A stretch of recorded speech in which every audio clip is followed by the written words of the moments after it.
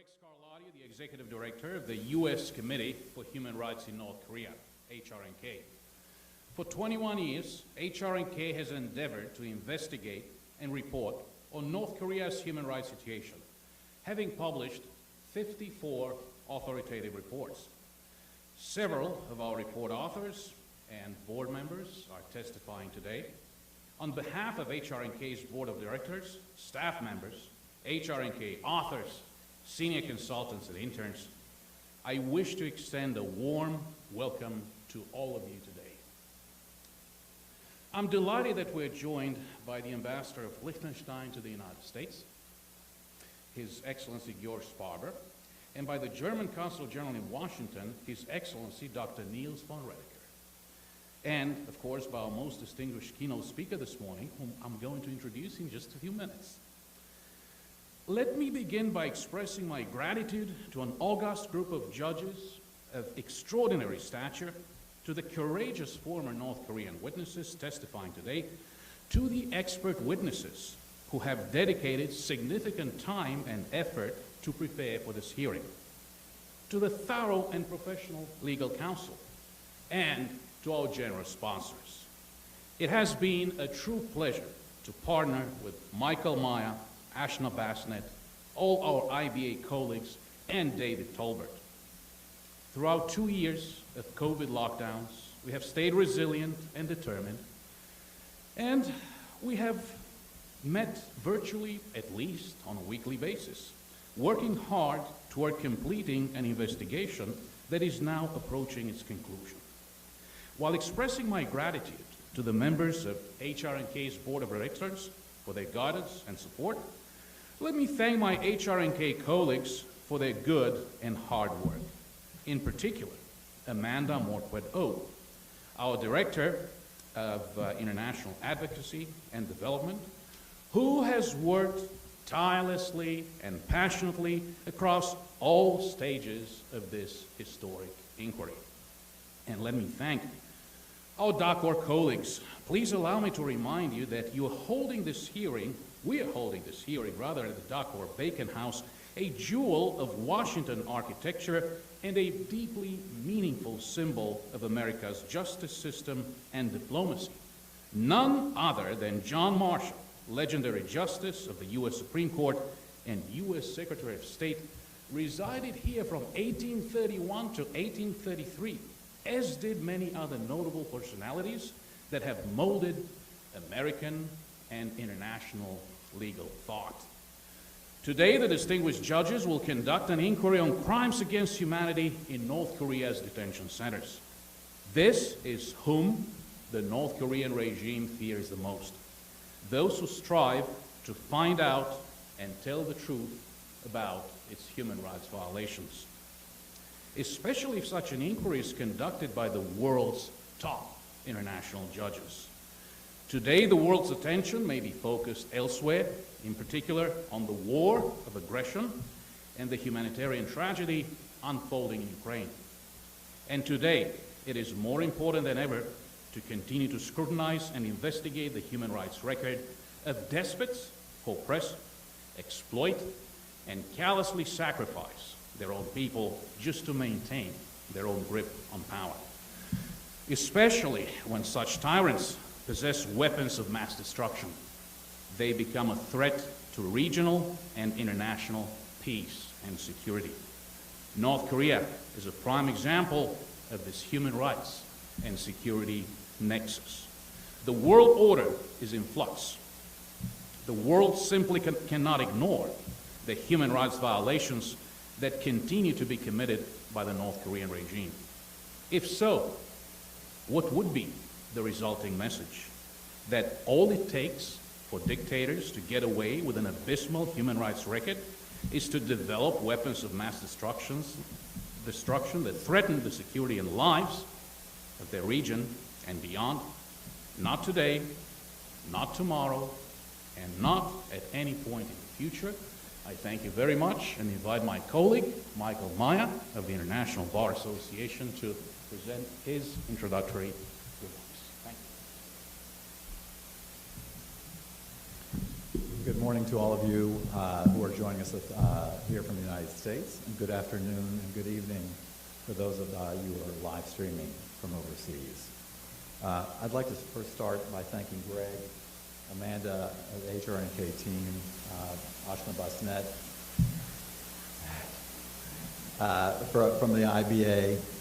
It has been an incredible collaboration. I think both our organizations have brought unique strengths, and it's been a pleasure. I think we've had 60 Zoom calls together during the pandemic in the run-up to this hearing, and I think I'll actually miss those weekly Zoom calls after this is all completed. I'd like to express my most profound appreciation for the escapees who are joining us here today. 4 of them in person. They've traveled from both the United States and 3 from Seoul, and we'll have 2 testifying remotely. What they've been through, you and I cannot imagine. Just reading the sworn testimony that they've provided made me wince. I read it numerous times, and each time I winced. It's really genuinely the stuff of nightmares, what these people have been through. And the courage that it took for them to show up here, sometimes for the first time in the United States, is extraordinary. I also want to recognize, as Greg did, our extraordinary judges, Judges Pillay, Judges Schomburg, and Judges Fernández, and also Judge Cartwright, who will be joining us on that iMac over there in some hours. She's actually in New Zealand, which is, I think it's 3 a.m. right now, so it'll take her a little while to join us right after lunch. You'd be hard-pressed to find 4 finer judges. The experience that resides at that table is extraordinary. These people have presided over some of the most consequential conflicts in Cambodia, the Balkans, Rwanda, and other ghastly locales. So my thanks to you all for traveling. We actually have 4 continents represented among our judges. Next, I'd like to recognize the efforts of our legal team. They're all sitting here. If you saw the 150-page brief that Deborah Boyce prepared, and I've lost track of how many footnotes, but they're in the many hundreds.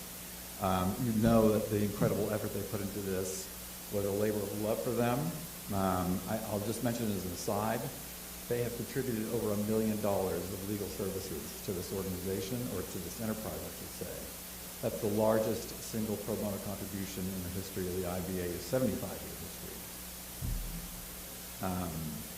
Next, I want to thank the IBA War Crimes Committee for their incredible contribution. I want to point out in particular Greg Kehoe sitting there, and Kirsty Sutherland, who will be presenting the case alongside Kevin Lords today. And I also like to thank the experts who've devoted an enormous amount of time, as Greg mentioned, in the preparation for this hearing. People are extraordinarily busy people, and yet they found time to help us today. And Ben Rogers, who traveled from London to be with us today, so thank you for that.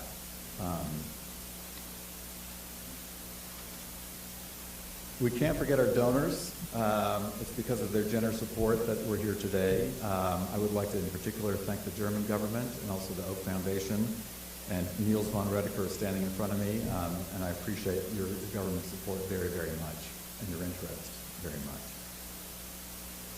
One of the reasons that we're lucky enough to have judges of stature here is because of my friend David Tolbert, who's been providing guidance throughout this inquiry. David, all David has to do is send one of his quintessentially polite emails asking somebody to do something, and it's alarming how easy it is for him to do it. And so such are the powers of David Tolbert. I wish I had them, but we're lucky to have had him on board since the outset. So the last thing I'll leave you with is a prediction. It's very hard to envision Kim Jong-un ever being brought to justice, and that's the nature of leaders like him. They seem invincible and beyond the reach of the law until they're not. And such was the fate of people like Saddam Hussein, Slobodan Milosevic, Charles Taylor, and others. I was chatting with Greg Kehoe last night, who was recounting some of his experiences working with with Saddam Hussein, rather, who he got to know a little bit better than perhaps he had wanted. And Saddam Hussein was utterly flummoxed, perplexed that he was sitting in handcuffs.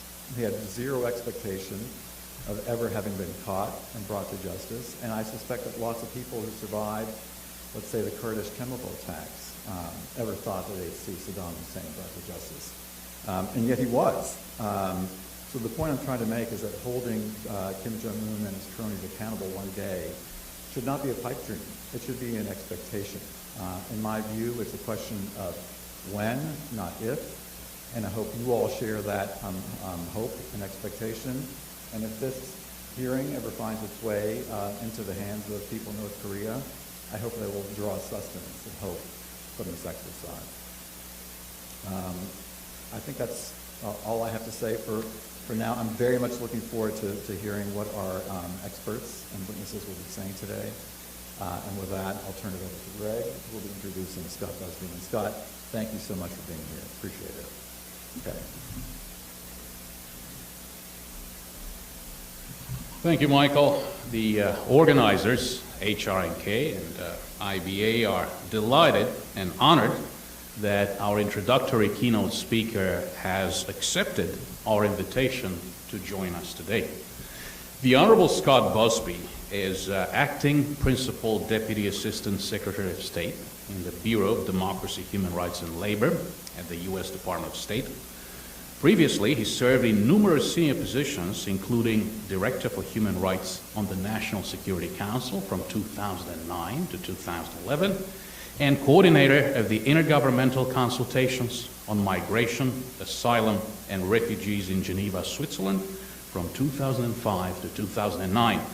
And above all, the Honourable Scott Busby is a friend and staunch supporter of civil society worldwide, a dedicated human rights defender, and a keeper of the faith in liberty, equality, and opportunity for all. Sir, thank you very much. The floor is yours.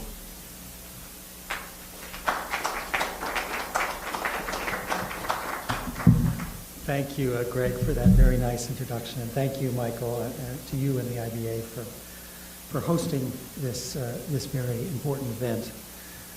Good morning, all, and thanks for being here today. Again, I want to thank Hrnk, IBA, for inviting me to speak about the Democratic People's Republic of Korea's human rights record and the U.S. strategy to address it.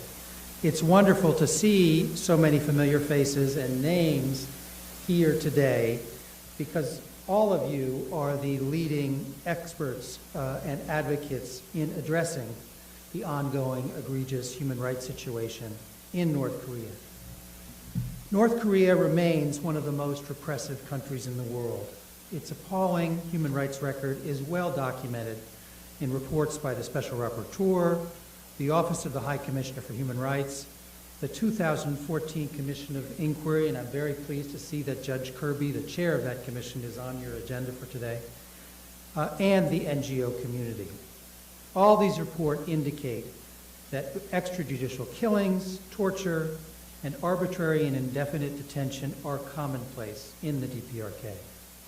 Reports prior to the COVID-19 pandemic suggested the regime detains roughly 80,000 to 120,000 individuals, including children, in the so-called Kwan-Li-So, or prison camps, where inmates are subjected to forced labor and inhumane conditions.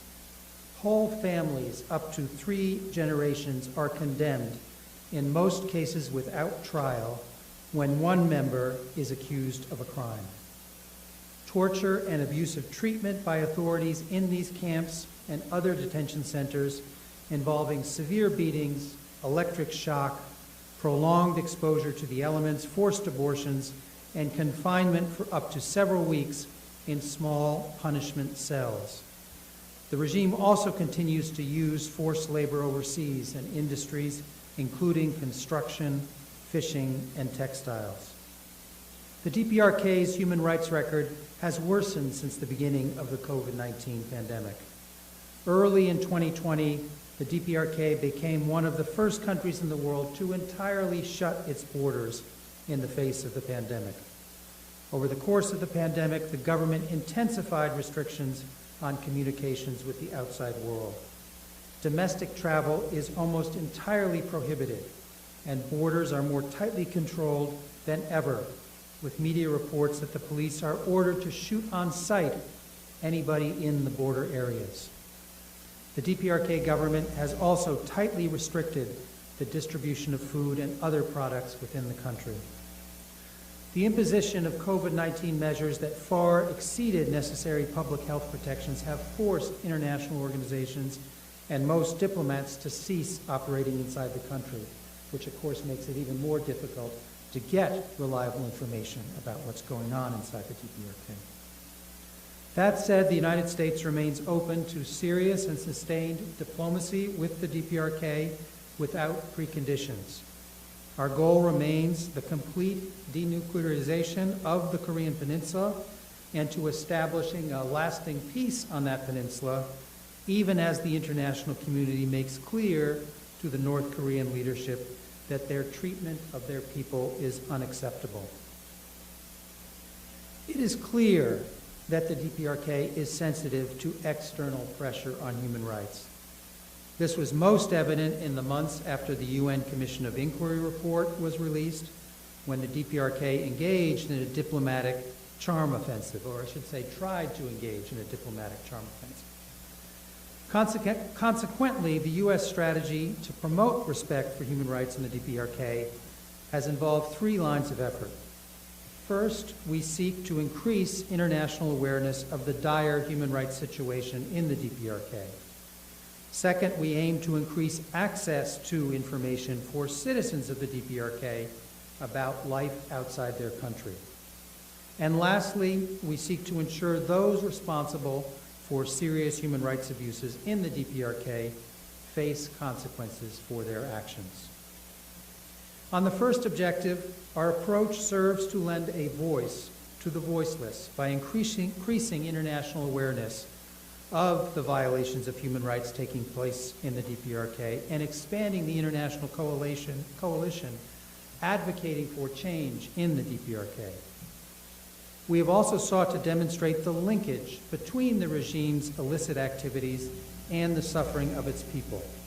The Dprk, as many of you know, neglects the well-being of the North Korean people, who in addition to suffering egregious human rights abuses such as forced labor at home and abroad, also endure hunger and malnutrition resulting from the misuse of their resources.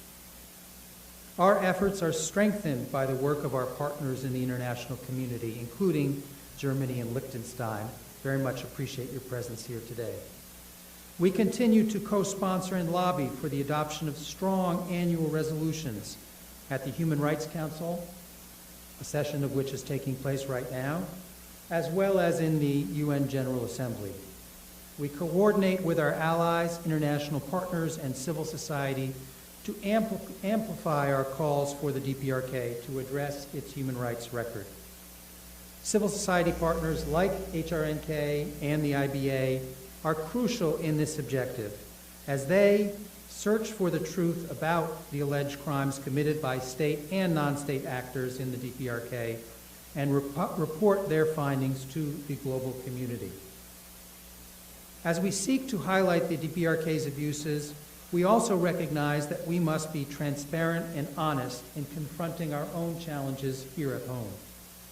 At the core of our effort to be a global leader on human rights and democracy is democracy renewal here at home. And as many of you know, President Biden launched a summit for democracy this past December, and we now have an ongoing process leading up to a second summit for democracy, which is intended to revitalize democracy both within our countries and in the international community. We here in the United States are looking inward and seeking to address many tough issues, including systemic racism, electoral reform, and corruption. In addressing the widespread abuses in the Dprk and elsewhere, we must be willing to confront our own shortcomings. On our second line of effort, we're working to increase the flow of information into, out of, and within the closed society of the Dprk.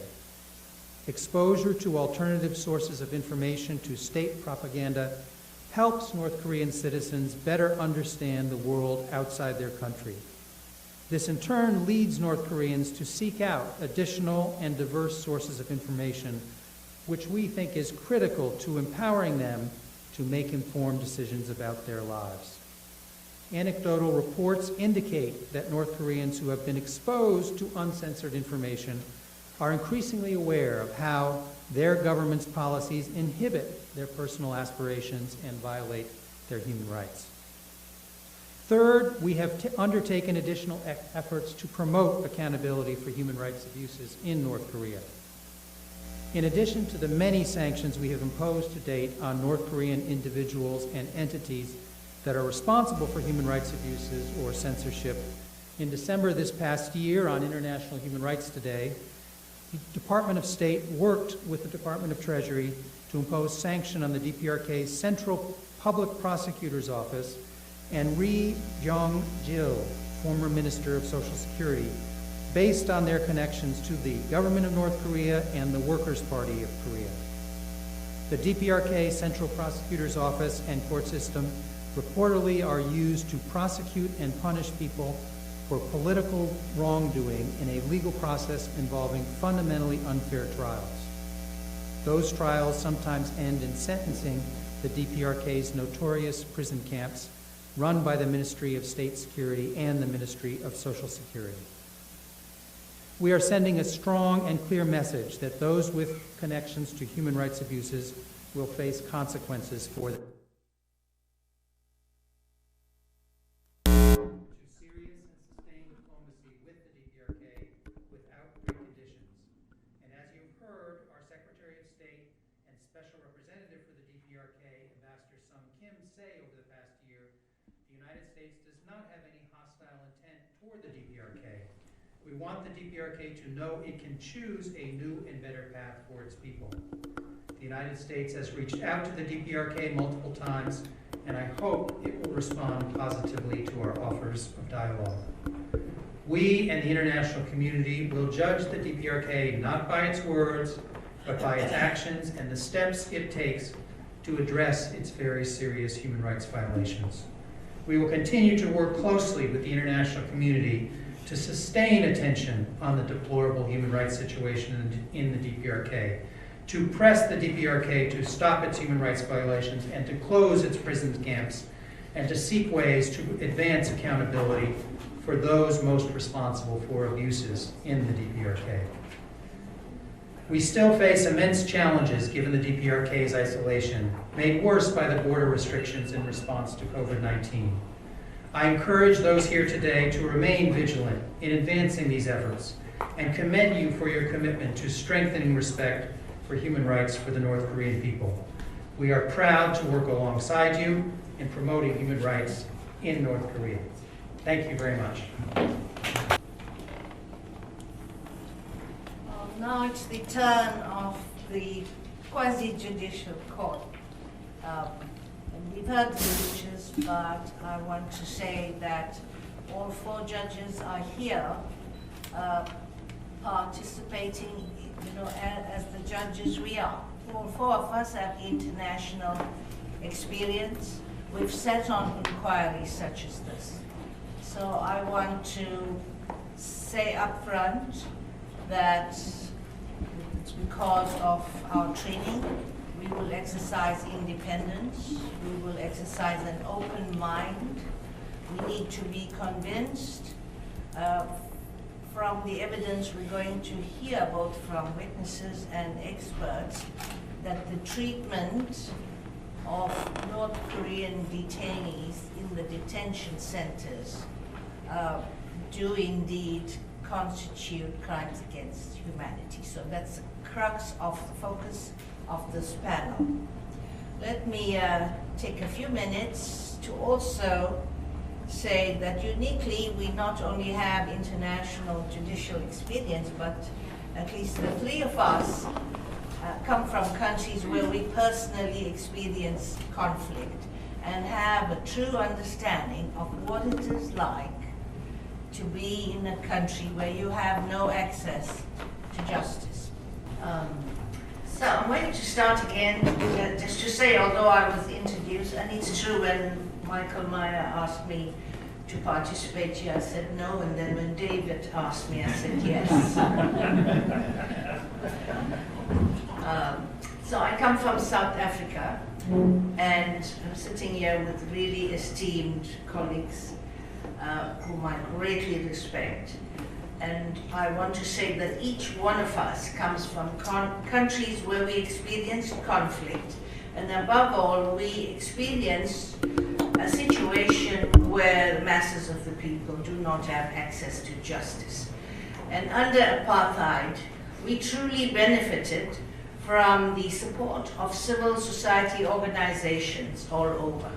And this is why I've come. This is an initiative from the International Bar Association and other bodies.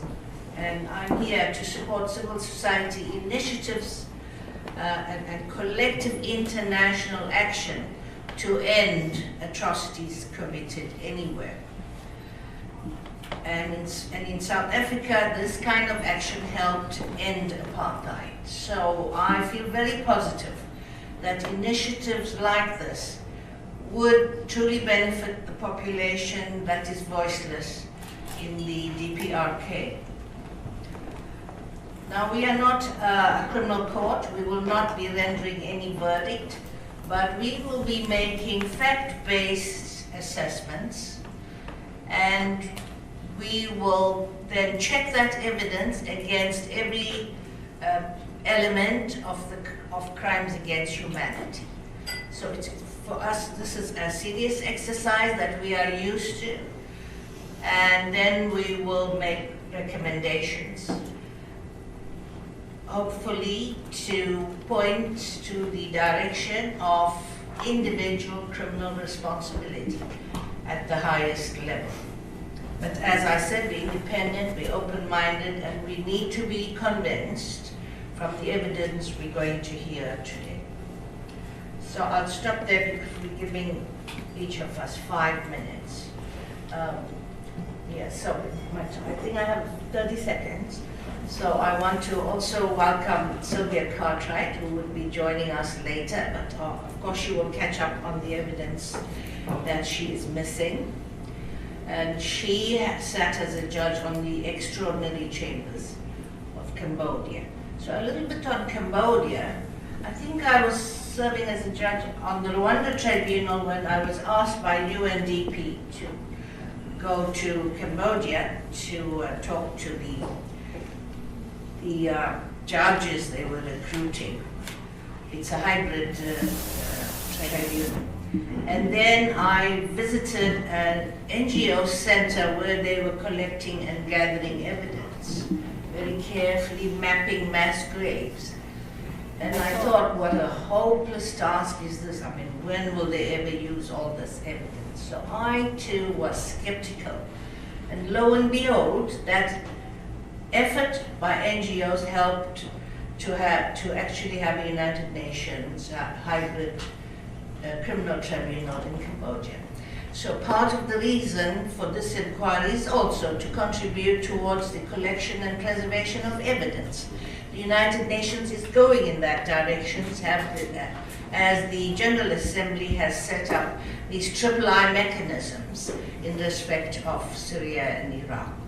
So I'll stop there and ladies first. Okay.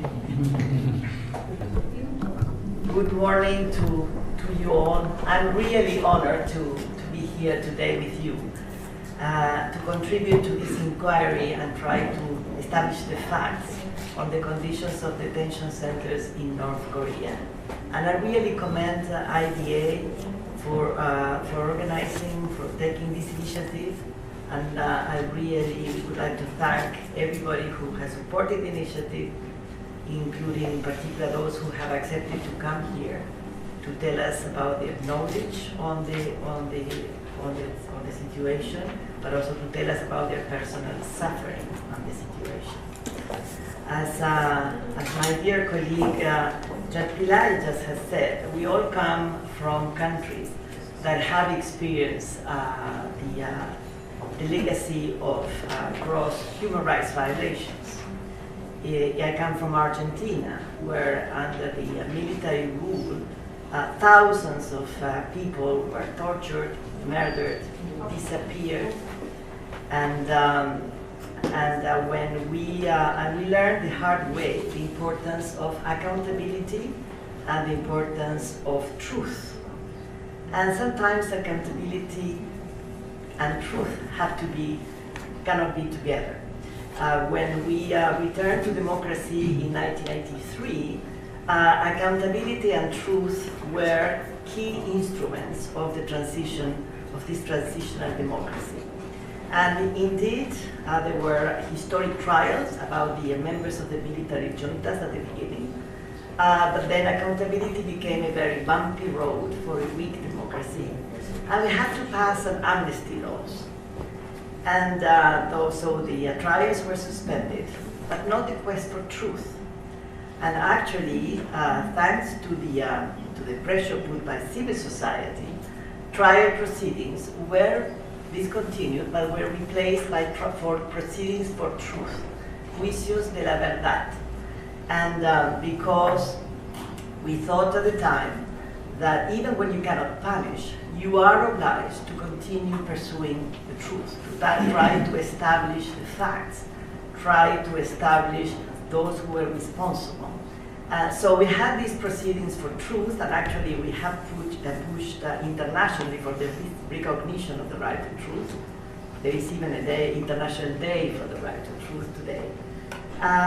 And in 2005, finally, the amnesty laws were considered unconstitutional, and trials resumed. And actually trials are ongoing today, 30 years after the events, because these type of crimes, crimes against humanity, do not have statute of limitations. So this is just to tell you how important truth and accountability are. Here we are not today here to punish, as has been said. This is a quasi-judicial proceeding. This is an inquiry. This is not here to establish the guilt of anybody. But it is, I hope, proceedings that will contribute to establish the facts. And I do hope they will contribute to push for accountability when the time comes for that. As it has been said today, sometimes when it looks very difficult today, may be possible tomorrow. So I'm really happy to contribute to this effort. Thank you.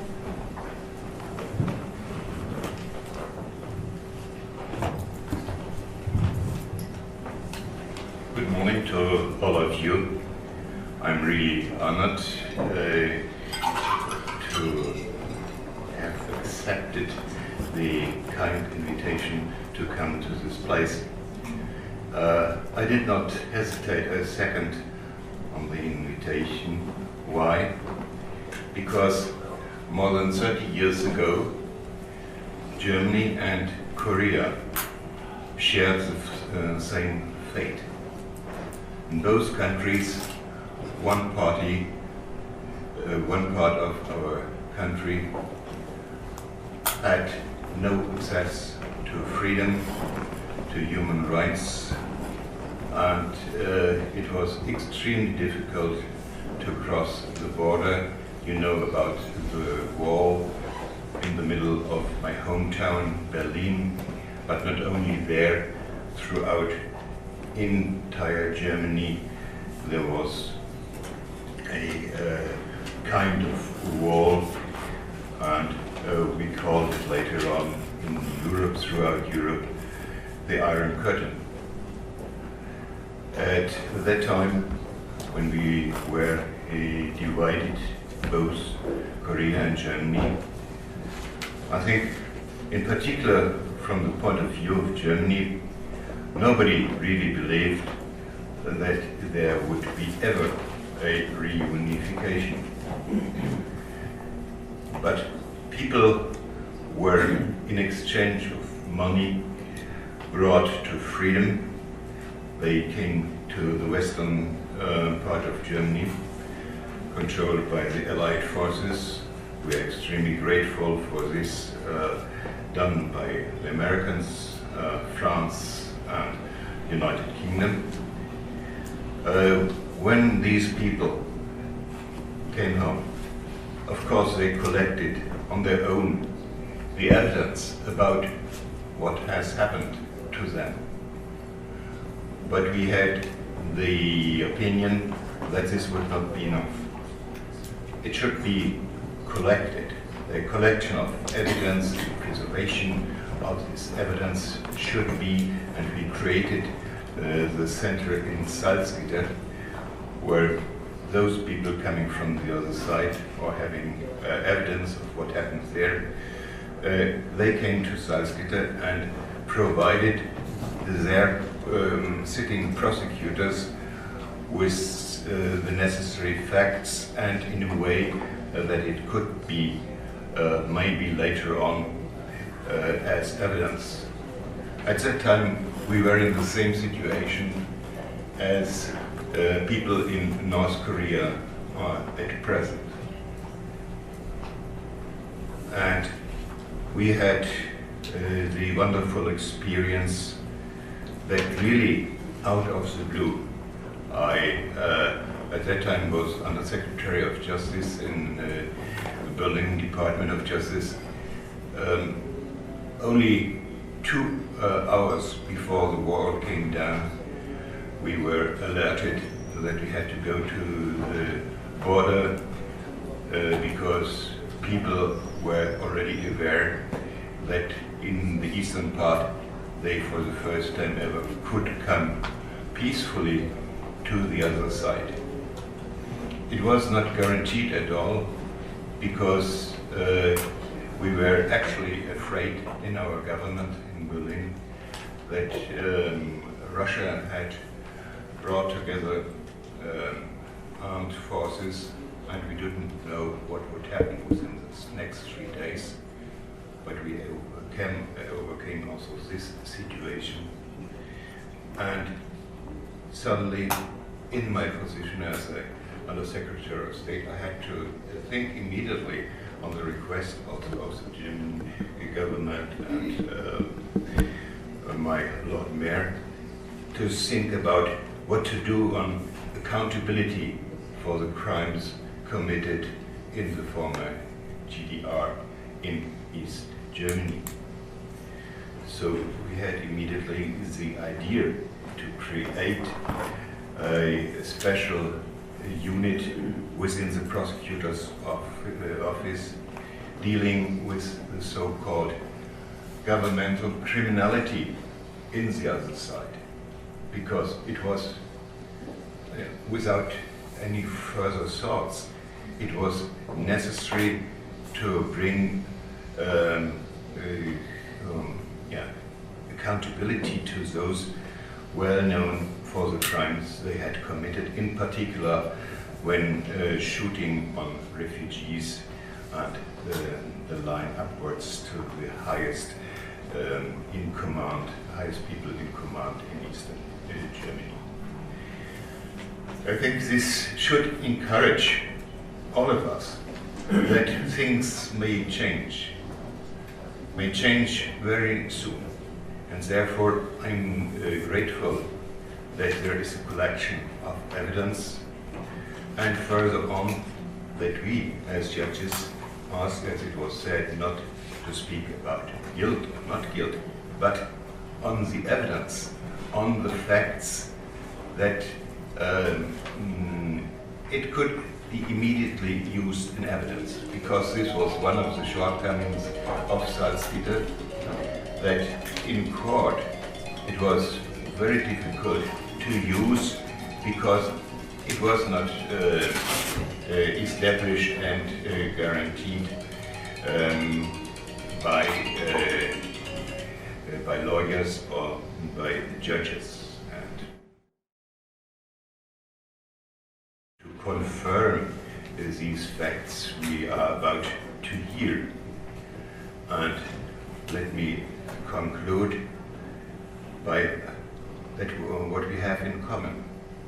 We are striving for freedom, we are striving for peace, and I am deeply convinced that there will never be peace without justice and there will be no justice without facts. And that's the reason why we are here, coming together, listen to the evidence, and give first assessment on the judicial basis of crimes against humanity in the area of detention centers. Numerous people ask me why focusing on detention centers. I think it's extremely easy because the situation in detention camps always mirrors the situation on human rights in the entire country. And let's together share our will to assist North Korea and entire Korea in coming again together peacefully, and then later on also bringing to the justice those who are accountable for the crimes we will hear about today. Thank you very much.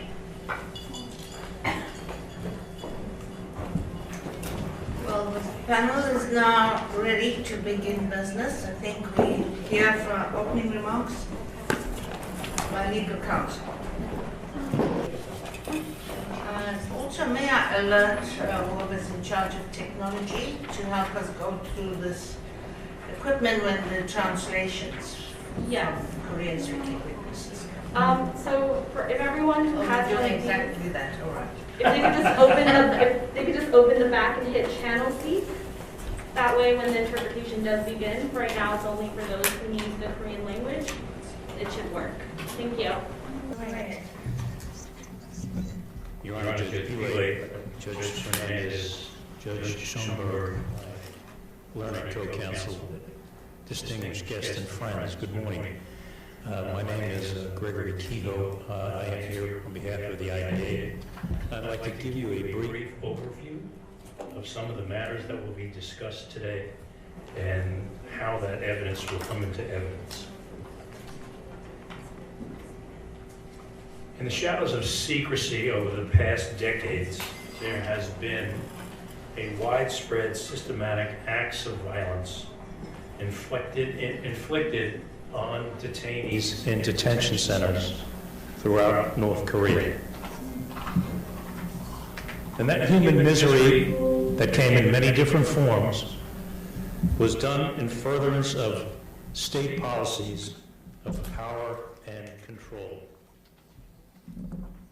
We have all heard much about the Democratic People's Republic of Korea, the Dprk, or North Korea, as it is shortened often in our nomenclature. But suffice it to say, as we all know, since its very beginning in the late 40s, has been an authoritarian state that has been controlled by the Kim family. It is controlled by the absolute authority of the Kim family and guided by the 10 principles in establishing the monolithic ideological system. Suffice it to say, the rubric that underlies all of those principles is loyalty to the supreme leader. In this sense, Kim Jong-un. What does that mean? We are going to talk about detention centers here this morning and this afternoon, but what does that mean throughout society?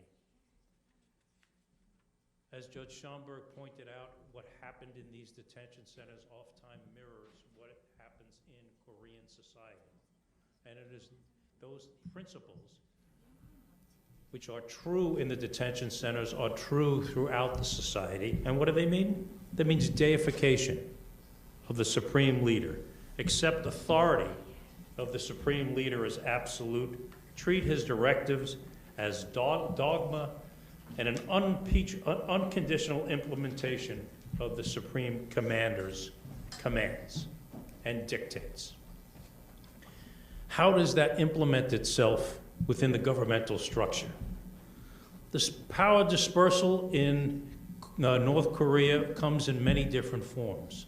The form that we are going to talk about this morning is the power dispersal through the State Affairs Commission, the highest decision-making institution in North Korea. And why is that important? Why is it important to focus on the State Affairs Commission? Because they are in control of the security apparatus in North Korea. And the security apparatus, as it pertains to detention centers, falls into two categories. The Ministry of People's Security, MPS, as often people would use the acronym, and the Minister of State Security, the Ministry of State Security, MSS. Both these entities, in a variety of areas, control the detention centers that you will be hearing much about. But as we move down into the detention centers, why is an analysis of what goes on in the detention centers so significant?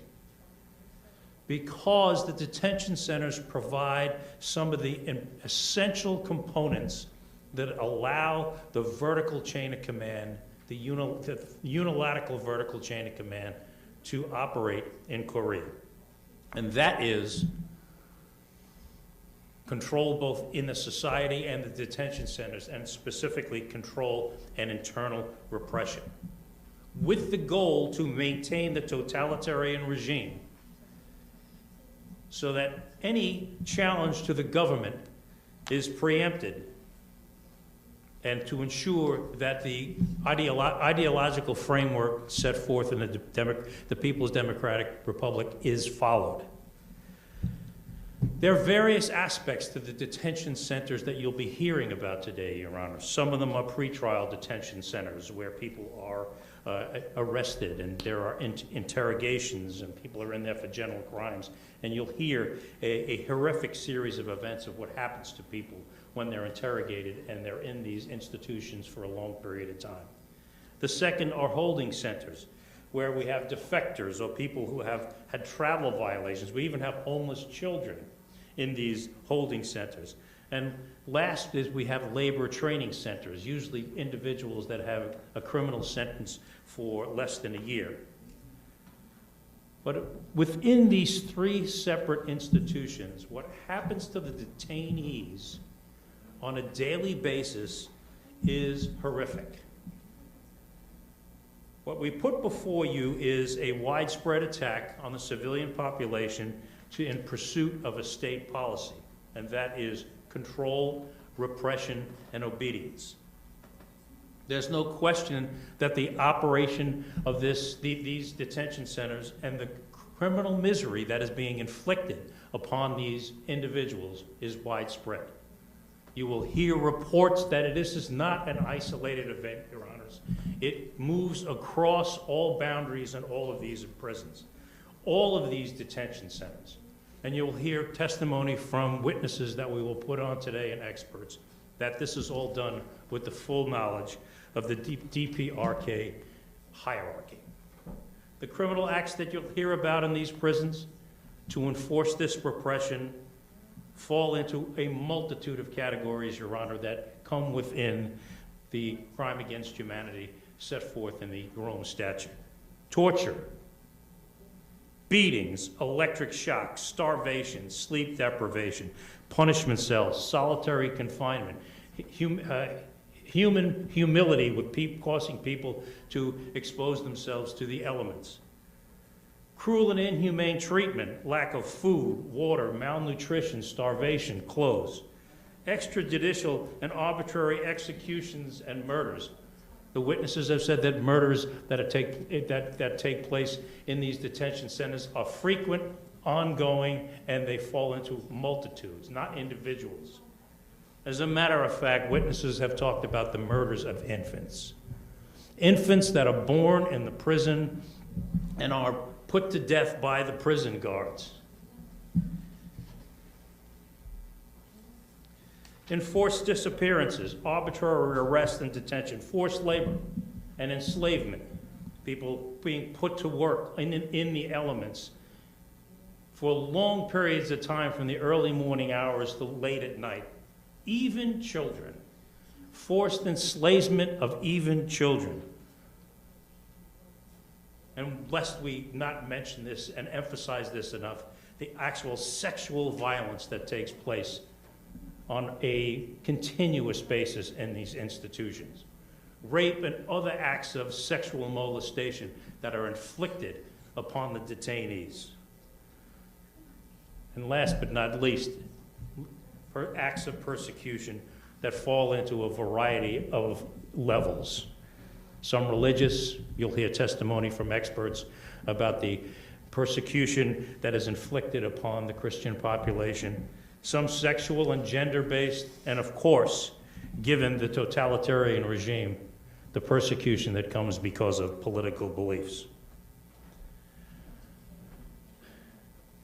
This hearing, Your Honors, while not looking to find guilt or innocence, is looking to lay out issues of individual responsibility under Article 25 of the Rome Convention.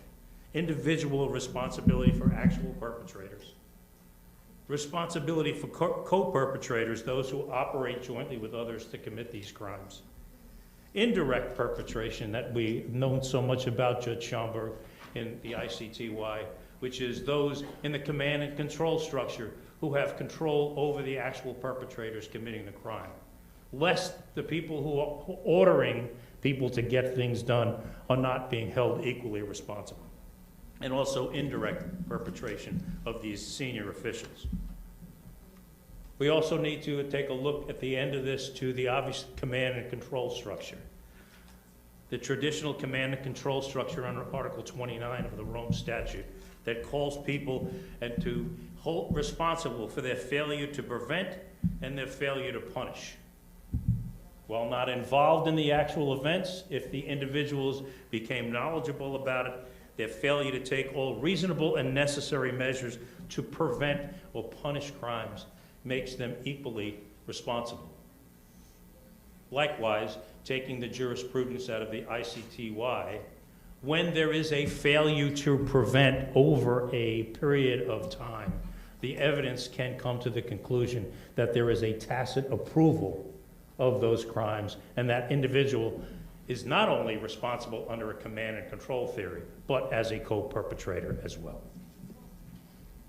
These are the events that we are going to bring before Your Honors this morning and this afternoon, and we do believe that we will, that this court, you judges will conclude that this dark system of detention centers in the People's Republic of North Korea have committed and have been involved in and continue to be involved in a series of horrific crimes amounting to crimes against humanity. At the end of the day, we will ask you judges, objectively reviewing this evidence, to conclude that there is reasonable grounds to so conclude. Thank you. Thank you, counsel, for laying out the context in which we will be hearing the evidence. May I refer to your opening remarks about the legal situation or political situation, about the absolute control and loyalty to the Supreme Leader and the 10 principles? How does that compare with the rule of law principle as we understand it in democracies? The rule of the rule. If one of the expert witnesses is going to address the subject, then you can escape answering it. Your Honor, I elect not to escape anything at this point. The rule of law in society is that anyone who has got an order to commit a criminal act has not only the duty and the obligation, but the legal obligation to refuse to carry that order out. So that in a command and controlled responsibility, in a vertical hierarchical system, the person who is committing these horrific acts of murder, rape, torture, etc., is responsible for his conduct. Can the rules that the law allow him to mediate some of his culpability because he was simply following orders? Yes, but that does not exculpate that individual from criminal responsibility. No, thank you. You know, we understand the rule of law to be law that is compatible with internationally accepted standards. For instance, in apartheid South Africa, we had rule of the law, which is apartheid law, bad law, and we suffered under that. So that's a context I was looking at, whether you consider that the rule of law applied in the Dprk is consistent with internationally accepted norms and standards. My answer to that, Your Honor, is twofold. Many countries that have historically been involved in the persecution of the civilian population had enacted laws that are perfectly reasonable on their face. The implementation of those laws is quite different. Okay. The implementation means everything. And how is that implementation filtered down to the enforcers on the ground? So, while the Democratic Republic of North Korea may have laws that on their face appear to guarantee certain rights, and they do, we have to look at how those laws are actually implemented on a day-to-day basis, and in this sentence, in the detention centers. And what is being written in those laws and how they're being implemented are quite different. Kind of follow-up question. You twice mentioned extrajudicial acts. This triggers my question. What about the role of the judiciary, real judiciary, if any, in North Korea? For example, what about the human right to be brought immediately before a judge? Do these fundamental rights apply? And what is the role of courts, if at all, in the hierarchy? There are, in fact, roles of the courts. There are, in fact, public prosecutors, and there are, in fact, statutes in the Democratic Republic of North Korea, Judge Schomburg, that allow for the procedural mechanisms that you and I would look upon to say this individual is going to get some due process rights as he or she moves through the system. Unfortunately, what you will hear and learn is those are honored in the breach, and not as a regular, not on a regular daily basis that we are used to when following the rule of law that protects human rights. Are prosecutors in the court system complicit in this? I deign to say I would be shocked were they not. I would deign to say that just simply looking at prisoners that come in and out of the prison system, should they take a look as to why people are not processed through and receiving his or her day in court, is the obligation of the judiciary as it is for the prosecutor's office. And every judge would stand as you would, judge, saying, why is this individual not before me so he or she can answer what crime, if any, is being leveled against them.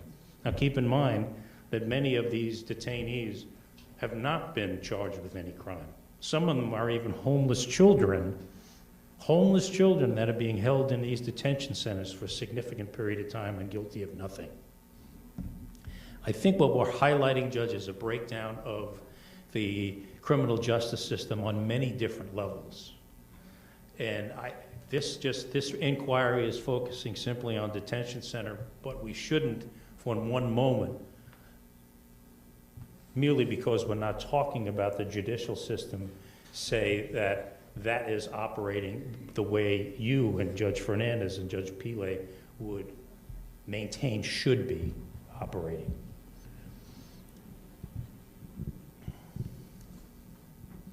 Sorry, just a follow-up on this, because if I understood correctly what you have said, the system, the laws in themselves are nothing wrong with them as such. There is a legal system that on its face seems to be reasonable, and I understand there are even parties to some human rights treaties. So basically, if I understood you correctly, it's just a matter of how the whole system is implemented. But how do you implement something when the system, the laws are fine or on their face are okay, but you say the implementation is what goes terribly wrong? How is this achieved? Through nominations, through which type of control of the judiciary, of the prosecutors, of everybody? That larger question, I am going to turn to Secretary Busby to answer, because I think we're talking about a broader-based issue when we look at the judicial prosecutorial infrastructure of a country. That is an enormous endeavor. I mean, we here in the United States, and I'm sure in Germany, Argentina, and South Africa, we examine that system on a daily basis in our courtrooms. It's an enormous task. Let me say that with regard to the statutes, we may disagree with many of the statutes that North Korea has implemented. That being said, there are certain statutes that have certain guarantees to people moving through the detention centers. It is the actual implementation of those statutes that is problematic. Thank you. Thank you for your very helpful opening statement and for all the clarifications you provided. Thank you, Your Honor. So we'll hear from the first expert witness. Yes, Your Honor, I think you're stuck with me again for the next witness. So if I can just bring Dr. Eberstadt on. Oh, there he is. Good morning, Dr. Eberstadt. Sir, can you state your name for the record and spell your last name? My name is Nicholas Eberstadt, Nicholaseberstadt. I have a brief opening statement, if that would be suitable. That would be suitable, please. Esteemed justices, ladies and gentlemen, good morning. My name is Nicholas Eberstadt, as you heard. I'm the Henry Wendt Chair in Political Economy at the American Enterprise Institute based in Washington, D.C., where I conduct research, write and publish articles and books, and provide expert advice to government officials and other experts in several areas, such as demographics, poverty, social well-being, issues on the Korean Peninsula, and economic development. I have conducted extensive research and policy analysis on international security on the Korean Peninsula and North Korea's relationships in Asia. I've written books and articles on the situation in North Korea, including, but not limited to my books, The North Korean Economy Between Crisis and Catastrophe, The End of North Korea, and the Population of North Korea. I'm also a senior advisor to the National Bureau of Asian Research.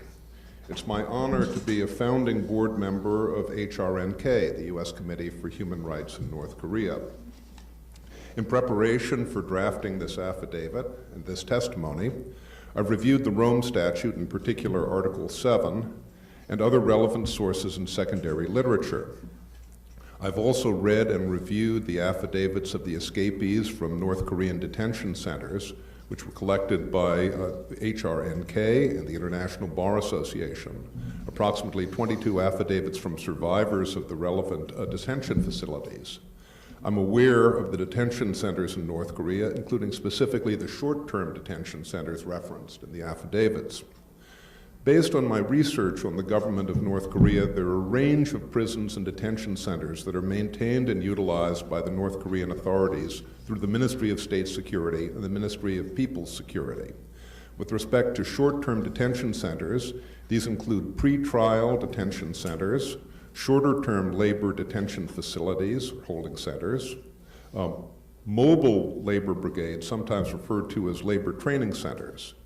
In addition, the MSS also has a network of police stations and interrogation detention centers at the local level. An important element of the operation of these detention centers, particularly the MSS interrogation detention centers, is that these facilities often are the first holding centers for forcibly repatriated North Korean detainees from China and serve as a feeder system to other detention facilities, all without any legal process for political prisoners or minimal unacceptable legal processes for non-political prisoners. Once in these detention centers, the detainees are subject, in the words of the United Nations Commission of Inquiry, to the most conspicuous institutions perpetrating gross human rights violations and related crimes against humanity, including summary executions and other extrajudicial killings, enforced disappearances, torture, prolonged arbitrary detention, rape, and sexual violence of comparable gravity. Taking into consideration the findings of the UN COI, my own extensive research and work on North Korea, including primary and secondary research, these violations are, in my considered opinion, perpetrated by the North Korean state apparatus. Thank you. If I may, sir, and I'm going to address some of the issues that you put forth in your affidavit, and we are talking about the North Korean structure, the political structure, and in your affidavit you note that the official ideology is driven by the 10 principles of monolithic ideology. Could you explain to the judges what that is? The 10 principles of monolithic ideology are, if you will, the justification and the creed of the North Korean state. They demand absolute loyalty to the leader and to the leader's family. They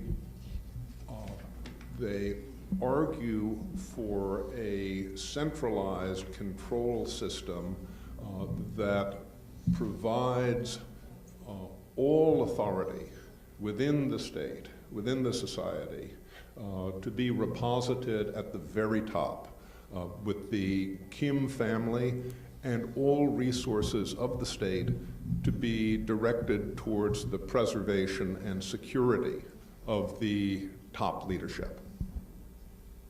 In your affidavit talking about the command and control structure, you talk about the command and control structure within North Korea as it pertains to the detention centers. And you note on page 8 of your affidavit that it is my opinion that the command and control of the political and military lines of authority ultimately lie with Kim Jong-un.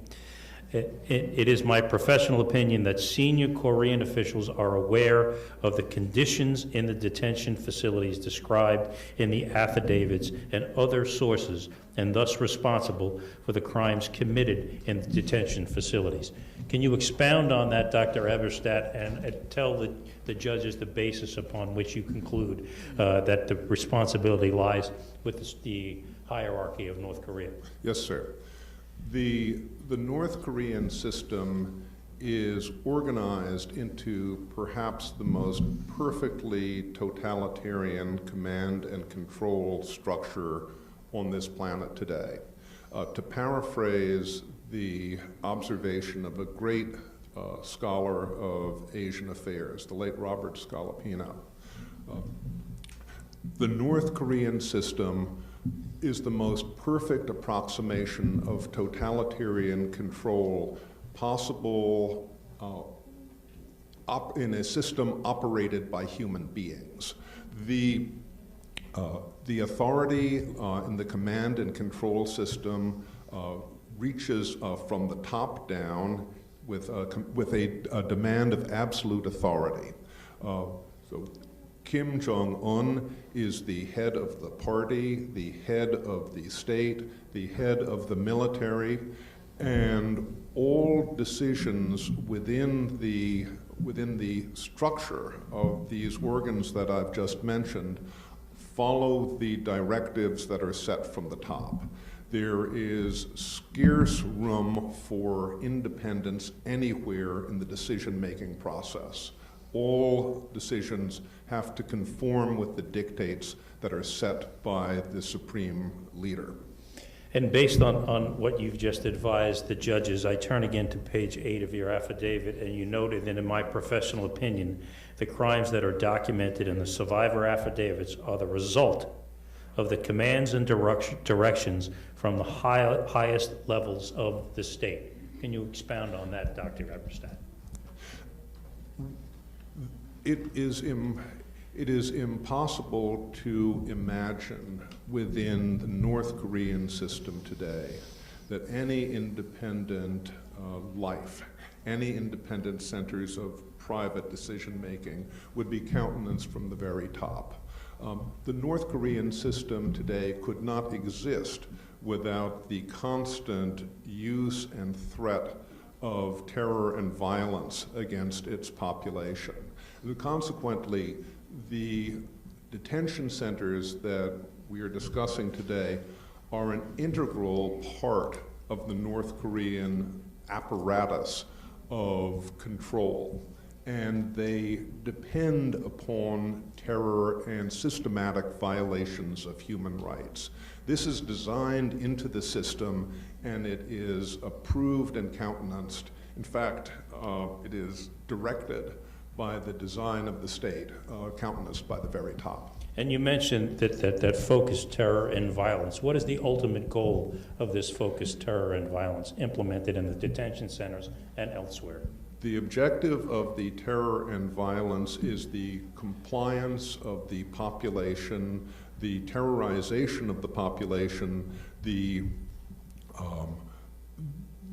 demand to obtain absolute and unlimited obedience of the population to support the rule of the North Korean leadership, the supreme leader, his inner circle, and their personal safety, security, and legitimacy. And the supreme leader being Kim Jong-un. Thank you, Dr. Eberstadt. Your Honors, I have no further questions of Dr. Eberstadt. I know Your Honors had various questions, and I told Dr. Eberstadt that you would have some.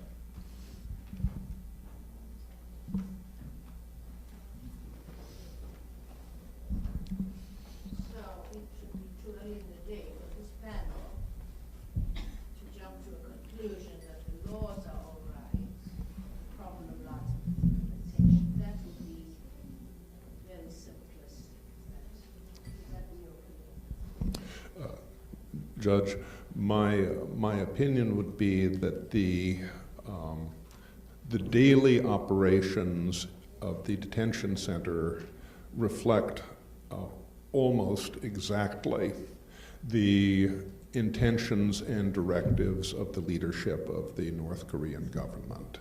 There is no, if only the Tsar knew, in this circumstance.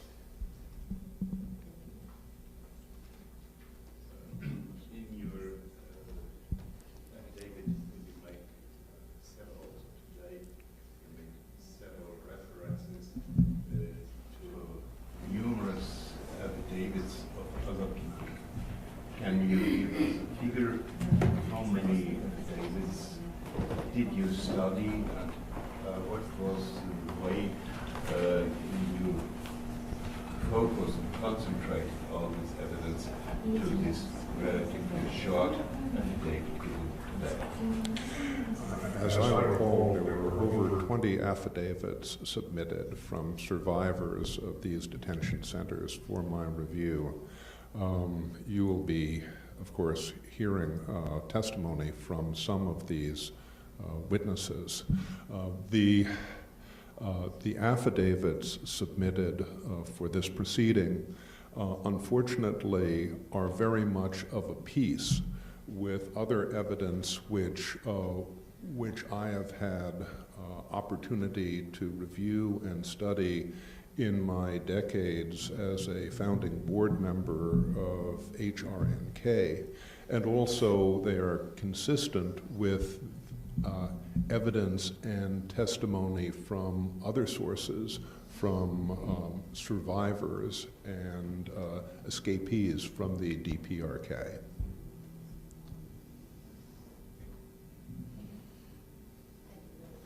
Thank you. Thank you, Dr. Eberstadt. Thank you.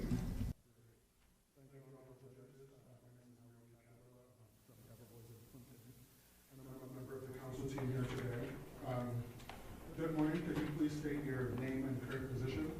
My name is Joseph Bermudez, and I am currently both the senior advisor and senior imaging analyst for the Committee for Human Rights in North Korea. And I'm also currently the senior fellow for imagery analysis at the Center for Strategic and International Studies. Thank you. And could you please describe your background and qualifications? Certainly.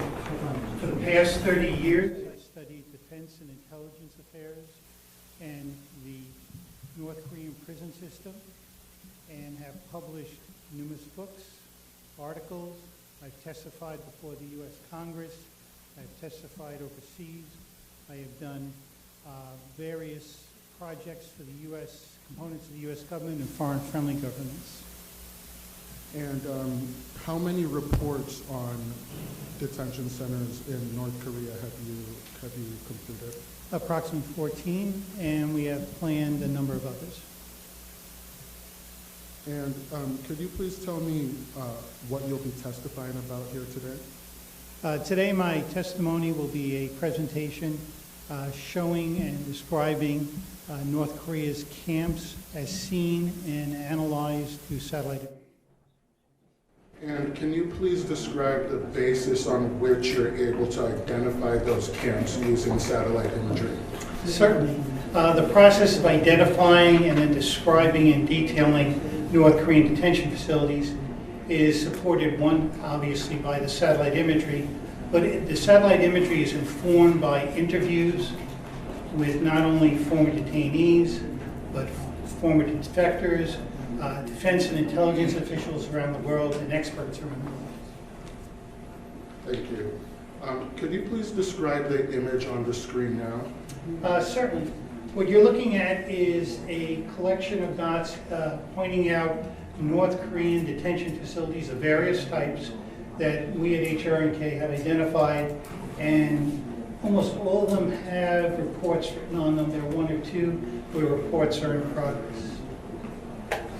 And are there likely other short-term detention facilities in North Korea that you have not yet confirmed? Absolutely.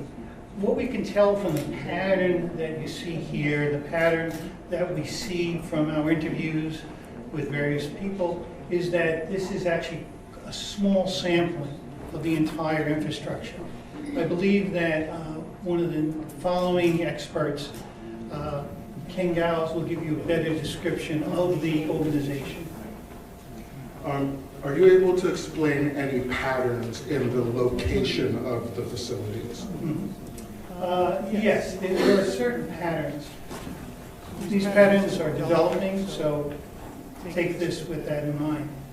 The longer-term detention facilities are in the mountainous north of North Korea. The primary purpose is you don't want these quote-unquote impure people near the rest of society, so they're being isolated. And if they do manage to physically escape from a detention facility, they're in very rough territory that is hard to survive in. Additionally, in the north is where a lot of them have, former detainees have tried to escape into China and then out to the rest of the world. So there is a concentration of them in the border areas. And just to confirm, you're speaking about the short-term facilities on the map there, right? Certainly, yes. Perfect, thank you. Could we please move to the next slide? I have a question about that. Yes, please. So you talk of labor camps and detention centers. What are the differences? Okay. And I heard counsel you speak about short-term. Did you ask him about short-term? Because I don't see a... Can we have the other image again? Yeah, Well, Yeah. to answer your question, it might be useful to go to the next slide. Would that be okay? Please.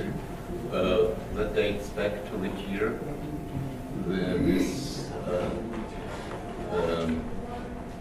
This map. Oh yes, this is as we know today, absolutely. And these are the ones, so this is, we're doing intelligence analysis here. What we were looking at in that form map are the ones that we have confirmed or have high confidence in. There were a small group, we can only do a little at a time, we're constrained by resources, so we had to start somewhere. Think of it as a puzzle. You start to piece things together, and eventually you reach a certain critical mass where you have a better understanding and can move forward. And that's what we're doing. And what is the distinction to be made between unconfirmed and confirmed? Very simply is we have a report of a facility or a person who was taken into custody and abused in a certain area, and they say it's here. So that's one point of information. For me to do my satellite imagery, I need to have additional information, and then I can go look, and based upon what they say, I can either confirm or negate what they said to a certain degree about a facility being a facility of a certain type. Your Honor, you look like you're questioning? No. Okay. Okay. I asked the difference between labor camp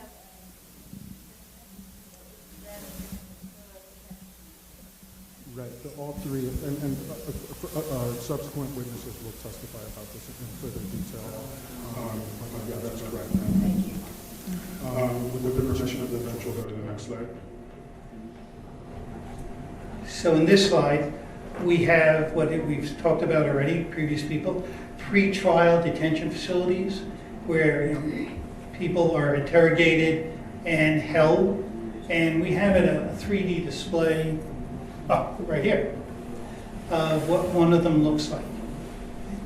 Then we have holding centers, which are short-term labor and detention facilities, and then we have what we call a mobile labor brigade, okay, labor training brigade, things of that nature, where they have a physical facility, and during the day they take these people out and they do work, labor, hard labor. And separate from these shorter term facilities, we have long-term facilities. And the last item on the bullet point is the Cheongsan number 11 detention facility. And I will be providing more detailed imagery and explanation. And this facility has changed its assignments over the years, and I thought it'd be useful to point out a number of things to the judges. Thank you. Could you go to the next slide, please? So, can you tell us a little bit about what you've identified about the Cheongsan number 11 facility? Certainly. One of the tasks I attempt to do in my analysis is to provide what we would call bookends to the life of a facility. And in this case, for the Cheongsan, we have been able to date it back to the 1960s. Its exact date of establishment is unknown at this point. We hope to establish it going forward. And at that time, it was a political prison camp, a long-term facility. Then sometime in the mid-70s, it became a different type of facility. We're not sure, but the class, excuse me,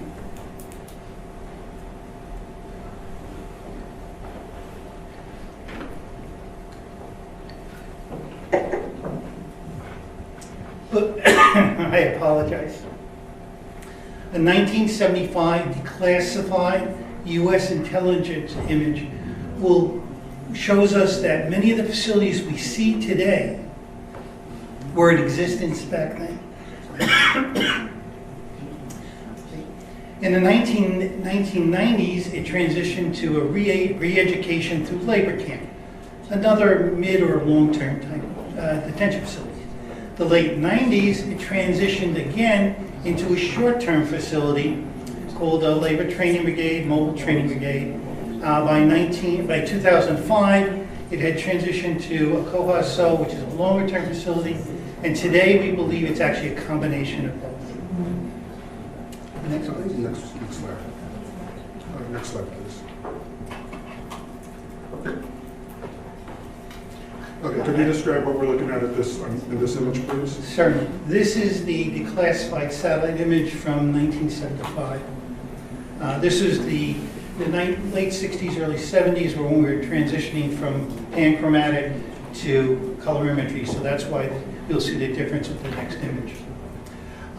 While I normally display these images on huge screens, around those yellow dots, which are the names of the towns, there are detention facilities, small little compounds.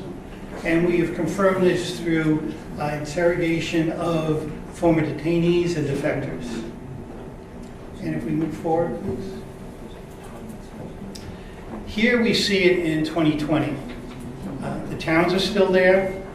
The red dots represent military infrastructure in North Korea. So within this entire overall facility, we have military facilities. The orange dots represent support infrastructure of some sort or another. The green dots, excuse me, The green dots represent actual detention facilities. So this overall detention, Cheongsan number 11 detention facility, is made up of small compounds. And I will show you two of these to give you an understanding of what they look like and also their lifespan, as best we can tell. And for these following images, we'll be using commercial satellite imagery. Okay, please. And which two compounds will you be discussing today? We'll be discussing the division number 4 in the upper left-hand side, and we'll be discussing what we've provisionally labeled Detainee Division B. Sorry, just. Can you hear me? I can hear you. Yeah, okay. No, just a point of clarification. The green dots are the detention facilities, and you said the orange dots were support facilities. Support of what? Of the detention center? Yes. So if you look at the town of Yeongdong-ni in the center, Yeah. the orange dot just to the right of it is the headquarters. Okay. Okay. And the orange dots on the east side or the right side are support facilities like storage facilities, warehouses, fuel storage, things of that nature. So they support the detention facility. And Yes. And what about the military red dots? Okay. The red dots are the two red dots, top left, top center, and bottom left, are military facilities designed for the coastal defense of North Korea. Okay. Excuse me. So they are not Not directly related. Not directly related to the detention facility. That is correct. Okay. Thank you. Okay. And the others are an air defense base, an artillery base, things like that. Okay. This is Detainee Division number 4. And that title is the title given to us by a former detainee. And you see, it's hard to say. We see it's divided into 3 sections, and this is typical of these type of facilities. There's a support section, vehicle maintenance, a little warehouse, shops, things like that, workshops. Then you have a central section, which is detainee housing and administration. We can get into that later if you like. Then there's agricultural support. In this case, as you saw in the previous image, the entire area is surrounded by agricultural fields. And this overall facility is tasked with not only growing rice and grain, but also producing livestock that is to be used for the elite in Pyongyang, the capital. Much of the grain you see being grown here is used to feed the livestock and the prison guards and their families, and to a lesser degree, the detainees themselves. So we see a green dot, which represents, no, that's actually, okay, it got screwed up there, an entrance, and red triangles, which you see none here in 2002, are guard towers. And you said that the... So sorry, I don't see the usual high prison walls. That's right, you don't. You don't? In this case, so excellent question. Walk out from there. So what they've done, and you'll see how it develops, Yeah. they use buildings, physical buildings, to be the walls. And they have a fence line on, Broken line is the fence line. right along here. You can see not only the lighter part, you see the shadow from it, giving you an idea of height.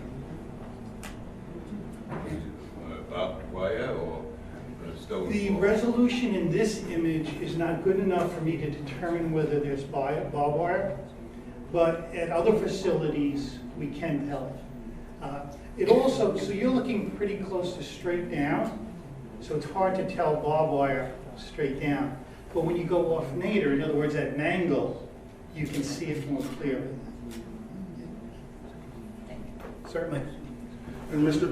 Bermudez, you said that the infrastructure we see here is typical of what we see in these types of facilities, correct? That is correct.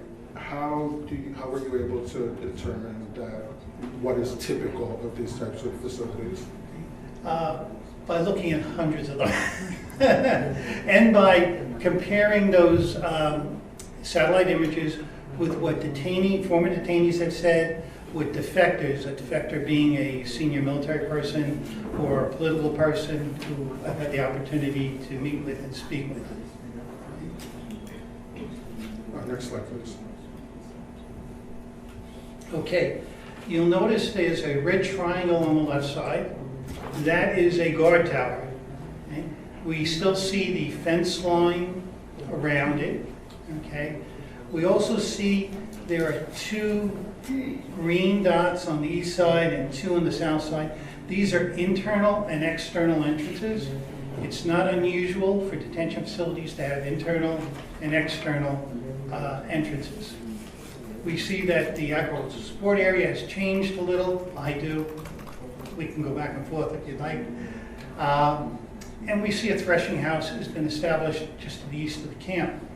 The threshing house is used to take the grain and make it into flour or to separate the wheat from the chaff. And this is, 6 years later. Okay, next. Okay. Now, several years later, we see that the administrative and detainee housing area is being reconfigured. Notice on the right side of it, all the roofs are missing. We see a new security wall. Now we get to the wall that you were asking about. You can actually see the wall now. And you can see that it's pretty high. We see a reconfiguration of the entrances. No longer on the east side, they're in the northeast side, and there's now a guard position there. And these reconfigurations and constructions that you've just described, what do they suggest? This image and the subsequent image indicate that this was being done for an expansion of the number of detainees, and also from other information, we understand that they were going to be responsible for producing greater quantities of grain for the country. Next slide, please. Okay. Once again, we see the administrative and detainee housing. We see more of the reconstruction. We see supplies in the center of it. We see changes in the support area. We also see a reconfiguration of the entrances, both in the south and the north. And the agricultural support facility is being reconfigured, once again supporting. Well, if you're reconfiguring and expanding it, you need something to operate in it, and this is the increased number of detainees. We also noticed that the threshing house has been expanded, once again indicating a forthcoming or previously, recently expanded effort to produce more grain, and the grain is being harvested and brought into the threshing house by forced labor from the detainees. Maybe I misunderstood something, but what about the housing area on top of this picture? The housing area up there, from what we can tell right now, is for guards, their families, and also some local farmers. When the area was converted, the people who were there originally were kept there.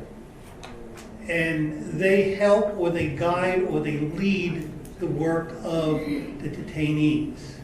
So when a group of detainees go out to do agricultural work, the guards go with them, obviously, but they're under the sort of the direction of an experienced farmer.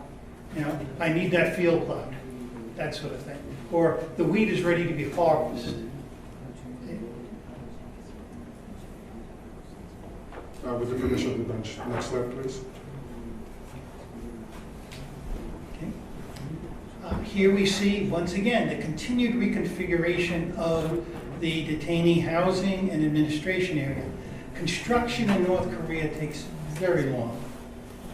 And part of it is due to the fact that the detainees are actually doing some of the construction as forced labor. You also notice the support area on the south is also being somewhat reconfigured. On the north, in the support center, the agricultural support center, we see some difference in what's inside the support center. The threshing house remains essentially the same, but notice that it's got, you know, cultivation lines, furrows. Okay? That's because whenever possible, North Korean entities grow their own food in large gardens. And it's likely that the threshing facility is being used to grow fresh vegetables for the guards, for the people who support the facility.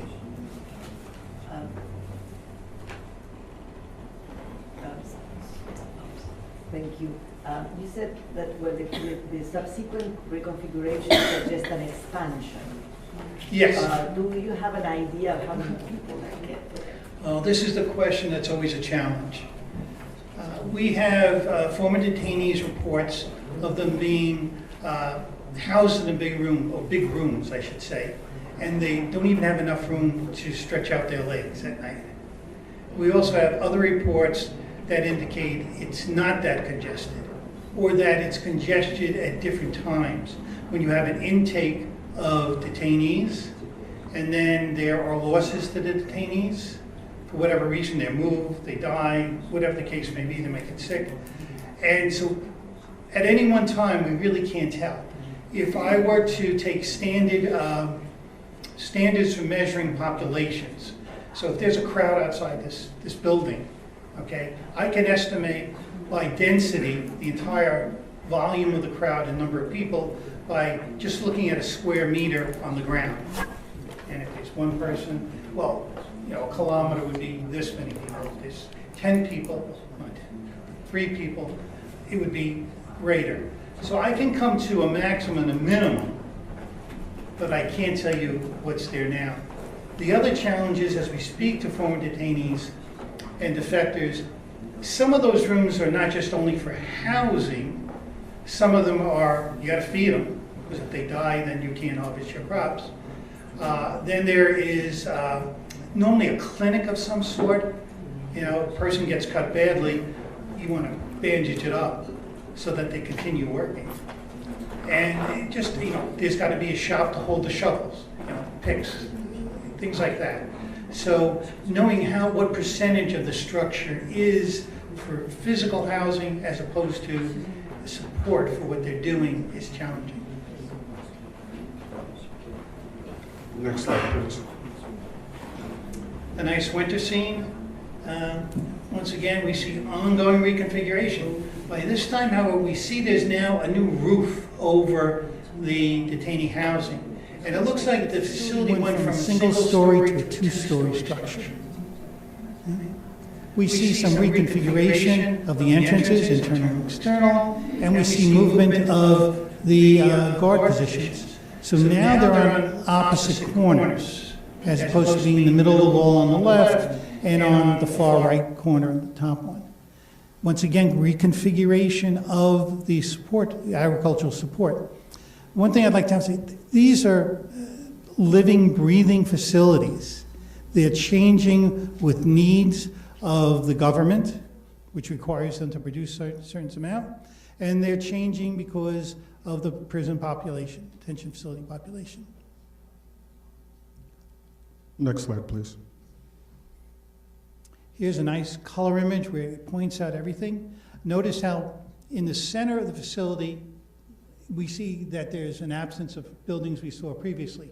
But we now see quite clearly the detainee housing and administration, okay, new roof building. We see the south support facility, some continued reconfiguration. Up in the top, once again, in the agricultural support, and now it appears to have some sort of administrative capability. We can tell that by the types of buildings that are there. And the threshing house, as you can see, is very active. Next slide, please. This is another facility. So most of the information we received was from a detainee who was there early 2000s. I'm sorry, when you said this is another facility. I'm sorry, another compound within the larger facility. I apologize. This one. And just which compound is this? We're calling it Division B and Division C. You only see one division at the moment. You will subsequently see 2 divisions. And the term division is the term that former detainees have used. Okay? They would say it's prisoner or detainee division, A 1, 2, 3, whatever, because the detainee that we interviewed for this wasn't there when this was built. I didn't want to confuse it with a number, so I arbitrarily assigned alphas to these. Okay? So here we see 2002, this particular compound is in a state of existence. There's a lot of activity within it that suggests that it had recently been reconfigured, was about to be reconfigured in somehow. One thing I should point out also is that, and we see this a lot with former detainees, defectors, you ask about a certain activity, a compound, a facility, a military unit, they can only tell you what they themselves see. They try to tell you other things, but you narrow it down to what they can physically see.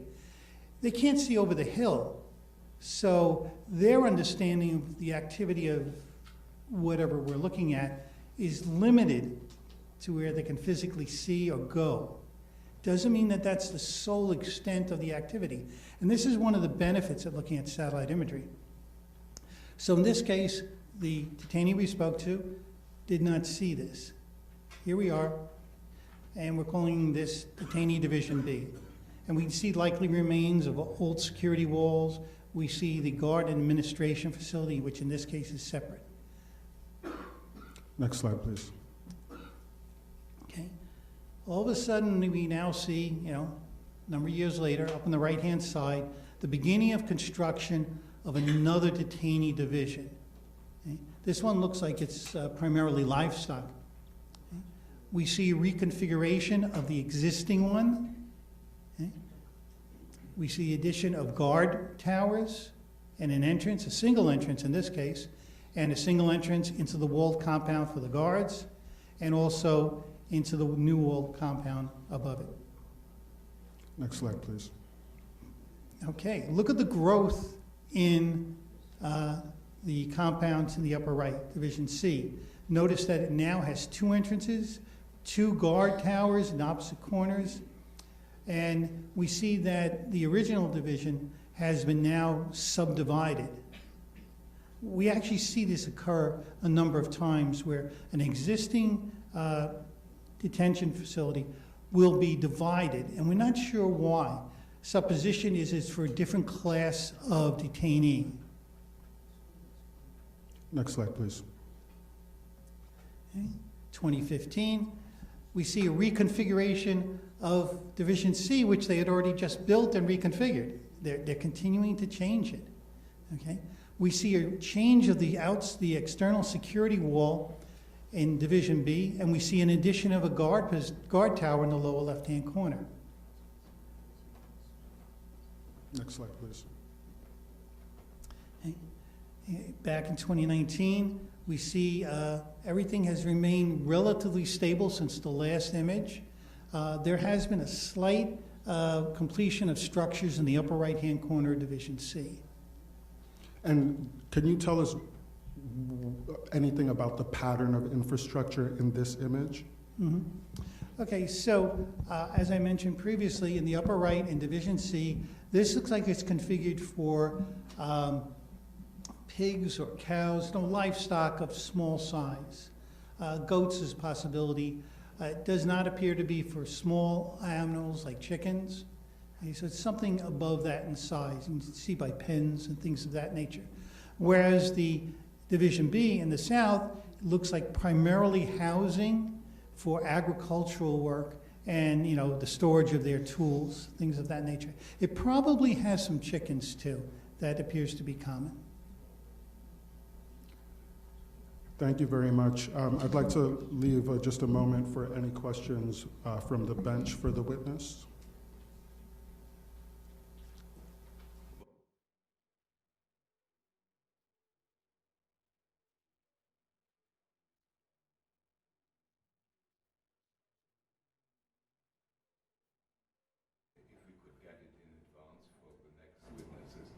Experts, it would be extremely helpful. Of course, absolutely. 40 pages long, somewhere in there. So there'll be a lot of better explanation than I provided just now. Thank you. Just one question. All these facilities are official detention centers. They're not clandestine in any way. They're public. No, People know that they are detention yes, centers. absolutely. If we look back at the second image, which showed the compound, the overall facility as it looked today, you would see that there was the headquarters I pointed out in the center. Well, just to the east of that is, and northeast, is housing for all the quote-unquote civilian people who are part of the camp, who can travel out of the camp. There's even a school for the children of the people. This is well known, absolutely. And one, because they are all short-term facilities, if I understood correctly. Right now, we believe it's a mixture of short-term and long-term. And could we go back to the color slide right after the black and white one? I just want to point out one thing. I said we're very confident of this one because of so much different information. Yeah, right there. So you see the lower right corner, okay? It ends. You know, I drew the line there because that's the natural boundary of what you would expect the prison to actually encompass. We have reports, and I haven't been able to confirm them, of additional facilities down along that road that pulls down to the right. I didn't include those in the report because I don't have enough confidence in what I've been told yet. I haven't been able to confirm it. Okay? So we're being very conservative in our assessments of these facilities.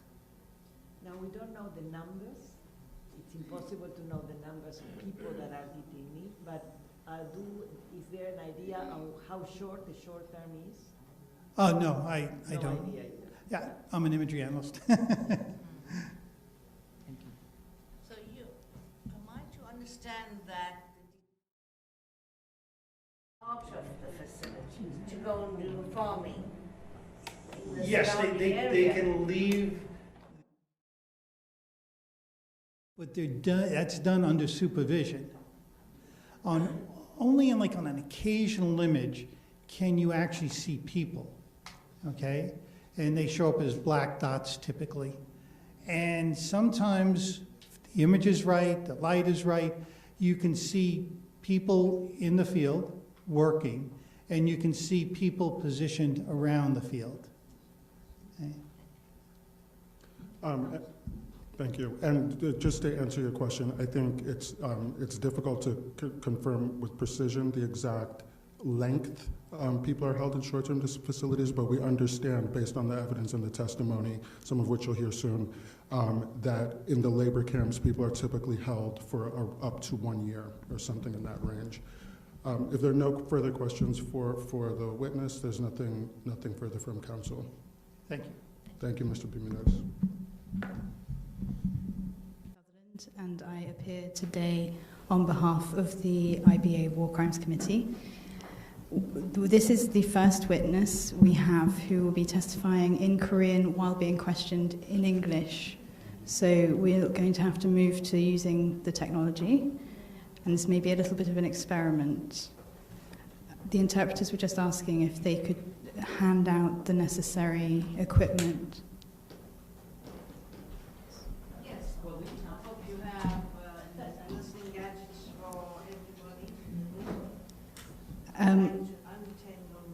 Now, I had understood there were 2 channels, but I've been informed recently there's only one. Is that correct? That's correct. Judges, may I just pass through the well? Meaning it might be a little tricky because while I'm speaking English, you'll receive the Korean, and then while Mr. Zhang is speaking Korean, we'll receive the English, so it may be a matter of having to tap in and tap out, which is obviously a little uncomfortable, but I hope the audience understands what I'm saying. Yeah, just an accommodation. We'll be looking forward to hearing. Thank you very much, Madam Chair. The other point I'll note is that we are running slightly behind, so I will endeavour to catch up with some time. Good morning, Mr. Chung. Can you hear and understand me clearly?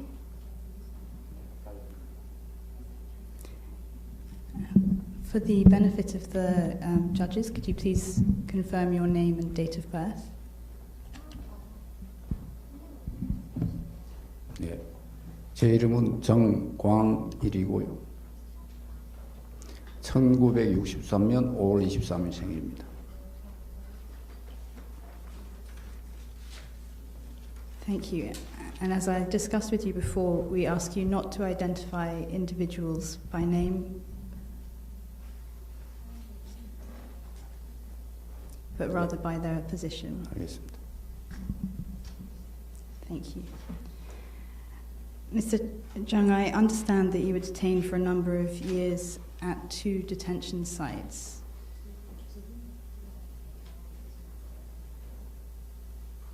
네, 맞습니다. Could I invite you to explain the first detention site? 예, 제가 제일 처음 체포돼서 구금된 곳이 해령시 보육부 지하관방이었습니다.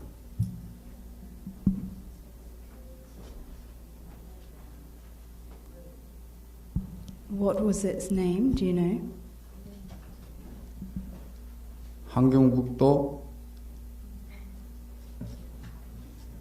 해령시 국가보육부 구로장이었습니다.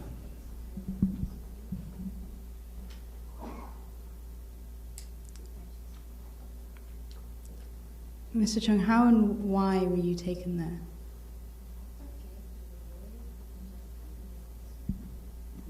저는 1990년도부터 북한 무역회사에서 근무하면서 I have worked for a trading company in North Korea. 무역을 하는 과정에 And in that process, 중국에서 한국 사람들을 접촉했다는 이유로 because some South Koreans were invited to China, 간첩 혐의로 체포되어가지고 I was arrested. 1999년 7월 22일에 감금되었습니다. So I was imprisoned on July 22, 1992. Sorry, to confirm the date, what date were you arrested? 수감된 날짜를 다시 말씀해 주시겠습니까? 1999년 7월 22일이었습니다. July 22nd, 1999. Thank you. 감사합니다. Where were you arrested? 어디서 체포되셨습니까? 저는 저희 친구 집에서 체포됐습니다. I was arrested at a place of my friends. And where roughly was this? I don't want the exact location. But 그 장소가 대략 어느 지역이었습니까? 해령시 망량동. It was 해령 City, 망량동. 13번. 13. 윤희용이 자택이었습니다. It was the house of Yoon Si-young.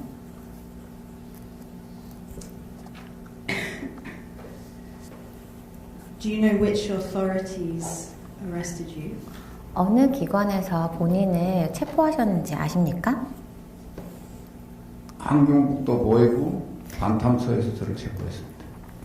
It was one of the Bureau of State Security Ministry of Hamgyeongbuk Province. And what was the nature of the site that you were taken to? 그래서 가시게 된 곳이 어떤 곳이었습니까?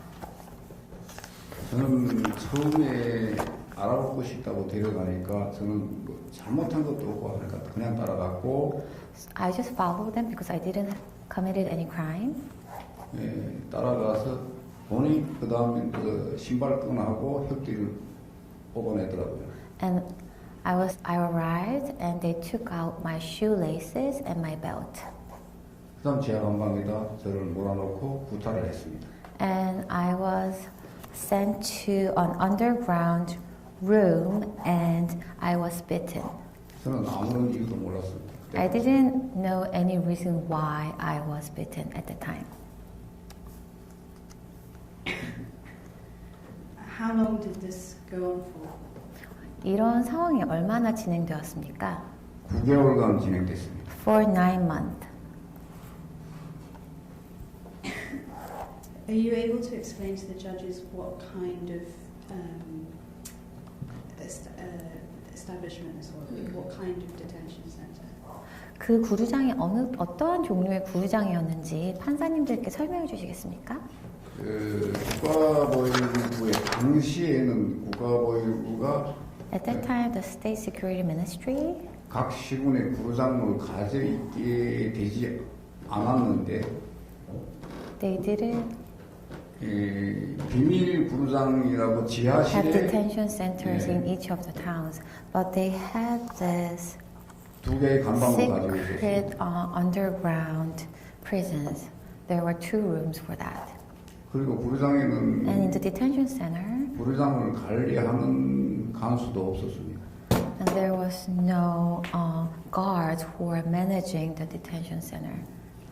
그 구류장에서는 또 At the detention center, 구류장에서 고문을 했고 there were tortures. 그러다 보니까 구류장이 지하다 보니까 한번 소리를 쳐도 Because it was 밖에서 a basement, even if 들리지 I 않았습니다. scream, nobody can hear me. 당시 해령시 보위부 구류장은 At that time, that a detention center in Hrnk City 해령시 보위부 정문 was 지휘관실 바로 밑에 있는 지하실로 들어가게 돼 있어요. was a basement right below the front gate of the State Security Department of Hrnk City. Am I right in understanding that this is the type of site that's described as, and forgive my pronunciation, 구류장? 이게 구류장이라는 거 맞나요? 맞습니다. Yes, correct. Thank you. 감사합니다. Mr. Zhang, I know it may be difficult, but could you describe in a little bit more detail what exactly your experience was during your 9 months in this detention center? 어려우시겠지만 그 구류장에 있었던 9개월 동안에 있었던 그 경험에 대해서 조금 더 상세하게 말씀해 주시겠습니까? 제가 처음에 들어가서 무차별 구타를 당했고요. I was recklessly bitten when I first arrived.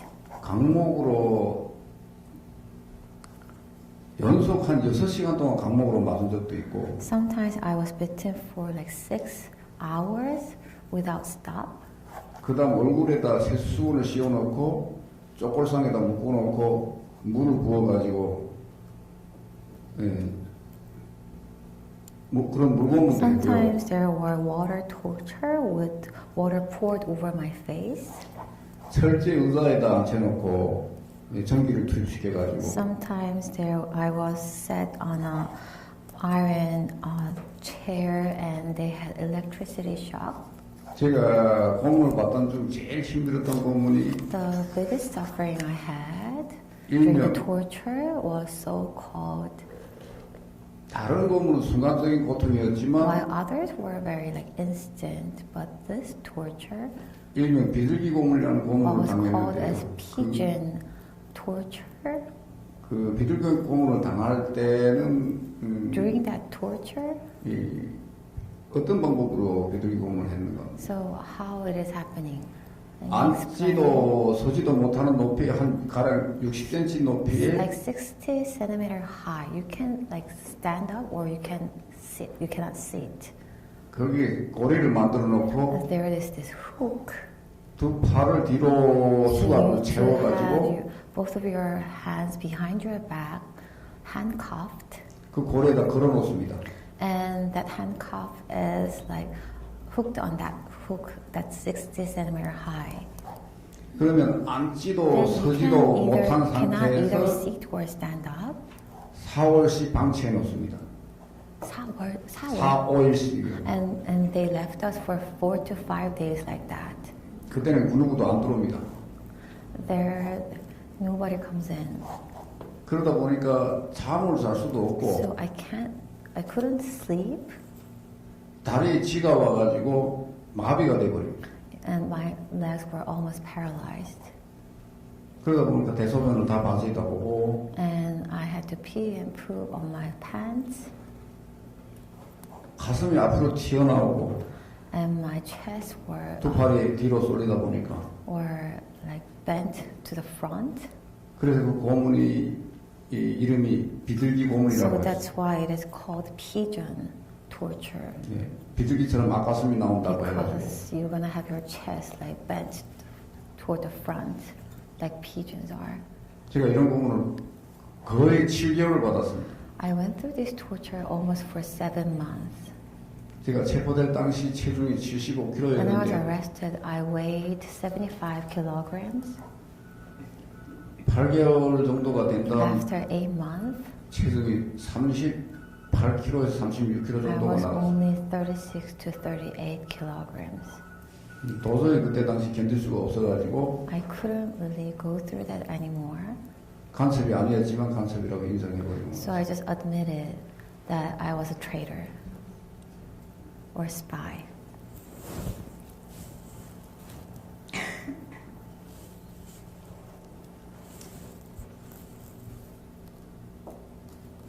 Thank you very much, Mr. Zhang. 감사드립니다. It's really very difficult to recount. 굉장히 다시 생각하기 어려우셨을 텐데요. 말씀해 주셔서 감사합니다. Do I understand correctly from your drastic weight loss that the food conditions were inadequate? 체중이 그렇게 감량되신 것으로 보아서 식량 공급이 굉장히 잘 이루어지지 않은 것 같은데요. 맞습니까? 예, 식량 공급은 자기네 기분에 따라 Food supply 밥을 주고 안 주고 했거든요. really relied on the mood of the guards. 그러니까 비둘기 고문 당할 때는 아예 So when I was 물 한 모금도 안 under 줬습니다. pigeon torture, I didn't get a sip of water. 정말 어떤 때는 너무 배가 Sometimes I 고파가지고 was so hungry. 배불리 먹여주면 솔직히 이야기하겠다고 한 적도 있었어요. Sometimes I told them that if you give me enough food, I will just tell you what you want. 그렇게 먹고 난 다음 또 아니라고 And 도전을 after 하니까 that, I said, "Oh no, I'm not a spy." 다시 고문을 당했어요. And then they resumed the torture again. Were you provided any medical care? 당시에 어떤 의료적 지원이라도 받으신 게 있으신가요? 제가 구속되어 있는 기간 장티푸스에 걸린 적이 있었는데 One time I had 장티푸스 during my detention. 어떤 치료도 받지 못했어요. There was no treatment at all. Forgive me, I didn't understand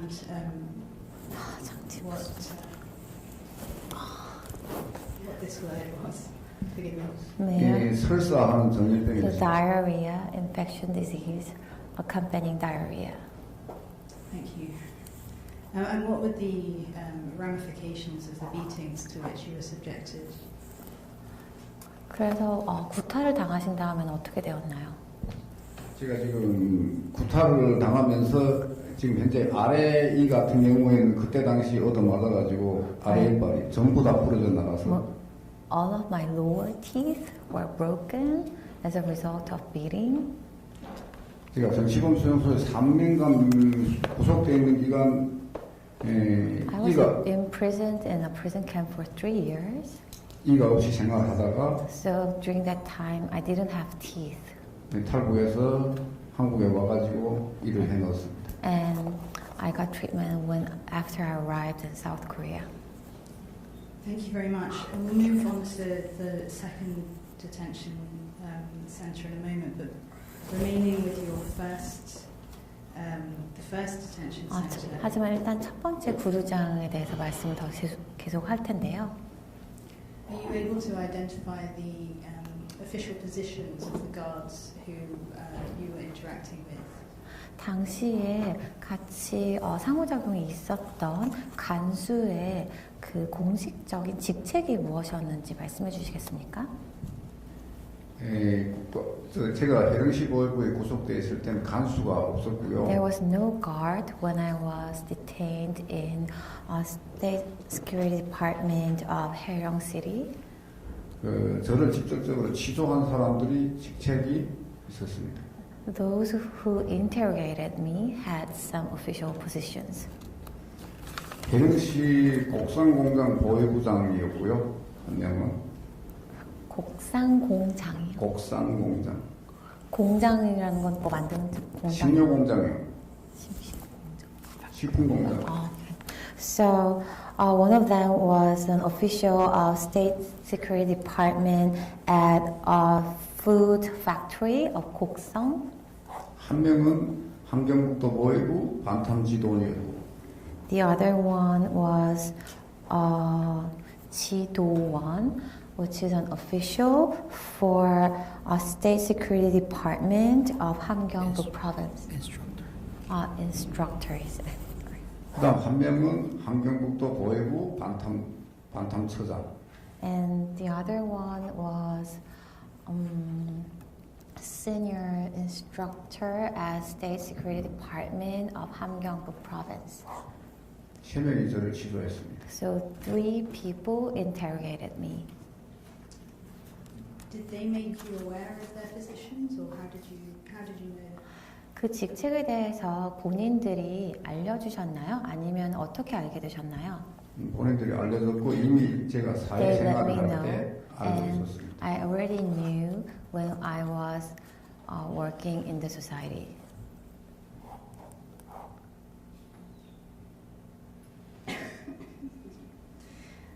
Thank you very much. And 진심으로 감사드립니다.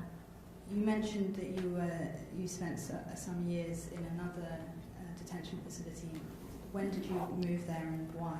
또 다른 구류장에서 몇 년을 지내셨다고 하셨는데요. 그것이 언제였으며 왜였습니까? 저는 다른 구류장이 아니고요. 그 일명 영어로 말하면 프리즌 캠프에 3년간 수감 생활을 했습니다. That was not a detention center. In English, it is called a prison camp. I spent 3 years in a prison camp. 제가 구류장에서 거짓 자백을 해가지고 간첩을 인정받으니까. So I lied that I was a spy at a detention center. 2000년 4월 6일에 저를 어디론가 끌고 왔습니다. So on April 6th of 2000, they transferred me to somewhere else. 제가 끌려가 보니까 그것이 바로 제15호 요독 정치범 수용소였습니다. And then I found that that was the number 15 Yodok prison camp.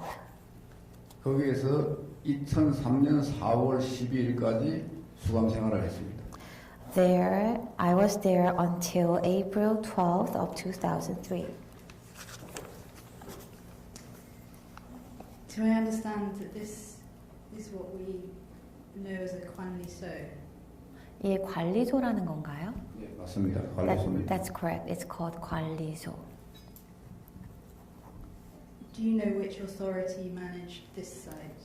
이 기관에 어떤 국가기관에서 관리하는지 아십니까? 예.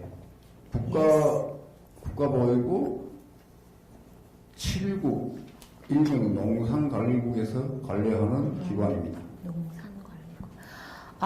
It's managed by a so-called Agriculture Management Bureau of 7th District of State Security Department.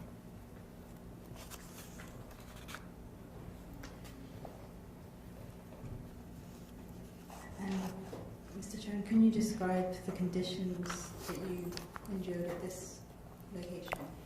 이 지역에서의 상황이나 환경이 어땠는지 설명해 주시겠습니까? 깊은 산속이었고요. 깊은 산속이었고 It was deep in the mountain. 위치는 함경남도 요덕군 구흥리에 위치하고 있습니다. It was located in 구흥리 요덕군 함경남 province. 산악지대였고요. It was mountainous area.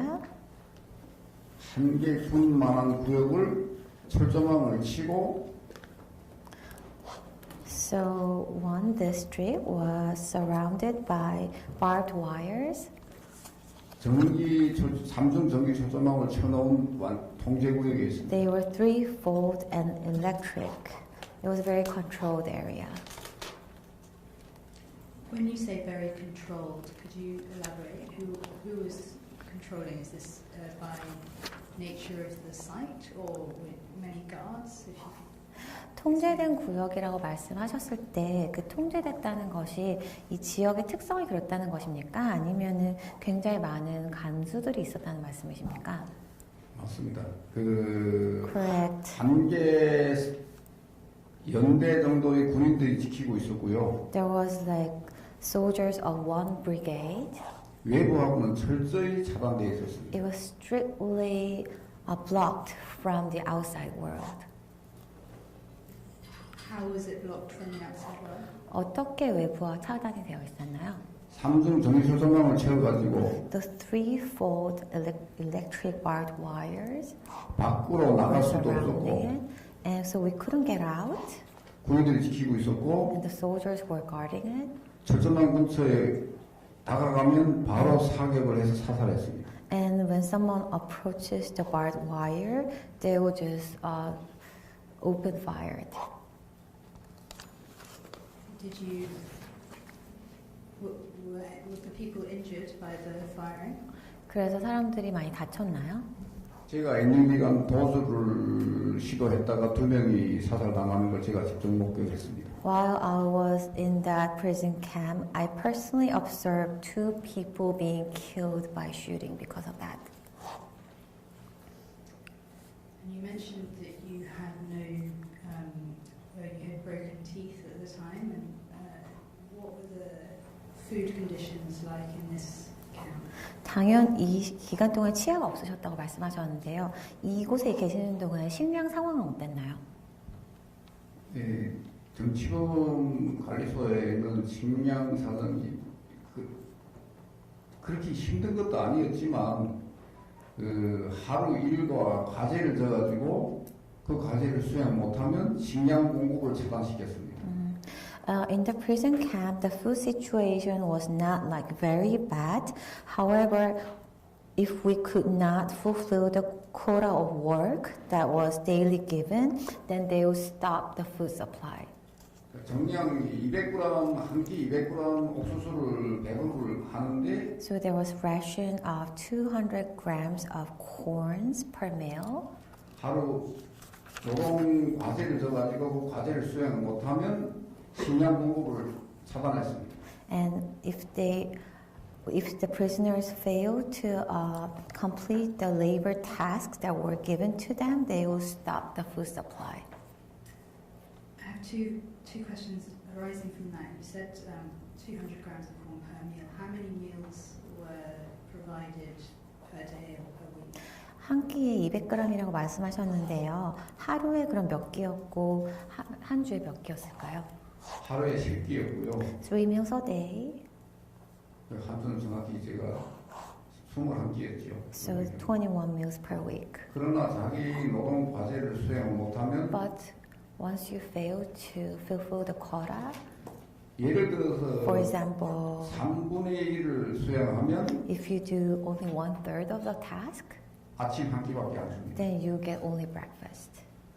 그러다 보니까 수많은 수감자들이 So, as a result, many of the prisoners 영양실조로 죽었습니다. died out of malnutrition. When you describe quotas of labor, what do you mean? 그 노동 할당량이라고 말씀하셨는데요. 그게 무엇인가요?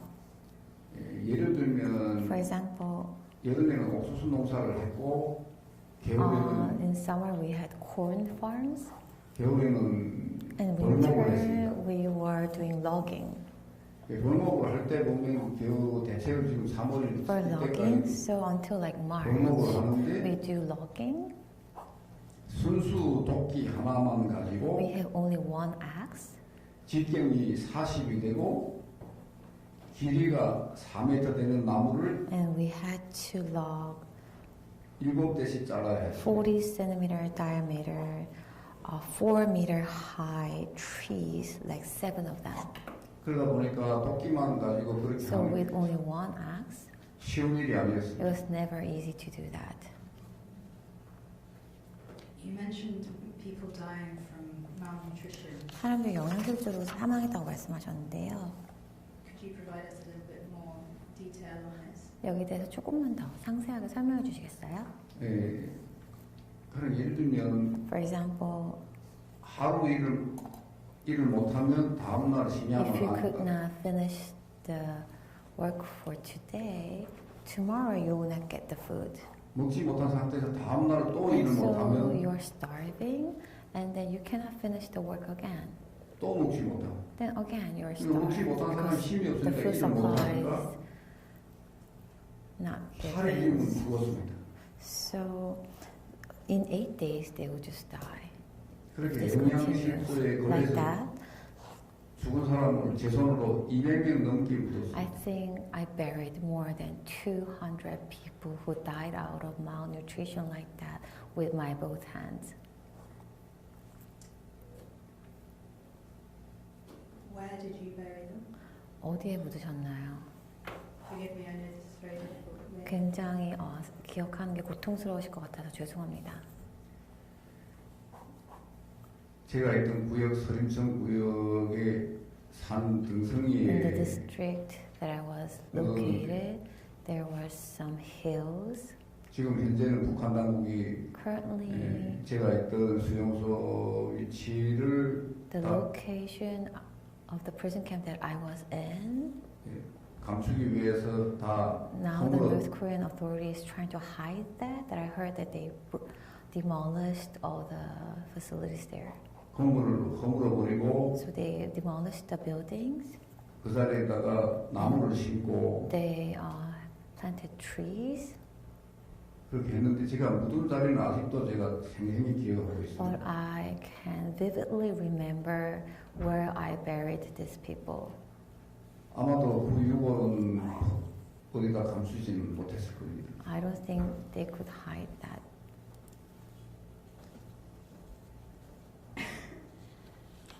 Mr. Zhang, do I understand correctly that you finished your term of 3 years at this prison camp and were then released? Is that correct? 제가 이해하기로는 이 관리소에서 3년간의 형량을 다 복역을 하시고 그다음에 석방되신 걸로 알고 있는데요. 맞습니까? 네, 맞습니다. That's correct. You've mentioned the vivid memories you have. 생생한 기억에 대해서 말씀하셨는데요. Are you willing to share what the legacy of your experiences is today? 그러한 경험들을 하신 결과로 지금 오늘날의 본인에게 미치는 영향이 어떤 게 있는지 말씀해 주시겠습니까? 제가 탈북해서 한국에 와가지고 So I escaped and came to South Korea. 처음에는 그냥 생업에 종사를 At 하고 있습니다. first, I just wanted to live on my own. 그러나 밤이면 But every night, 도저히 잠을 잘 I 수가 couldn't 없어요. sleep 제가 북한에서 겪었던 because there were 정말 그 악몽이 these 사라지지 않았어요. nightmares from North Korea never disappeared. 그리고 비 오는 날이면 비 오는 날대로 생각나고 And when it rains, it makes me remember those days. 눈 오는 날이면 눈 오는 When 날이 it's 생각나고 snowing, there's another memory coming out. 제가 석방돼서 나올 때 So when I 저를 was released, 부러운 눈길로 바라보는 사람들이 there were people who had these eyes envying me so much. 지워지지가 않아가지고 I couldn't forget them. 결심해서 제가 So 2007년도부터 북한에 from 활동을 시작했습니다. 2007, I started to engage in the activities for North Korean human rights 북한의 정치범수소 해체를 위해서 to 지금까지도 해왔지만 앞으로도 solve 계속 the 하고 있습니다. North Korean prison camps. So far, I have made a lot of efforts. Thank you very much, Mr. I should never undertake to 진심으로 catch up on 감사합니다. time. But I want to invite the bench 시간이 to ask any questions. 어떻게 되는지 모르겠지만 질문 있습니다.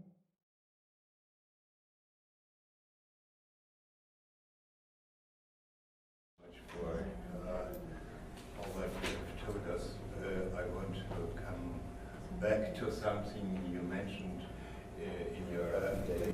진술서에서 말씀하시기를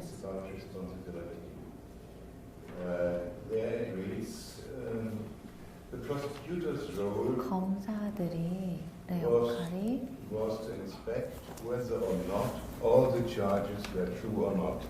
모든 그 죄목들이 실제 진실인지 아닌지를 찾는 게 검사들의 역할인데요.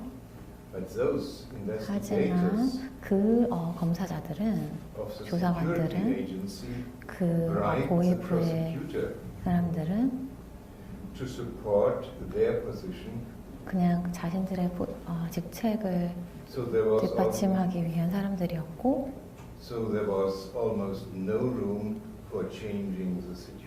그래서 그 상황을 바꿀 수 있는 가능성이 거의 없었다 라고 써 있는데요. 그렇다면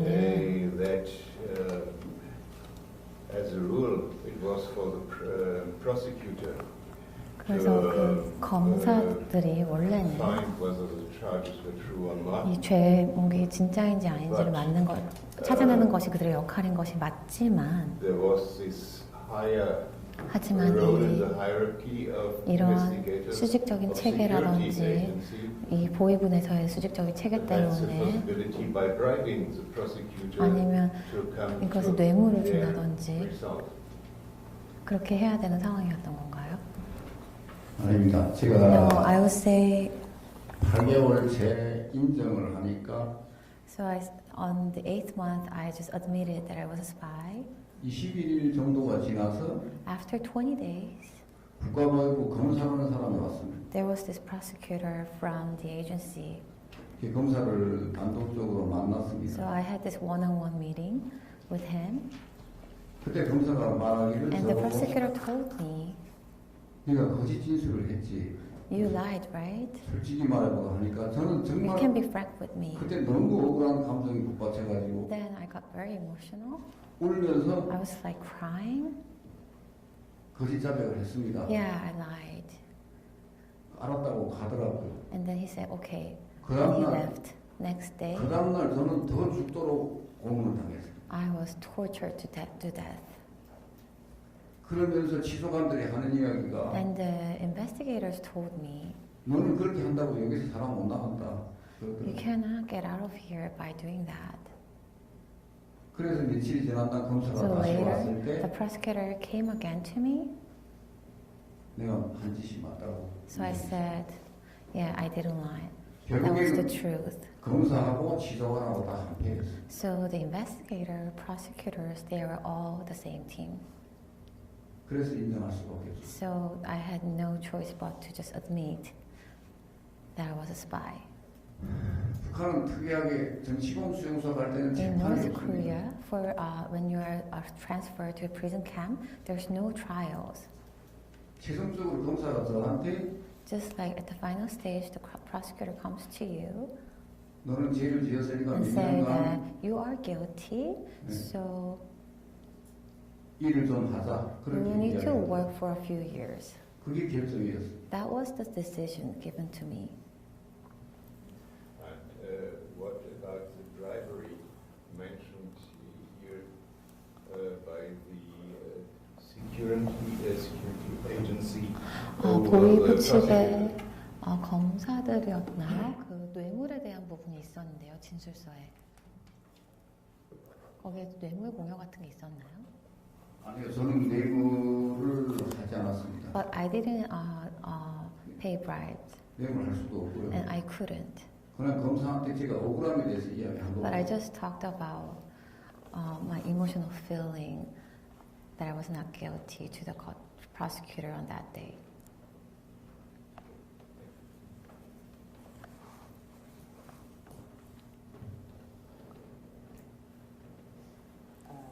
I thank you for your testimony.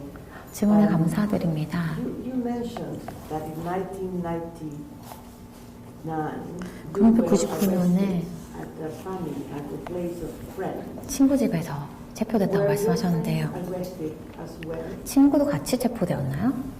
아닙니다. No, 네, 저만 체포됐어요. it was just me.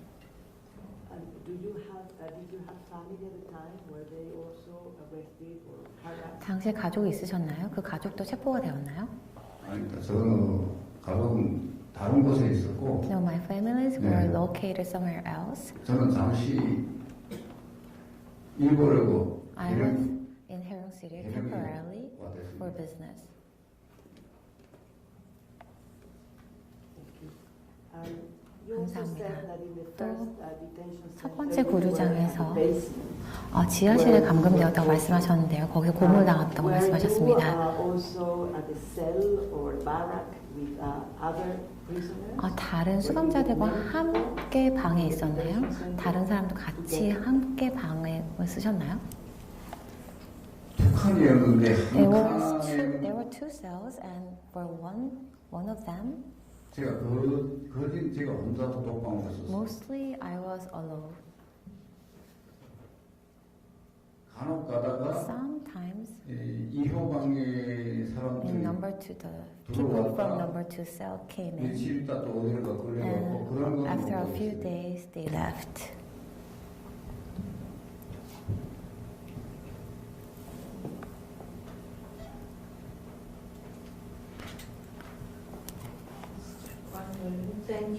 정광일 씨, 증언 진심으로 감사드립니다.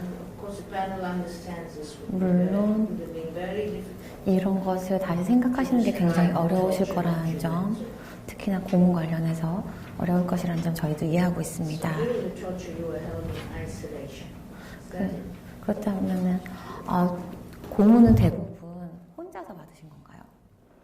예, 저 혼자서. Yes, it was just me.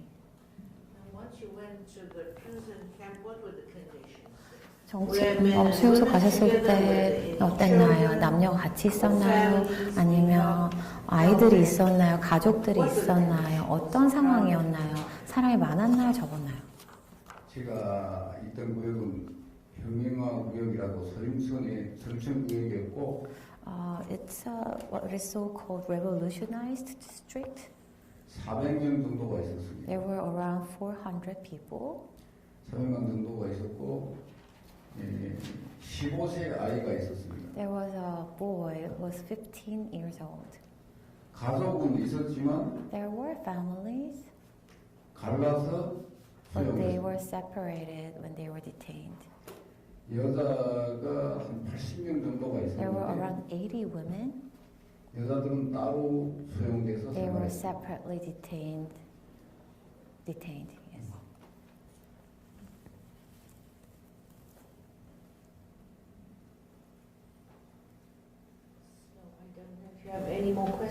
더 질문이 없다면 그 마무리해도 될 것 같습니다. 진심으로 감사드립니다.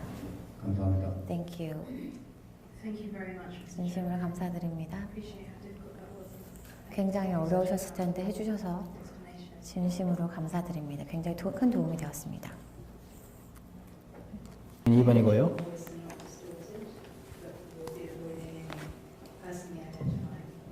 개인적인 그런 신분 관련된 내용은 발설하지 않도록 하겠습니다.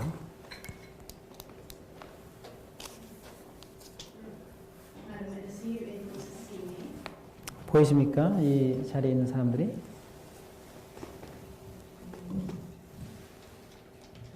보이세요? 여기 있는 사람들 보이십니까?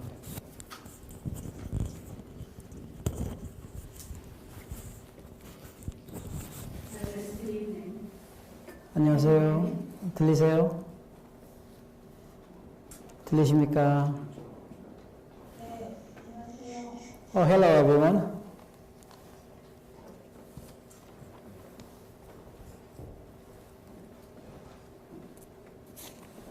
Good evening. 안녕하세요. Madam Witness, you're appearing before us anonymously today, so please take care to provide any identifying personal details. 오늘 말씀하신 내용은 익명으로 말씀하시겠습니다. 그래서 신분에 관해서는 말씀 안 하셔도 좋습니다. And I also remind you not to identify any assailants or perpetrators by name. 가해자가 있다면은 가해자의 이름이나 신분을 이름으로 밝히진 않으셔도 괜찮겠습니다.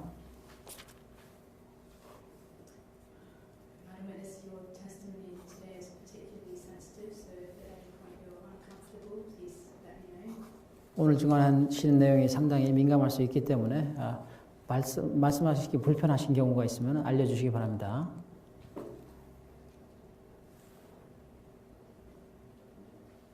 Is that all understood? 예, 하셨습니까? 네. Yes. Thank you very much. 감사합니다. Madam Witness, I understand that you were detained at a number of different facilities. 네, 북한에 계실 때 여러 군데 구금 시설에 구금되었다고 하는 사실, 감금됐다는 사실을 저희들이 알고 있습니다. 맞습니까? 네. Yes. For the purposes of clarity and the ability of the audience and our esteemed judges to understand, it makes sense for us to approach this chronologically. 네, 여기에 여러 관중들이 계시고 또 판사님들께서 함께 계십니다. 말씀하실 때 정확하게 말씀해 주시기 바랍니다. 네. Yes. So, could you explain to us what you were doing when you were first arrested? 처음에 체포되셨을 때 당시에 어떤 상황이었는지 말씀해 주시겠습니까?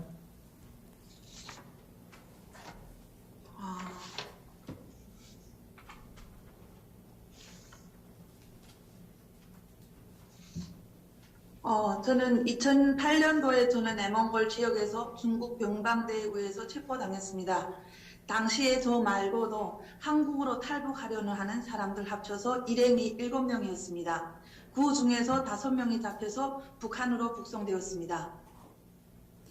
I was in the inner Mongolia when this happened, and I was actually arrested along with other people who were getting ready to escape to South Korea. In fact, at the time there were 7 of us, and then eventually 5 of us were arrested, and we were sent back, repatriated to North Korea. Madam Witness, what happened to the other two with you? 일행 중에 나머지 2명은 어떻게 된 거죠? 일행 중에 한 명은 환자여서 우리 일행하고 떨어져서 먼저 북송되었고요. 한 명은 간첩이었습니다. 우리 중에 한 명은 스파이로 간첩으로 인정이 돼가지고 저희하고 같이 북송되지 않았습니다. One of the other 2 was actually repatriated even before us. So that person was sent back prior to us being sent back altogether. And then the other person actually turned out to be a spy, a mole, and that person obviously did not have to be arrested. And who was it who arrested you? 체포를 한 사람은 누구였습니까? 이름은 밝히지 마시고요. 중국 내몽골 쪽에 있는 병방대였습니다. It was a military that was part of inner Mongolia in China. Which authority? Was that the Chinese authorities or the Mongolian authorities? 중국 쪽이었습니까? 아니면 뭐 몽고 쪽 사람이었습니까? 중국 쪽이었습니다. It was with China. Madam Witness, you mentioned that you were sent back to North Korea. Can you be more specific? Where specifically were you sent? 북송되셨다 그랬는데 좀 더 구체적으로 말씀해 주시겠습니까? 네, 저희는 일행이 7명이서 내몽골 국경 연선을 넘다가 중국 병방대에 체포되었습니다. 체포되어서 저희는 내몽골 이련 쪽에서 도문 병방으로 이송되어서 3개월간 고문을 받다가 북한으로 북송되었습니다. Well, as I've said, there was 7 of us, and then, in fact, we were trying to cross the border through inner Mongolia. That's when the border guards of China had arrested us, and we were sent to a different location within China, and we were tortured for 3 months before we were sent back to North Korea.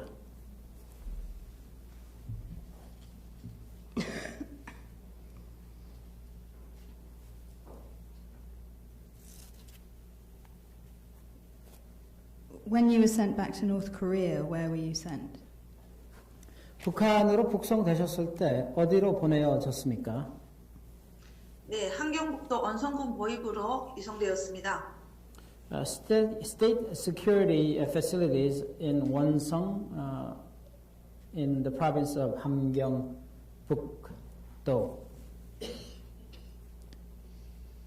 What kind of facility was this? 어떤 시설이었습니까? 가을이었습니다. 어떤 시설이었습니까? 보위부 시설, 구치소였습니다. It was a detention center with the State Security Bureau. And what happened to you while you were there? 거기 가서 어떤 일이 있었습니까? 네, 저희는 일행이 7명이 같이 중국에서 잡혔지만 5명이 북송됨으로 인하여 저희는 이 5명이 말을 맞출 수가 없었습니다. 그래서 일행 중에 5명 중에 1명은 남자였고요. 4명이 여자였습니다. 그러나 우리 일행 중에 4명의 여자는 남자를 밝히지 않으므로 4명이 조사를 받게 되었습니다. Well, we started out as a group of 7 people, and only 5 of us were being sent back. And because there were a numerous number of us, we were not actually able to say the same things to the authority. There were 4 females and 1 male. In the end, just the 4 of us, the 4 females were identified, and the male was not disclosed to the authorities. And as such, I believe just 4 of us were eventually punished. Madam Witness, I neglected to ask you when this was. 죄송합니다만 언제 있었던 일이죠? 2007년 10월에 있었습니다. October 2007.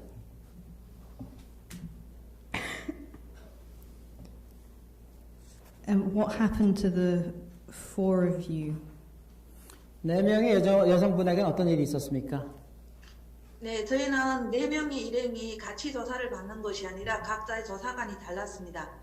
그 중에서 제가 제일 먼저 조사를 받는 과정에 저희 진술은 인정이 되어서 저희 마감이 되었는데 다른 분이 조사해서 강한 고문에 의해서 겁에 질려서 이분이 그냥 같은 일행의 한 끼도라고 이야기를 하는 바람에 저도 다시 조사를 받게 되었습니다.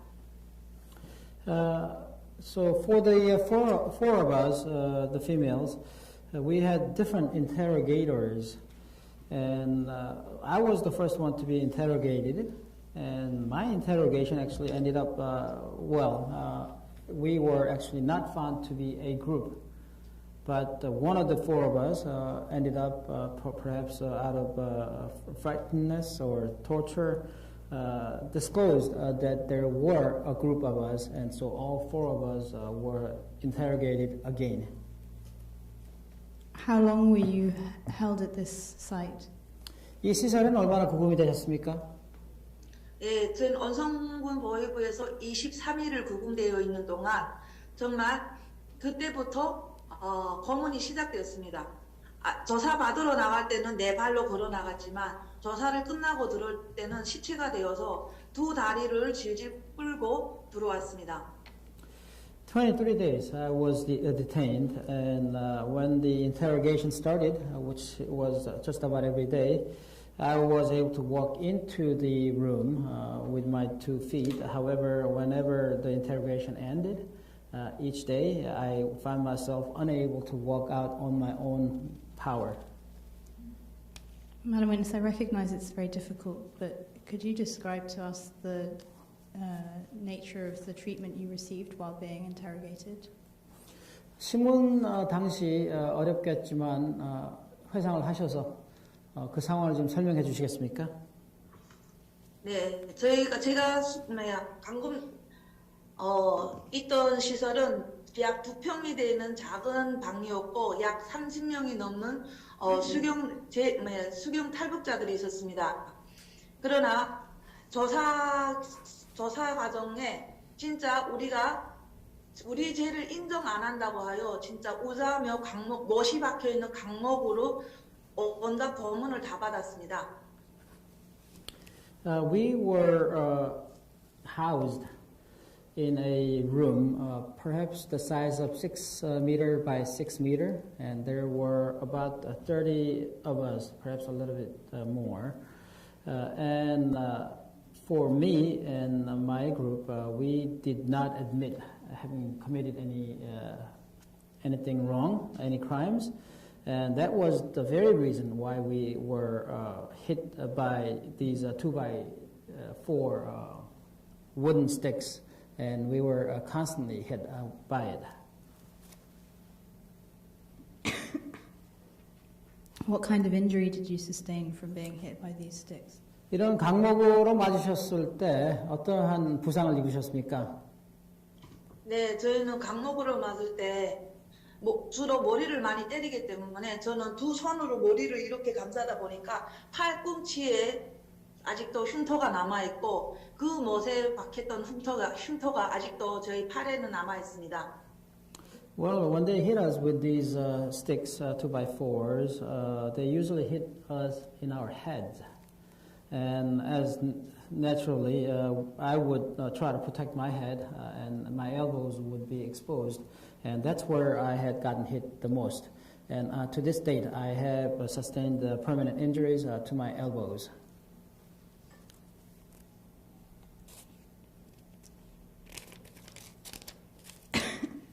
Were you able to observe other injuries sustained by your co-detainees?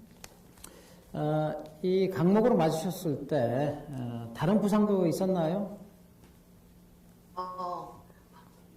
지금 그 강목에 맞았을 때는 이미 지금 현재도 저는 두통으로 많이 힘들게 앓고 있고요. 일단은 이 머리가 그때 당시 머리에서 피가 터져서 나왔으면 괜찮을 건데 피가 뽑아 나오지 못하다 보니까 많은 피 웅어리가 먹히다 보니까 지금 현재 머리 두통으로 많이 힘들어하고 있습니다. Because I was hit on the head so much, to this date I suffer from migraine headaches.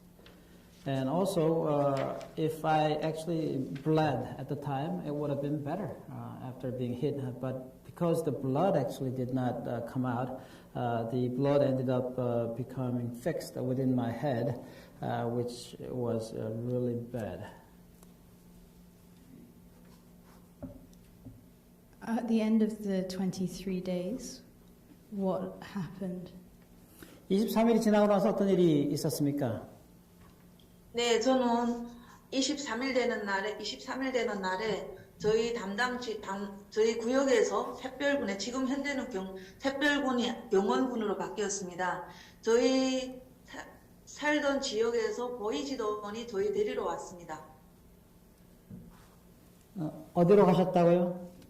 샛별군, 함경북도 샛별군 보이부로 이송되었습니다.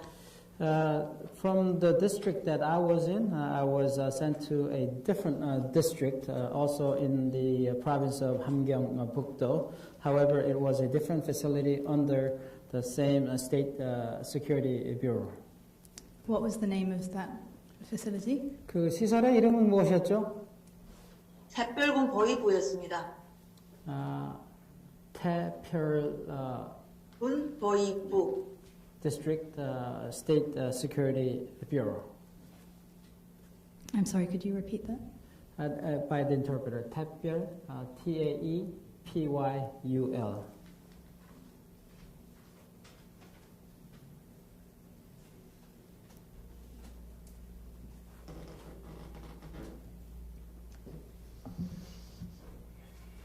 Madam Witness, how long were you held at this facility?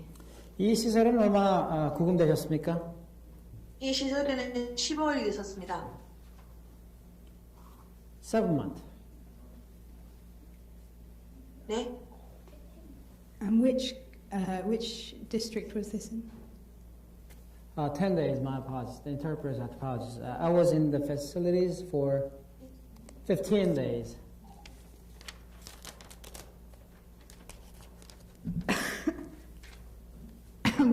What did you experience? 어떤 일이 있으셨습니까? 샛별군 보이부에서는 15일간 한 번의 조사 과정으로 마쳤고 15일 이후에 군 보안소로 저는 이송되었습니다. 15 days, this was one interrogation that had taken place during that time period. After that, I was sent to a secured military facilities. And what was the name of the secure military facility? 그 보안소의 이름이 무엇이었죠? 보안소 구치소에 올라가기 전에 대기소라고 있습니다. 보안소 관할 지역의 대기소에서 3개월간 있었습니다. Actually, I need to be clear. Before I was sent to the secured military facility, I actually was in a temporary holding facility for 3 months. So I understand your chronology. You were arrested in Inner Mongolia, held in Inner Mongolia, moved to Ongsom, where you stayed for 23 days. Then you were taken to a holding facility for 3 months. Is that 그러니까 그 내몽고에 계시다가 옹송으로 3개월 보내졌고 그 다음에 다시 북한으로 들어와서 보위부에서 15일 정도 계시다가 다시 대기소로 보내졌다. 대기소에서 3개월 계셨다. 맞나요? 네. That is correct. And where does Tefui come in? 태평은 어디죠? 함경북도 샛별군입니다. Okay. 지금은 경원군으로 바뀌었습니다. Yes, that's the facility that I was eventually sent to, which would be the secured facility after the holding cell. I believe the name has changed since then. And witness, in your affidavit, I have a reference to somewhere called Saibyol. 샛별이라고 하는 게 맞나요? 샛별? 새별. So, 새별. interpreters, apologies. What has been interpreted as 샛별 is 새별, S-A-E-B-Y-P-Y-U-L. Thank you very much for the clarification. I was in confusion.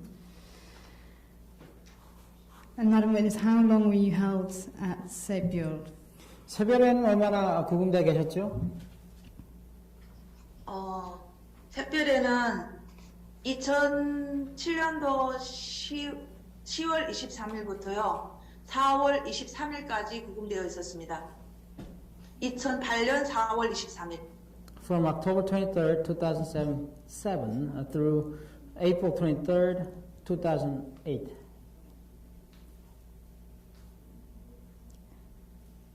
And is it just one facility?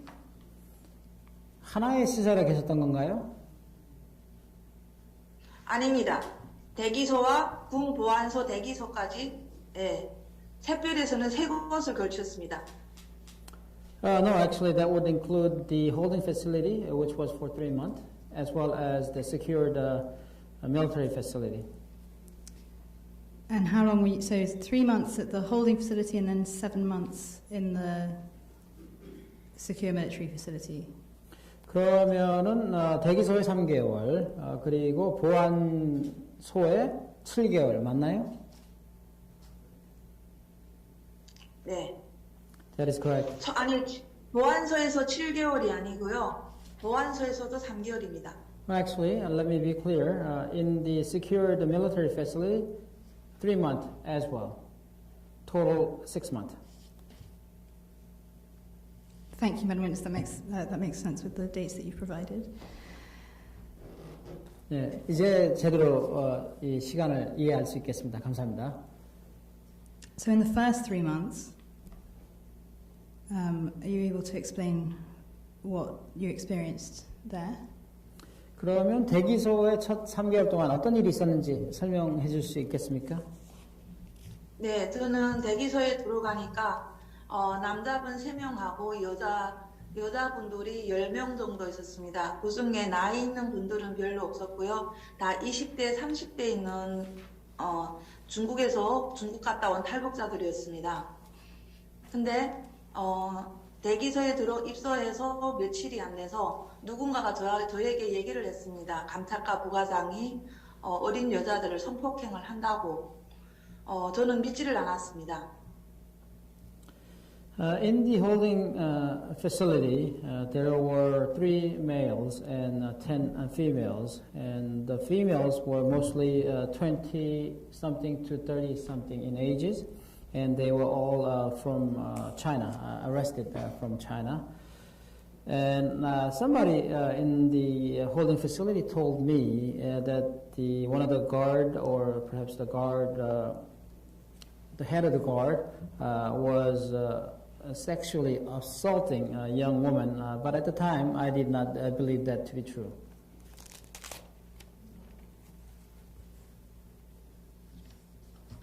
This was in the holding facility? 이게 이제 대기소죠? 네. Correct. When did you change your mind on this? 그런데 이것과 관련돼서 마음이 바뀌었나요? 아니요. 간사장과 관련돼서? 네? 간사장. Madam Witness, sorry, I was being obscure. You said that at the time you didn't believe it. When did you come to believe that? 성폭행을 한다는 이야기를 믿지 않았다 그러셨는데 언제 믿게 되셨죠? 그 일이 저에게 일어났습니다. When this actually happened to me.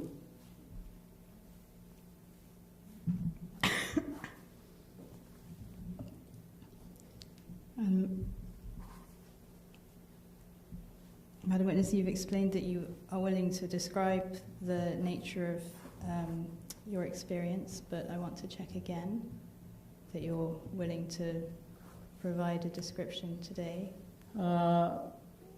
글쎄, 그 설명을 할 수 있을지는 모르겠네요. 어떤 일이 있었는지 그 곳에서. 네. 저희는 매일 아침마다 일하러 나갑니다. 일하러 나가면 한 명은 떨어져서 점심시간에 점심밥을 해야 되는데 그날에 제가 점심밥을 하라고 감찰과 부과장이 저를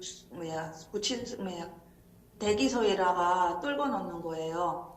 그래서 저는 그냥 밥 하라 식모인 줄 알고 저는 나무 패고 있는데 다시 부과장이 들어와서 자기 방으로 들어오라는 거예요. 그때 당시 보안원이 쓰는 방과 남자 방 하나, 여자 방 하나, 세면실 하나 이렇게 4칸밖에 방이 자그마한 방이 4방이밖에 없었어요. 그래서 저는 부과장이 들어오라고 하니까 저희는 죄인이다 보니까 응할 수밖에 없었습니다. Well, every day the women were required to go out to work, provide labor, and then one of us would come back to the facilities to prepare a lunch. And on this particular day, I was to prepare a lunch. And when I came back to prepare the meal, one of the deputy prison guards, actually a deputy head of the facilities, came to me and asked me to come to his room. There were actually 4 rooms only in this facility, one for females, one for males, one for the deputy guard head, deputy head of the guard, and another one for the head of the guard. And when he asked me to come in, I actually was powerless to resist, and I walked in when he asked me to do so.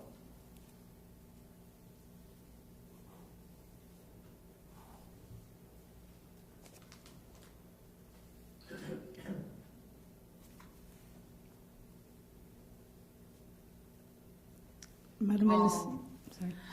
그래서 저는 들어가니까 교화소 가기 싫으면 자기 시키는 대로 하라고 하는 거예요. 그래서 저희는 뭘 하라고 하는지 영문이 몰라서 이렇게 옆에 서 있다가 본인이 옷을 벗고 제 옷을 벗기는 거예요. 그때 놀라서 저는 도망치려고 나오려고 했는데 남자 힘을 이길 수가 없었습니다.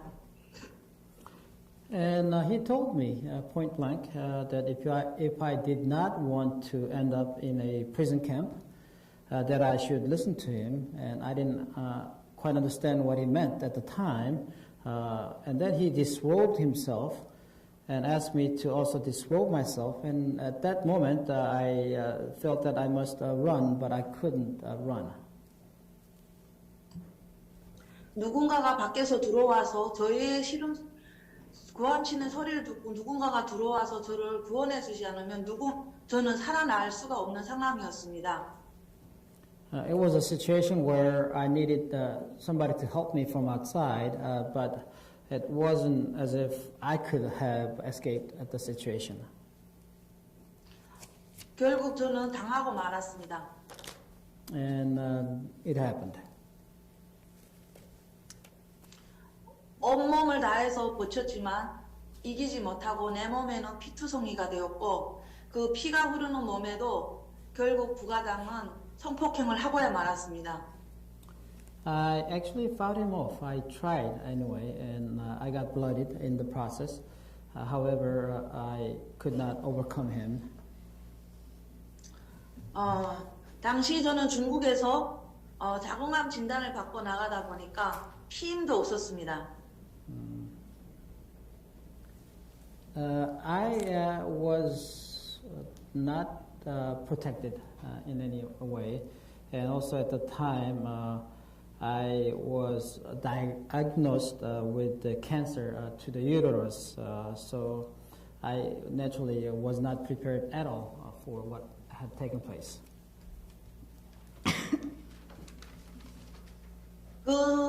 그때 당한 성폭행으로 인해서 저는 임신되었습니다.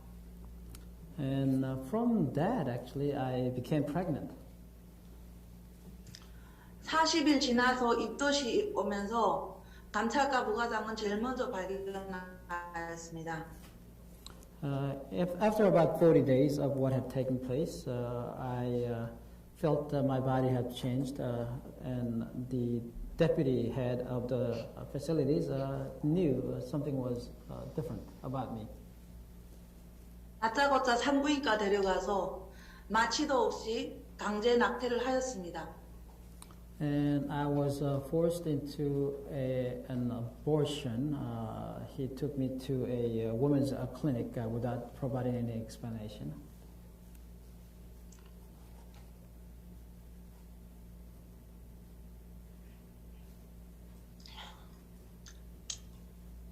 Did you receive any medical care? 그 후로 의료 도움은 받으셨어요? 도움이 없습니다. 의료 도움? 없습니다. No, none. How did you recover from this procedure? 그러면은 낙태 후에, 시술 후에 제대로 회복은 하셨나요? 회복할 시간도 없이 바로 구치소로 이송하였습니다. No, immediately after the procedure, I was taken back to the facilities.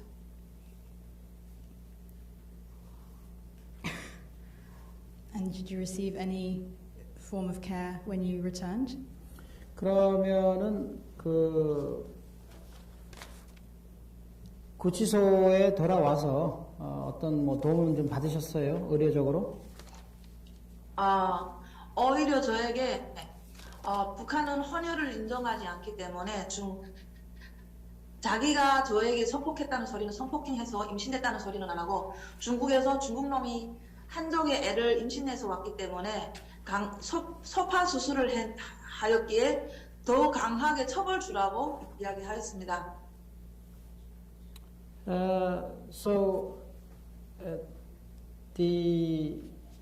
Such events, when it happens, nobody would admit to any wrongdoing. What the deputy head of the facilities had done was to accuse me of having brought a Chinese man's child or bearing Chinese male's seed and coming to the facilities, and he was definitely discriminating against me more than before. Did you receive any treatment for your cancer of the uterus? 자궁암의 치료는 받으셨어요? 아니요, 못 받았습니다. No, not at all. And how long did you remain in this facility following these events? 대기소에서는 그러면 총 얼마 계셨던 건가요? 네. 대기소에는 총 얼마 계셨던 걸까요? 대기소에서는 11월부터 1월까지요. From November through January, I was there. Madam Witness, in your affidavit, it explains that you were punished for this, for bearing a Chinese man's seed. What punishment did you receive? 그러면 이제 중국 남자의 애를 임신했다. 그래서 처벌을 받으셨다 그랬는데 어떠한 처벌을 받으신 건가요? 네, 저는 구치소에 올라간 날부터 5cm 철창하고 문턱 사이가 5cm밖에 안 되는데 매일같이 저는 무릎으로 팔은 뒷짐을 지고 무릎은 그 5cm 되는 그 너비의 문턱 위에 올려놓고 하루 종일 하루에 8시간 이상 처벌을 줬습니다. In holding facilities, there were cells, and in these cells there were spaces in between, which was approximately, each bar was spaced out about 5 centimeters apart, and in these, between the bars, I would have to put out my knees and sit on my knees for about 8 hours per day.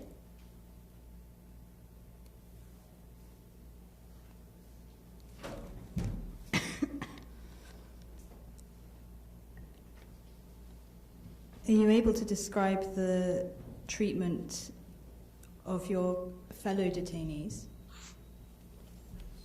그 다른 사람들은 어떻게 그곳에서 대우를 받았는지 또는 처벌을 받았는지 설명 가능하십니까? 제가 당시 올라갔을 때는 임신 7개월 된 여성분이 한 분이 계셨습니다. 그분도 중국에서 조선족 남편의 아임에도 불구하고 결국은 강제 낙태 수술로 인해서 아기를 죽은 애를 낳았고요. 그리고 누구나 없이 결국은 구치소에서 조금만 말을 안 들어도 결국은 강한 처벌을 받고 있습니다. 저 같은 처벌은 아니고요. 부를 때는 새갈부리가 있습니다. 그 새갈부리로 손바닥을 이렇게 편 상태에서 손등을 치면 뼈가 끊어지기 때문에 손바닥을 편 상태에서 그 새갈부리로 이렇게 내리치는 거예요. 그러니까 사람이 아프다고 손바닥을 굽히기 때문에 뼈가 끊어지지 않는다고 자기네는 인권을 존중하기 때문에 너희에게 뼈 하나 다치지는 않는다 하면서 인권 유린을 너무 강하게 했습니다. There was another female who at the time was pregnant into 7 months, and the child was by a Korean person living in China. So this was a Korean Chinese and the child of such men. However, she was forced into an abortion as well. And because of the maturation of the fetus came out, and the fetus was dead when that happened.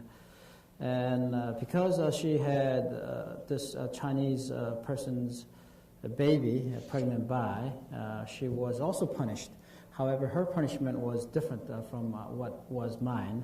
There was a metal stick that was heated, And with the metal stick, they actually did not hit the fist of the hand. They would hit the upper palm of the hand. And this way, they said that they respected our human rights and wanted to make sure no bones were hurt.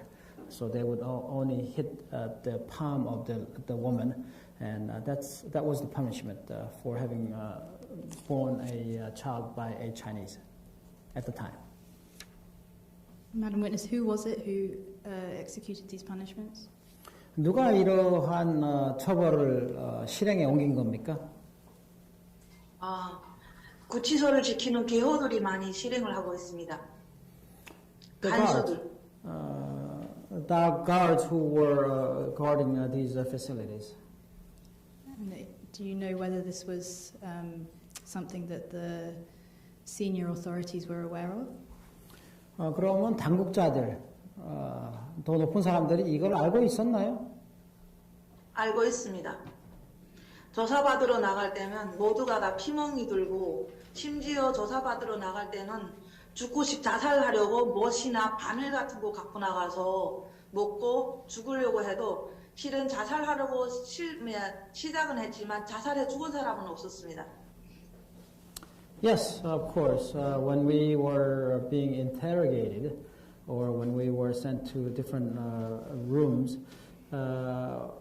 they could see that we were bruised, that we had permanent injuries on our bodies. I don't see how they cannot see what had taken place. And some of us actually went in there with maybe nails or needles, if we could find them, to commit a suicide before them. But I have actually not heard of anybody being successful in killing themselves either. Can you get clarification from the witness that the evidence is that she had been sexually violated and impregnated by the Korean deputy security guard, but that what she was charged and punished for was the allegation that she had got pregnant by a Chinese person. So, has it come out clearly? Madam Witness, I can see that this is difficult, but forgive me, I need to clarify. Is it your evidence that you became pregnant as a consequence of the assault by the Korean guard? 확인하고 싶어서 여쭤보는데 죄송합니다. 그 임신을 하게 된 것이 성폭행을 당해서 부간수장에 의해서 성폭행을 당해서가 맞습니까? 네, 맞습니다. That is correct. But you were then charged with the allegation that you had been impregnated previously while in China. 하지만 나중에 혐의는 중국에 계시는 동안 그때 임신을 했다. 맞습니까? 네. Yes. Thank you very much. Madam Witness, we're under quite strict time constraints, and I don't want to lose the evidence that you're so eloquently providing, but can you explain what happened when you were taken, when you left this facility? Where were you taken? 네. 시간이 많지 않아서 여쭤보는데 대기소에서 나와서 어디로 갔던 거죠? 취소로 올라갔습니다. 교화소로 가기 전에 재판 받으려면 조사를 받아야 됩니다. 그래서 대기소에서 구치소로 바로 이송을 합니다. Yeah, so from the holding facility, you would get sent to the detention center. That's the place I went to after the holding facility. Was this Jonggo-ri? 이게 종구리라고 하는 곳인가요? 네.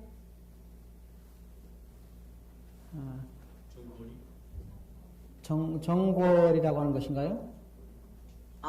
정거리 2008년 4월 23일에 정거리 교화소로 갔습니다. Yes, I was sent to Jeonggori in the April of 2008. And how long did you spend at this facility? 전고리에는 얼마나 계셨어요? 3년 있었습니다. 3 years. And was this a labor camp? 노동 교화소였나요? 네. That's correct. Could you very, very briefly set out the labor conditions under which you worked and the food conditions that were provided? 노동 교화소에서 식량은 어떻게 주어졌나요? 네, 하루에 3끼를 주었습니다. 그러나 사람이 먹을 수 없는 나달 썩은 옥수수와 그러니까 쥐똥이 가득 섞인 그런 거로 씻지도 않고 그거를 삶아서 컵처럼 단지밥을 해서 주었습니다. 3 meals a day, but meals consisted of rotten maize, food that had rodent feces, which were not washed at all, and they were given to us in a cup.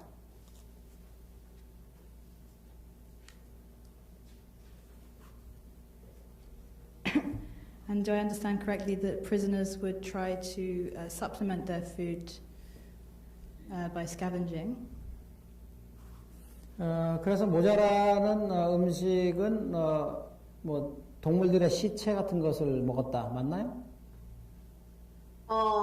시체를 먹었다는 것보다 화장실에 뛰어다니는 쥐를 보는 것마다 쥐가 보이면 쥐를 잡아먹고요. 일하러 나가서 뱀을 보면 뱀을 잡아먹고 개구리 보이면 개구리를 잡아먹고 이렇게 살았습니다. I don't know about the scavenging, but what we did was we ate the rats in the restrooms or the areas where we used to excrement, and also when we went out to the field, we had snakes and frogs wherever we could find them, and then we would eat them. And were there any consequences if you were caught doing this? And if so, what were they?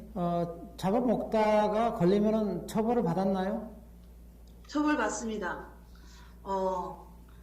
일단은 총을 메고 있는 그 처병의 눈 시야에서 벗어나면 일단은 그 처병에게 일단 맞고요. 그리고 들어와서 독감방에 들어갑니다.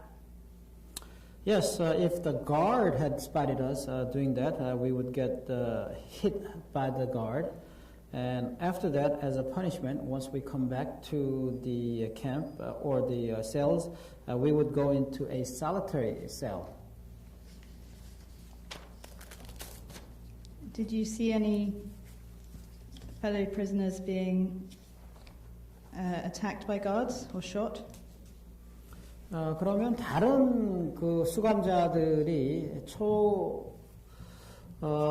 간수에게 맞거나 아니면 총을 맞는 것을 보셨습니까? 네, 저희는 남자 수용소하고 같이 붙어 있음으로 인해서 남자 도주병을 보게 되었습니다. 그래서 결국은 이렇게 다시 돌아왔지만 살지는 못했어요.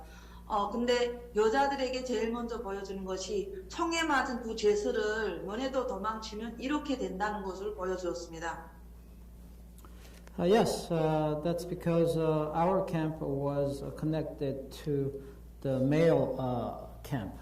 And males did try to escape, and sometimes they would get shot by the guards, and maybe they don't die on the spot. Nevertheless, by the time they came back to the camp, they would be dead, and the dead body would be shown to the females as an example.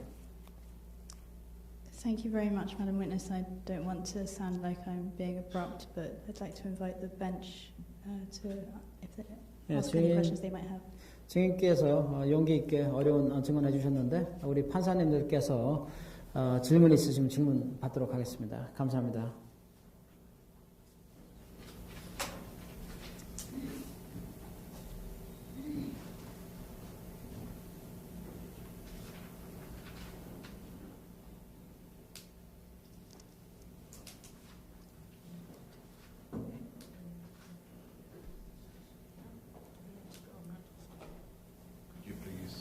Continue with the final part of the affidavit.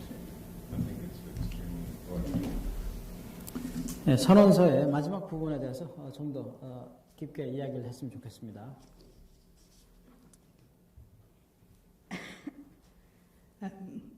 Sorry, Judge, do you mean the section that's under section... Page 5 Section 6? Section 6? I'm on page 5, sorry. Yeah, when you are speaking about murder. Madam Witness, in your affidavit you've explained what happened to the bodies of people who were who had died. 선언서를 보면요, 주인께서 하신 죽은 사람들의 시체에 대한 이야기가 있습니다. 예. Yes. Well, first of all, can I ask what happened to the guards who killed, injured people or killed people? 그러면은 사살을 하거나 아니면은 부상을 입힌 간수들에게는 어떤 일이 벌어집니까? 그 부분에 대해서는 저희 죄수들은 잘 알 수 없습니다. The prisoners actually would not really know what happens to the guards. Do you believe that they suffered any punishment for this behavior? 하지만 그들이 처벌을 받았다라고 믿으십니까? 일단은 도주자를 잡은 간수들에 대해서는 별 급수가 하나가 더 올라가면 순국되는 것을 봤습니다. 처벌은 안 받습니다. 순국됩니다. I have seen a guard be promoted for having shot an escapee. However, I don't know what other treatments there would be towards these guards. Thank you. And returning to what happened to the bodies, could you describe what you saw? 시체는 어떻습니까? 무엇을 보셨습니까? 저희 죽은 시체는 불망산이라고 따로 있습니다. 죽은 시체를 사람이 인력으로 끌고 올라가서 나무불로 태워서 시체를 불을 태웁니다. They would get cremated, and the fires would be started by wood that's available, and the dead bodies would be dragged onto the top of wood. How frequently did this occur? 얼마나 자주 그런 일이 있었죠? 제가 제일 처음에 들어갔을 때는 매주 월요일이 불망산에 시체 태우는 날이었습니다. 그러나 사람들이 많이 죽어나가면서 한 주에 2번씩 월요일과 금요일이 사람 죽은 시체를 태우는 날로 정해졌습니다. Initially, when I was put into the camp, every Monday these bodies would be burned.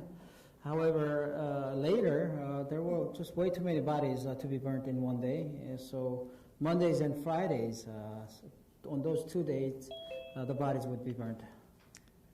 Madam Witness, are you able to give us an indication of how many bodies were burnt at any one time?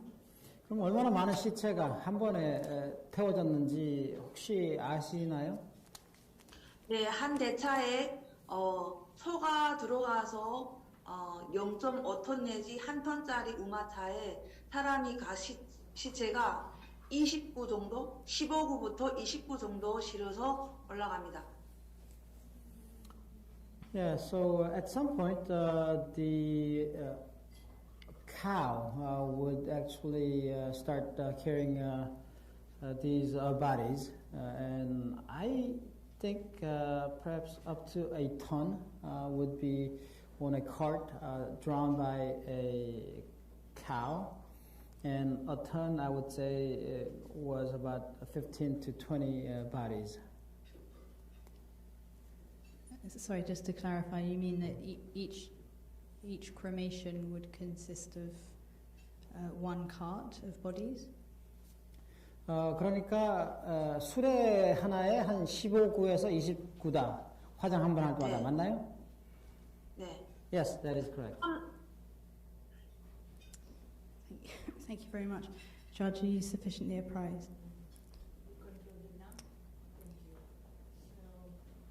Three judges would like to say to the witness that we appreciate her courage in sharing this testimony with us, and we want to thank her very much and wish her well. 증인께서는 오늘 귀한 증언 용감하게 해주셨습니다. 저희 판사 세 분께서는 증인의 이러한 증언을 매우 감사하게 생각합니다. 감사합니다. Thank you. Madam Witness, thank you very much for answering my questions with such clarity and bravery, and good evening. 네, 좋은 밤 되시기 바라고요. 시간 내주셔서 감사합니다. 감사합니다. Thank you.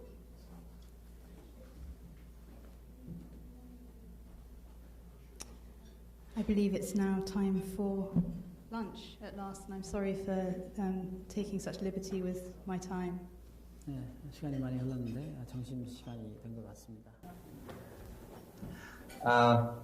Thank you very much for the invitation to participate virtually with you today. It's been an extremely interesting session. I want to commend everyone that's been involved, the Committee for Human Rights in North Korea, as well as the International Bar Association. Carrying out this activity has been a very useful thing to do to keep up the effort to call attention to North Korea's problems, the abuse of human rights and the difficulties and problems that we face there. I am impressed with the distinguished panel of jurists who are devoting time and effort and energy to this effort today, the legal team, the attorneys, and their commitments.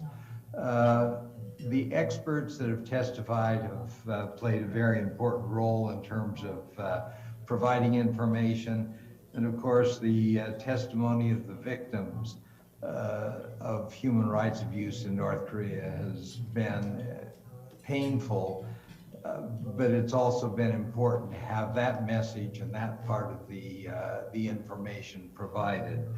The one thing that I want to mention today is a quotation from Martin Luther King, who said, "The arc of history bends toward justice."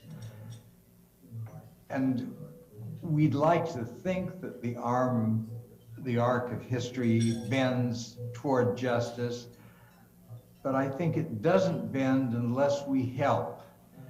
We need to add our voices. We need to be there and provide the information so that when people look at these issues, they have the information to make the decisions. And I think that's the important thing that this activity today has been so important in terms of doing. It is very difficult at times when we see what's going on in Ukraine today, when we see the vote at the United Nations to criticize, to condemn the Russians for their activity in Ukraine. There were in addition to Russia, there were 4 other countries that voted no on the resolution critical of Russia's activities. And of course, North Korea was one of those 4. It was in company with North Korea, Belarus, Syria, Eritrea, joined Russia in voting no. That is not a particularly helpful indication of the relationship between North Korea and Russia and the other countries who are human rights abusers. And I think the important thing with what you've done today is to continue putting the evidence and the information forward so that people understand what's going on, so that people know what's happening in terms of human rights abuse, gross human rights abuse in North Korea. We need to help history bend towards justice.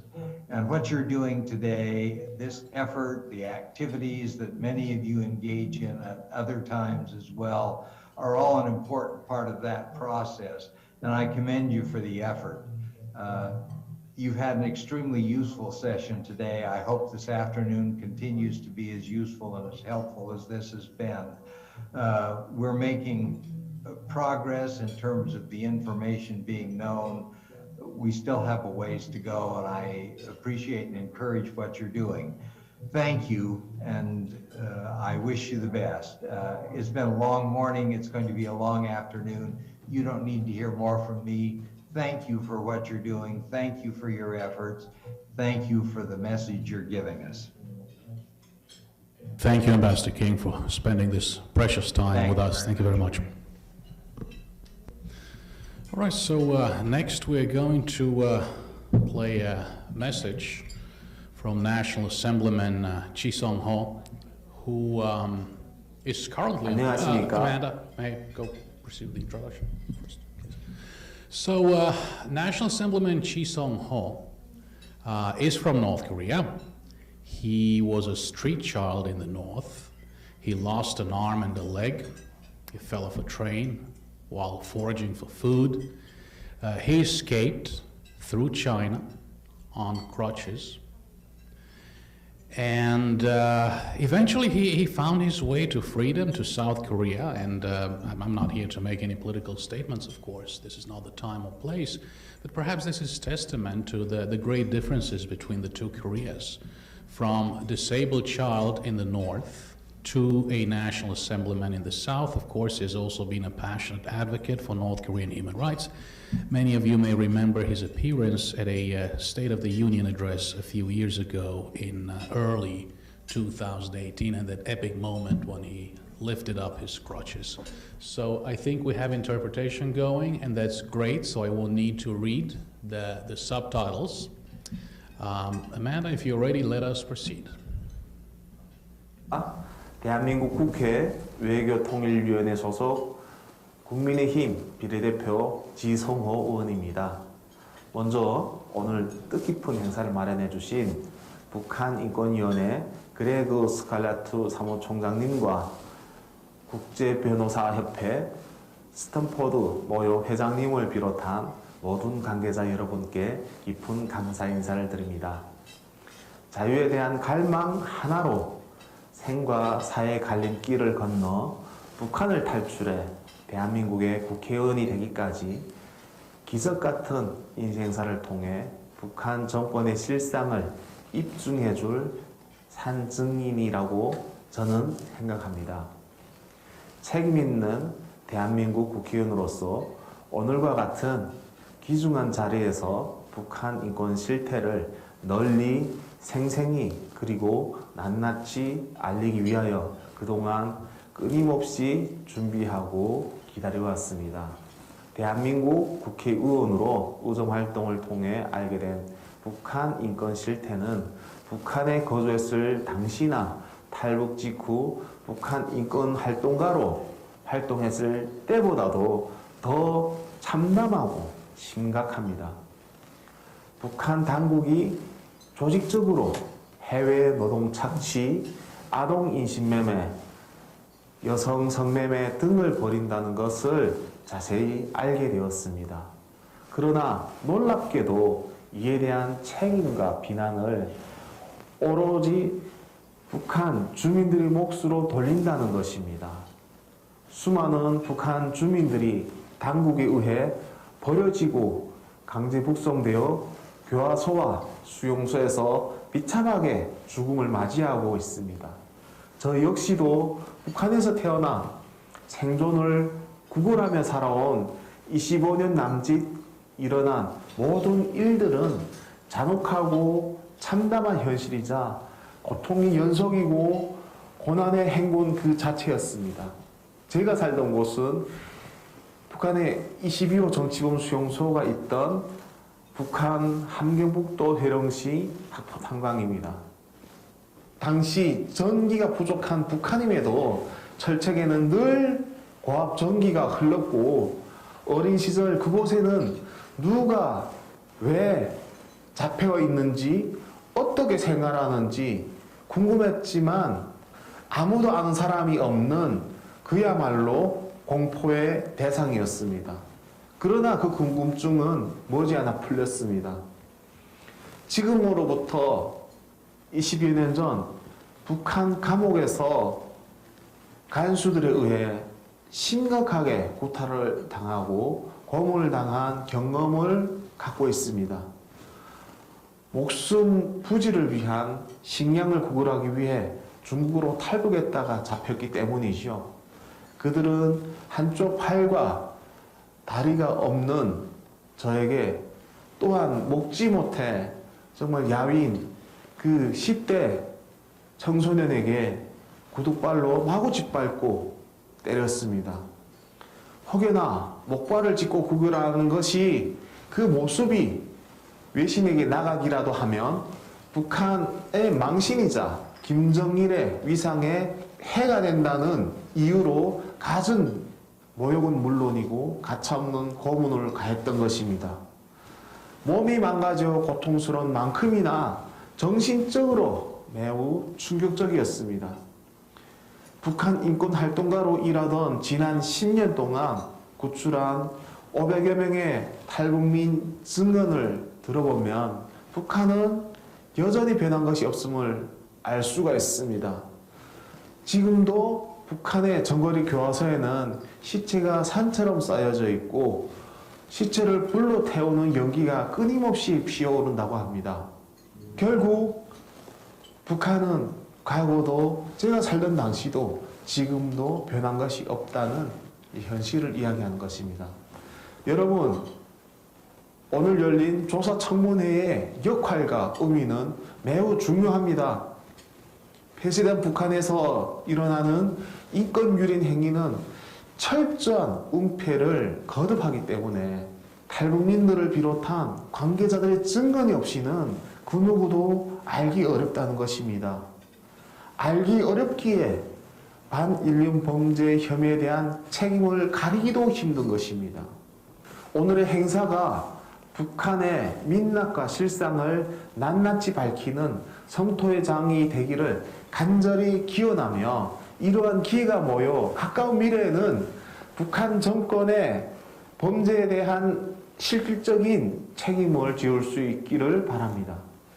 앞으로도 계속해서 북한 주민의 인권 개선을 위한 모두의 관심과 행동을 부탁드리며 저 역시도 맡은 자리에서 있는 힘껏 볼 것을 약속드립니다. 함께 하겠습니다. 그리고 북한 주민들의 자유와 해방을 만들겠습니다. 감사합니다.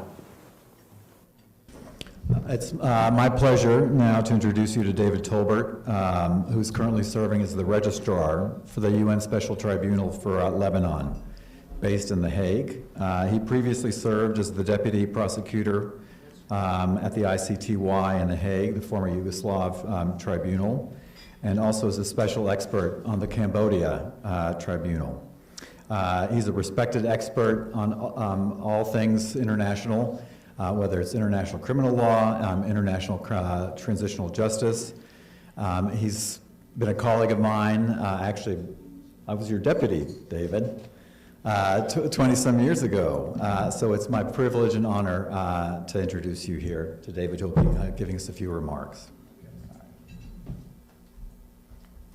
Thanks a lot, and I'll try to be brief because we're a little bit behind on time. Michael was my deputy. Had to do a lot of disciplining, but he kind of turned around somehow or another. now he's a leader of the with a great authority. Greg Kehoe, I've only known for, 20 years, something, Greg? I 25. Greg had hair when I met him, believe it or not.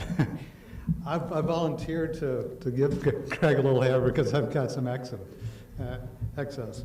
I did want to just say a few things. One of the things that I think is really remarkable about this hearing is the judges. I had a little bit of a hand in recruiting the judges, but each one of them are from a country that went through a transition itself. You think about that. South Africa, the South African Truth and Reconciliation Commission, Argentina, lots of trials that dealt with massive abuses, and also a Truth Commission.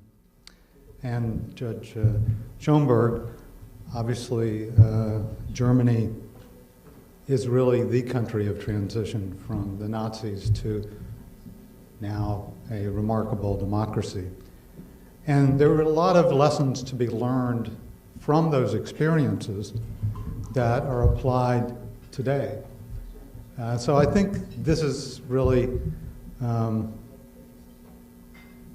incredible for us to have this kind of caliber of judges coming from countries that have experienced terrible crimes, awful crimes. Those countries have been replaced, in a sense, by North Korea, which is hell on earth, I think, as you've seen in these descriptions.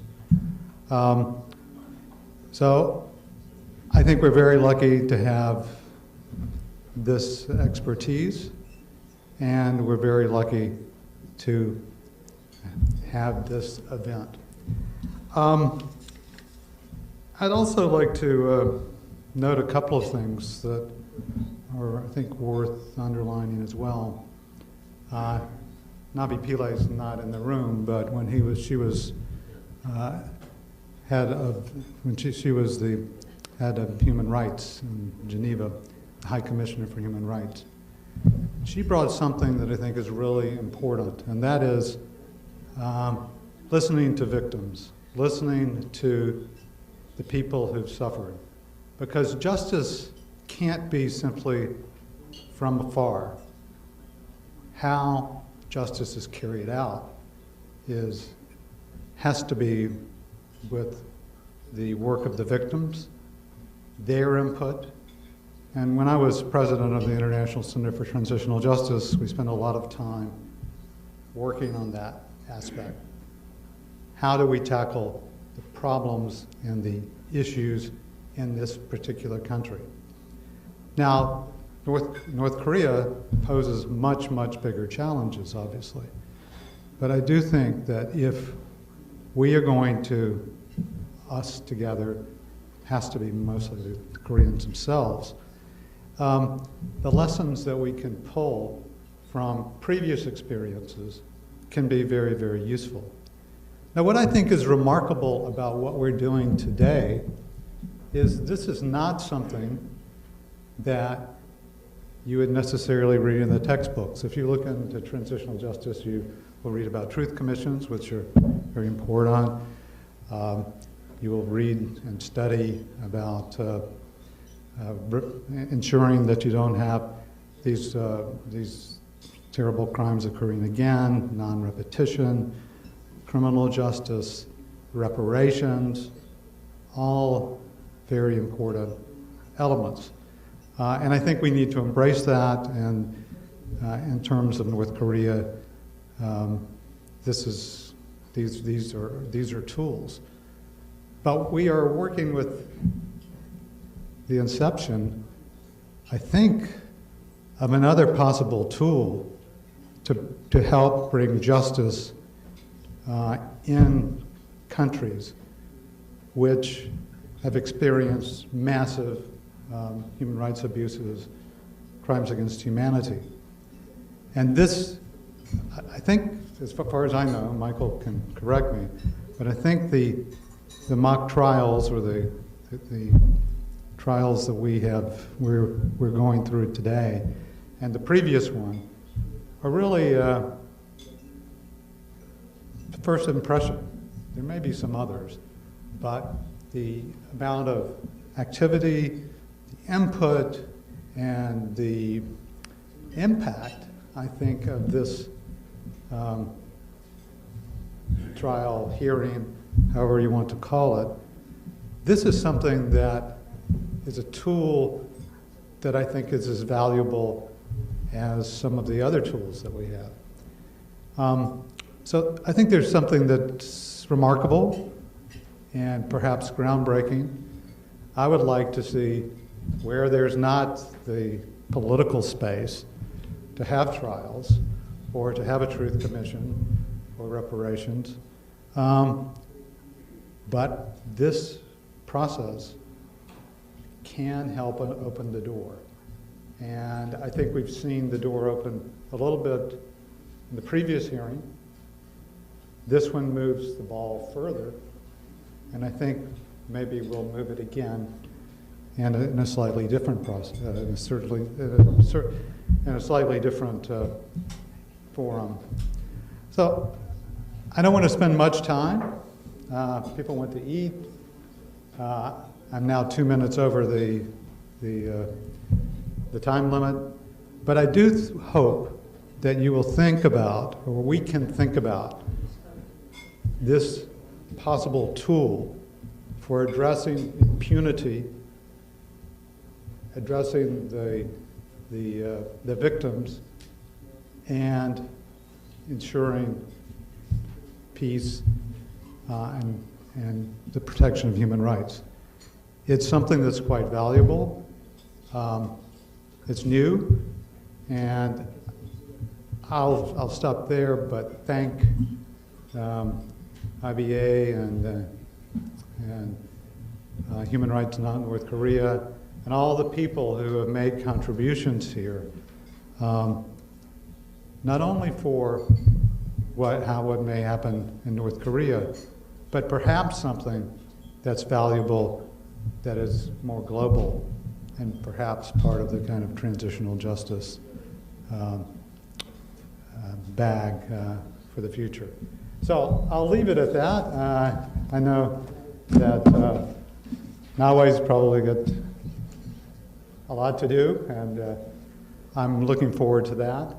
And let's, I'm 4 minutes over, so I will take the penalty and thank all of you and look forward to the discussion this afternoon.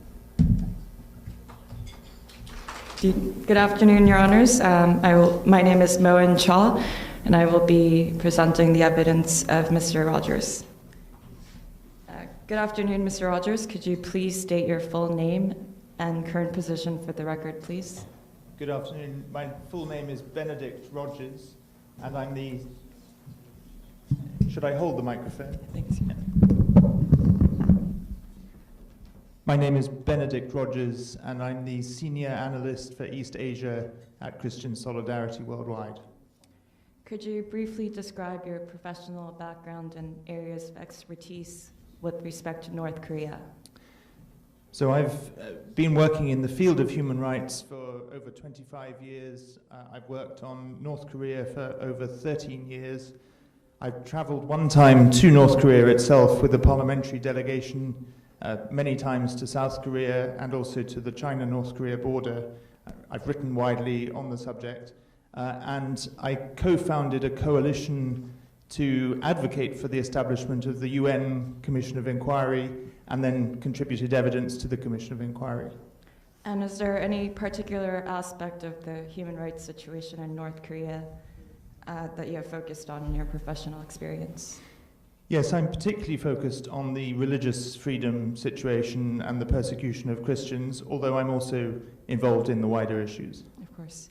And what evidence or documentation have you reviewed of the treatment of Christians in North Korea? So in addition to first-hand testimony that I and my organization have gathered, I've also, of course, reviewed the Commission of Inquiry report, the US State Department's reports, Human Rights Watch reports, the All-Party Parliamentary Group on North Korea, which published a report last year, and significantly the Korea Future Initiative report. Could you elaborate a bit further on what you mean by first-hand accounts? Yes, I have interviewed, as have some of my colleagues, North Korean escapees with first-hand accounts of religious persecution and others who may not have experienced it themselves but have witnessed it. Thank you. What is the estimated size of the Christian population in North Korea currently? It's difficult to get an accurate figure because of the closed nature of the country and the secrecy with which Christians have to exist, but the accepted estimate is around 400,000. And why do people in North Korea have to practice secretly? Because Christians are among the most persecuted and targeted groups within society in North Korea. Christianity is, and religion in general, is regarded with deep hostility by the regime. And could you explain a bit further on how Christians are treated in North Korea when you say deep hostility? So if a Christian is discovered to be practicing their faith, if they possess a Bible, if they are found meeting with other Christians, they are almost certainly arrested and sent to one of the detention centers, severely tortured, and in some situations Christians have been executed. Is there a law prescribing Christianity in North Korea? I don't believe there is a written law prescribing it, but certainly through the regime's statements and propaganda and in practice, it is forbidden. Are any churches allowed to operate in North Korea? So the North Korean regime has what you might call a two-faced approach to this. In reality, there is no religious freedom at all, but on the surface there are 4 what you might describe as show churches in Pyongyang, 2 Protestant churches, 1 Catholic church and 1 Russian Orthodox church. I've visited some of those when I went to Pyongyang, but it's widely believed that they are totally state-controlled and, as I say, show churches, so congregations may be bussed in for the purposes of when foreigners are in Pyongyang to create a veneer of religious freedom, but in reality no free church is permitted in North Korea. And when did this practice come about or begin in North Korea? This has been the practice since the establishment of the Dprk through all 3 generations of the Kim leadership. And is that practice still in effect under the current Kim Jong-un regime? It is, absolutely, and there's certainly no evidence to suggest that anything has changed. In fact, if anything, the situation has worsened. If I could just add to that, CSW published a report about 3 years ago looking at what has changed in North Korea over the last decade or so. And there were things that had changed, but the persecution of Christians and religious freedom was the one aspect that everyone we interviewed said had not changed at all. And what role does Kim Jong-un play in this regime or in this practice against Christianity? He has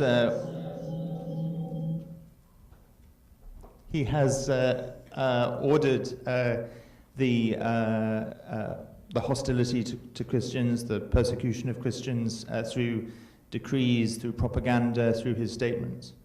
And are any other governmental entities involved in this practice? I would say the whole system of government is involved. It's particularly enforced by the Ministry of State Security and the Ministry of Public Security, but the whole of the government apparatus is involved. And what is the purpose of this state practice against Christianity? I think the purpose is to eliminate Christianity, and that is motivated by the regime's requirement that its citizens show absolute, total, unwavering loyalty to the Kim dynasty, and therefore it's intolerant of any other belief system. And on top of that, the Kim dynasty portrays itself almost as a deity. People are required to have portraits of the three generations of the Kim leadership in their homes, in public places, and as a regime that, or a dynasty that is almost a deity, it's intolerant of any other deity. And does the practice you have described with respect to Christianity differ from the practice in North Korea with respect to other religious groups?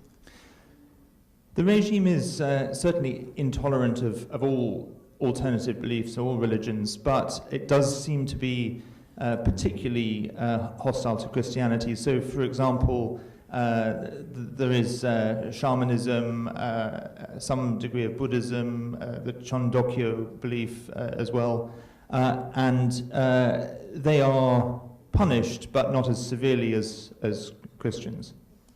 And could you elaborate a bit further on the types of activities that are sanctioned under this practice? In terms of the types of activity by Christians? By practicing Christians. Yes. So definitely possession of a Bible, meeting together with other Christians, even if it's just one or two, to pray, to worship. Certainly sharing Christian faith with other people, any form of proselytization, dissemination of religious literature. In your affidavit for this inquiry, you state that a policy of guilt by association applies. Could you describe what that means? So essentially this has two implications. The first is that it means anyone who has contact with a Christian, even if they themselves are not a Christian, can then be arrested and punished. But it also applies to family members, especially up to 3 generations. So if you have one family member who's a Christian, even if the rest of the family is not, if they are discovered to be a Christian and to be practicing their Christianity, then the rest of the family can be arrested as well.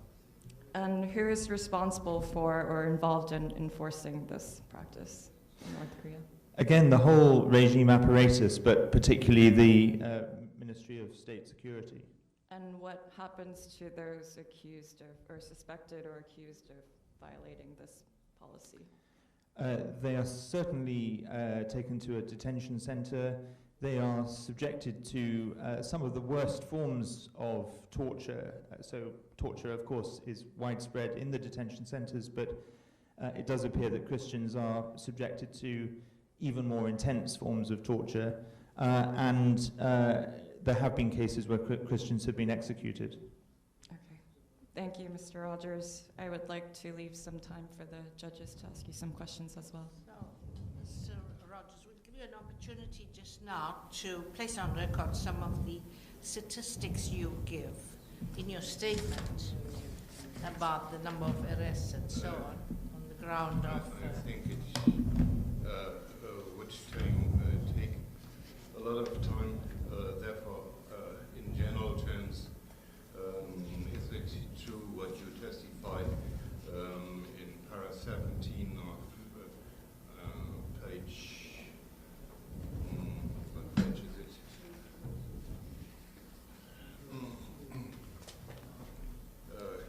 Para 17, where you referred us the key facts that also in 16, 117 interviews with North Korean escapees came to the conclusion that the investigation identified 54 individual perpetrators, documented criminal charges against North Korean religious practitioners, included 149 charges and so on. Is this the best of your recollection? Is this and the following chapter on the numbers and how these where they were detained, 25 North Korean government officers, then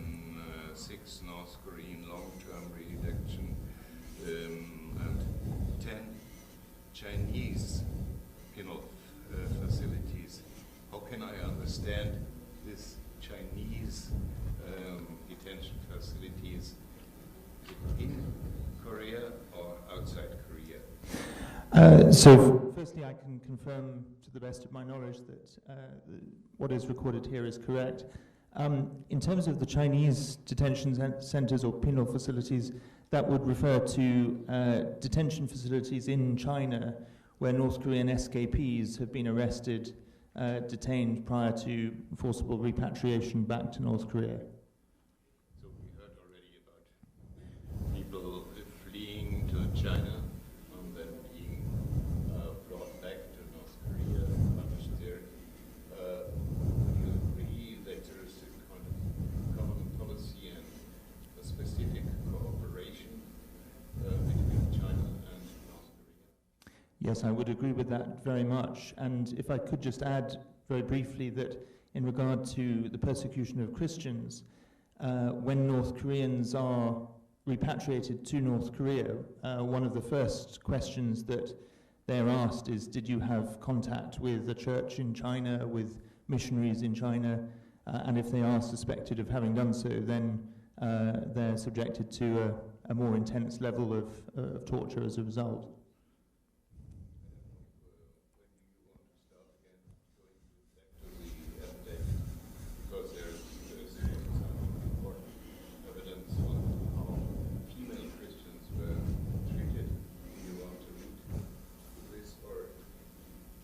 Since you've spelled out, finish the question, Judge.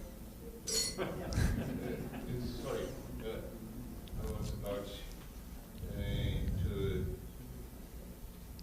finish.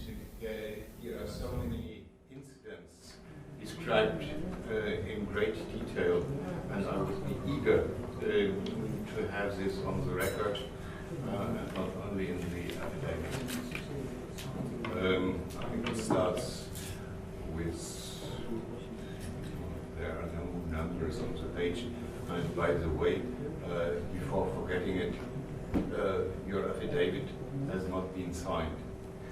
Is it nevertheless correct, and maybe it's a false production of this document, and you have signed in reality? Yes, I can confirm that I definitely did sign it. I remember going through the process with the law firm in London to sign it, so there should be a signed copy somewhere. Ah, good. Thank you.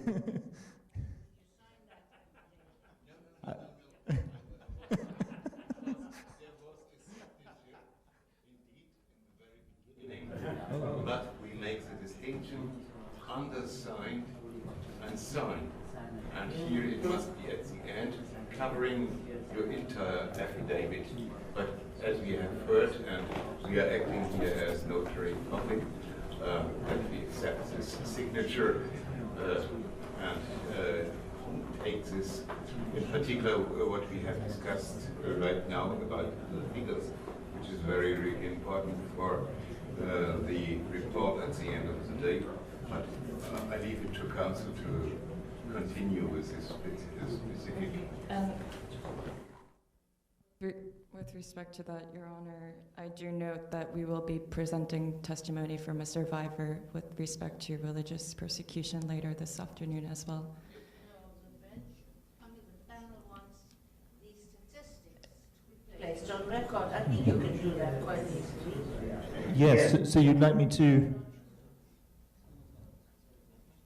Page 16 or 17. Yes.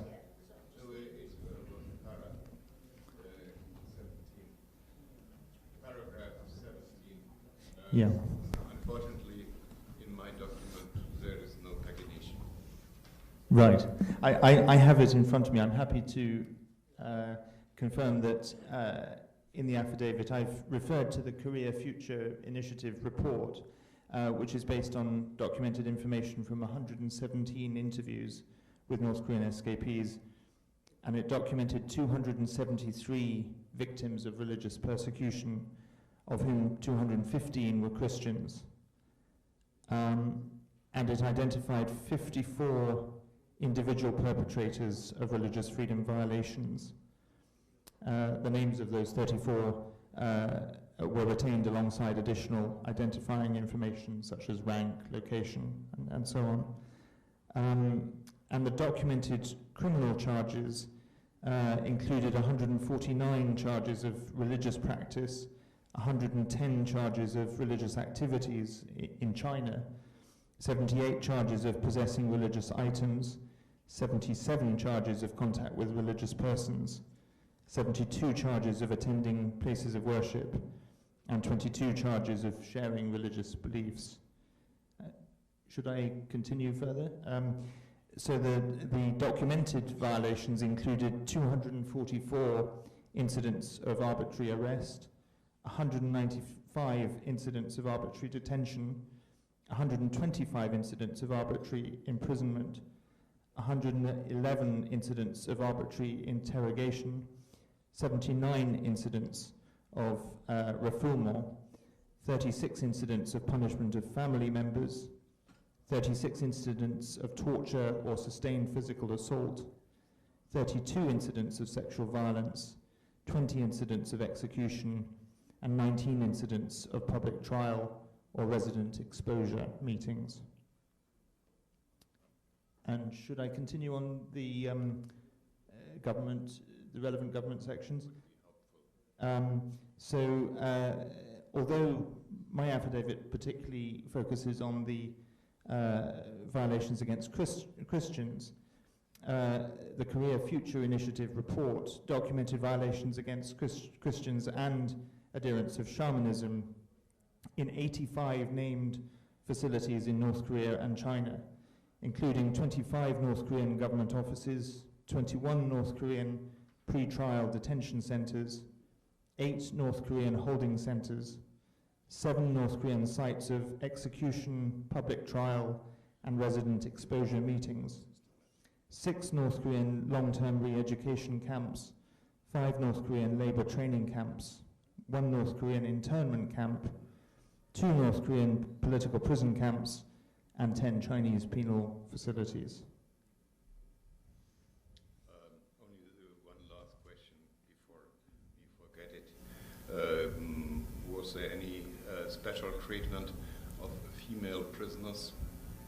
Yes, female prisoners certainly have been subjected to various types of sexual violation.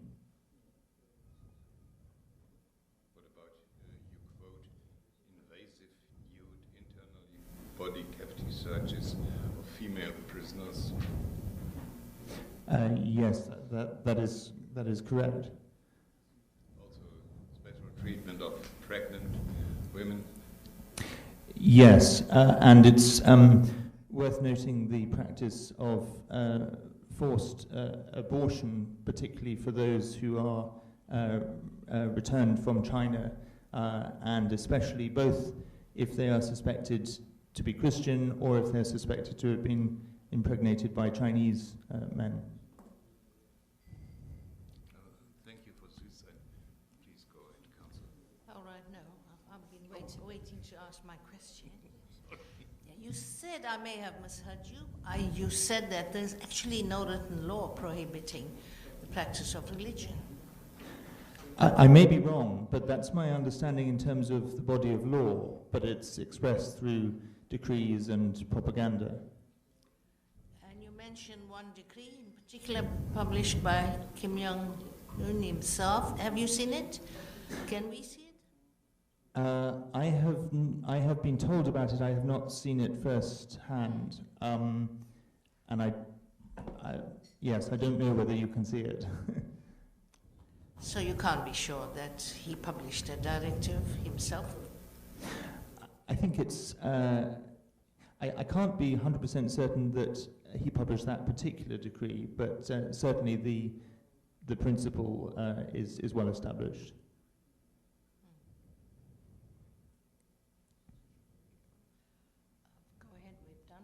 Thank you. Yes, thank you, Mr. Rogers. No more questions. Great, thank you. Okay, and with your permission, I will proceed with the testimony of the witness referred to as I-36, who will be testifying anonymously.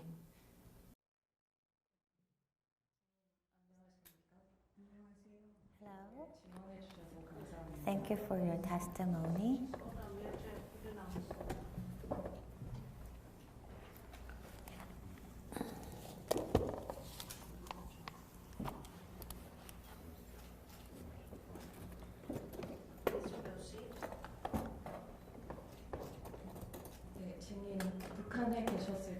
When you were in North Korea, have you been in detention center? Yes.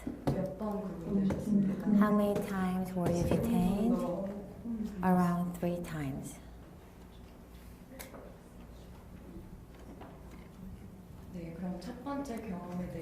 So we'll first ask question about the first experience.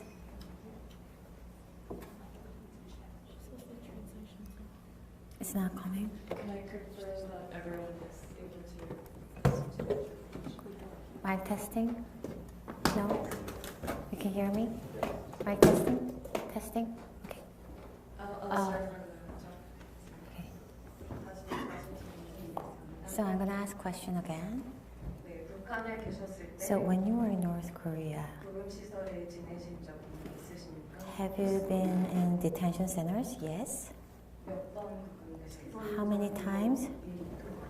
Around 3 times. So, I will first ask questions about your first detention center. When was the first time you were arrested?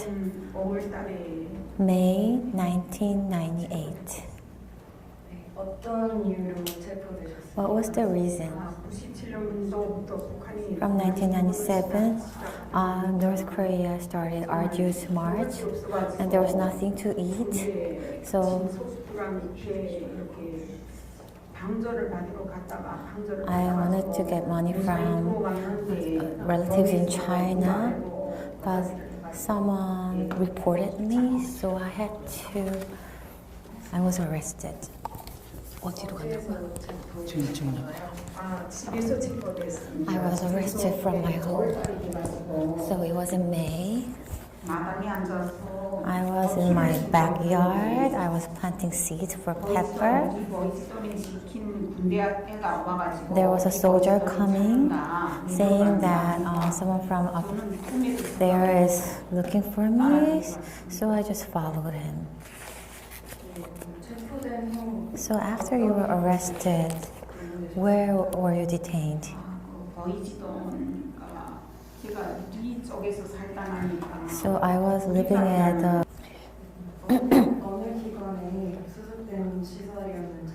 Do you know under which agency was that? It was for the Ministry of State Security of Musan County. Were there other detainees? No, it was just me. How long did you stay? For a week. How was the food? There was no food. Could you go to bathroom? Because I was not eating, I never went to a bathroom. There was a bathroom? No, there was no bathroom facility. In that facility, how did the guards treat you? So I followed the guards, and the guards told me to come to the office. And when I stepped into the office, he slapped my face for 3 to 4 times. So I was like, why are you all beating me? And then he was like, he asked me to write down all the things that I did as I crossed the border. So I said, I'm gonna do that because I was just starving. That's why I was crossing the river to China. I was going to China to get the money from my relatives in China, not to starve. That was what I was writing in the paper. So I submitted that, and then he tore the paper and said that I had to write this down again. So I did it like 5 times. Every time they tore it apart and gave me new paper, so I wrote that again. And later, then they started to beat me.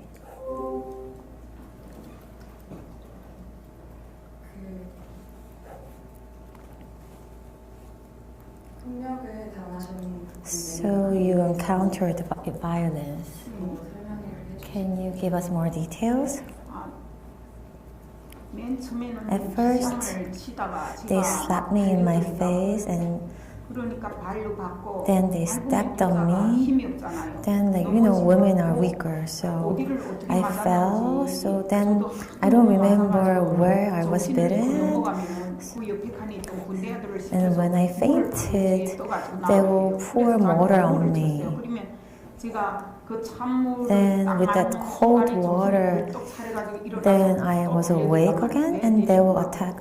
And then I said, why are you beating me? And they would attack me again and again. I think I spent like 3 to 4 hours being beaten. I think everybody in that town heard me screaming. Then it was the evening. Then this person, this guard, he wanted to go back home. So he tied me to a pipe.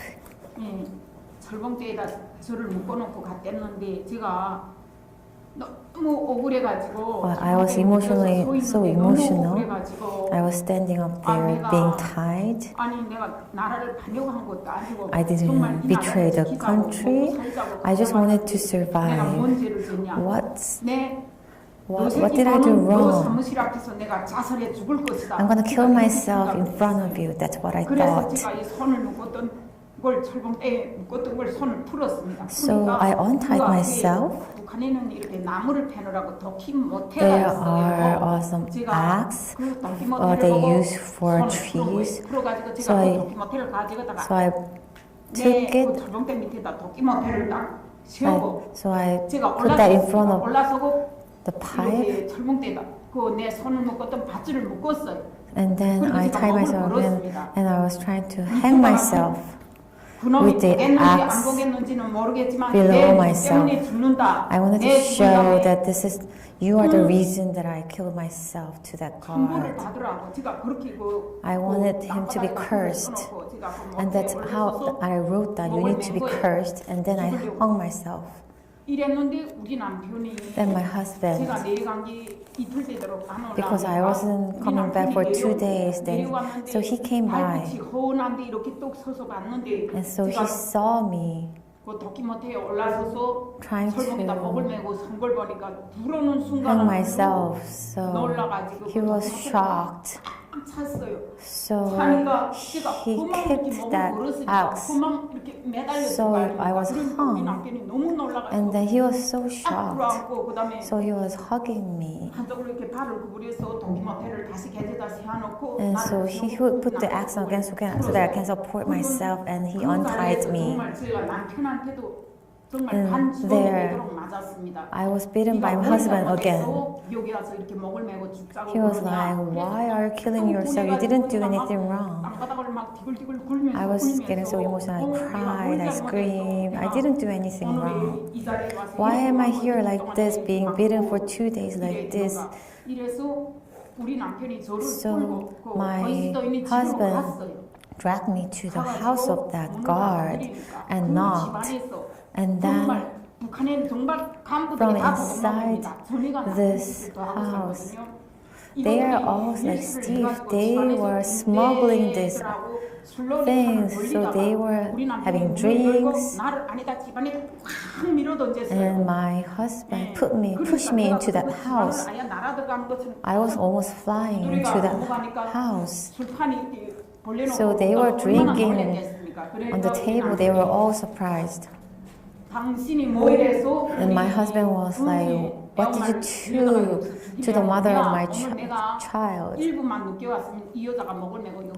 could have killed herself if I was late.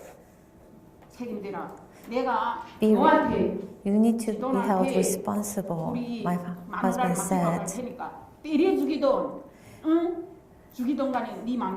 You do whatever you want to do, but if my wife dies, I'm not going to let you go. And then he left. Then this guard,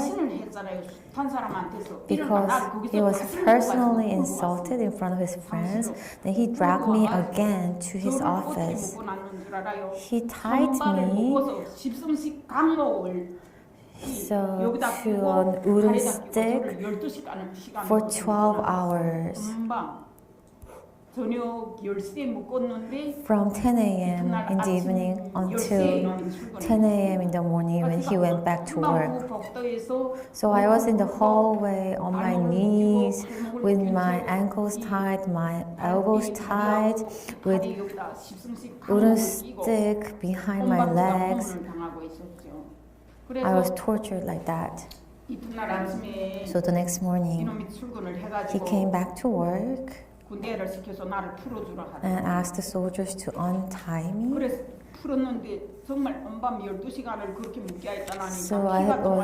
So because the blood circulation was, because of the lack of blood circulation, I was swollen this much. So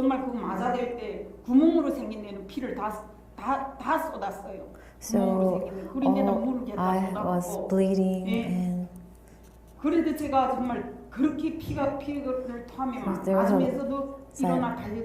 I threw up blood, but still I was like shouting, "Why are you beating me? Why did you beat me?" Then they beat me again. So they released me later. And then they asked me to come to the office again. I couldn't really walk, but anyway, I got in the office. I sit on the table and they were asking me to write down the document again. So I wrote down the same thing, exactly the same sentence. I even like copied it, what I wrote the other day. Then they slapped me in the face again, saying that I need to write this again and again and again. So like a copying machine, I wrote down the same thing again because I knew what kind of country North Korea was.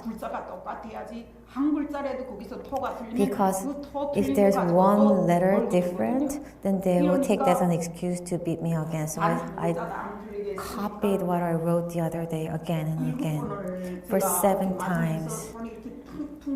My hands were swollen, but I wrote. But after 7 times, he told us again, and then he said, "Okay, there's no hope with you. Maybe I will need to drag you to somewhere." That means that I will need to be dragged to the Ministry of State Security. So I said, "Okay, let's go." Even if I go to the State Security Department, I wouldn't say things about things that I have not done. Then again, they beat me. Then they kicked me out. So I left. And then they asked me to sit on my knees in the hallway. There I spent 3 nights. I was swollen this much. I was almost half dead. On the 4th day, again, they asked me to come to the office. They were not even passing by for that last 3 days. On the 4th day, they appear again and ask me to come to the office and ask me to write the documents again. So I copied myself again. And they torn it apart again. So the cycle repeated and repeated. And they said, "Okay, you're hopeless.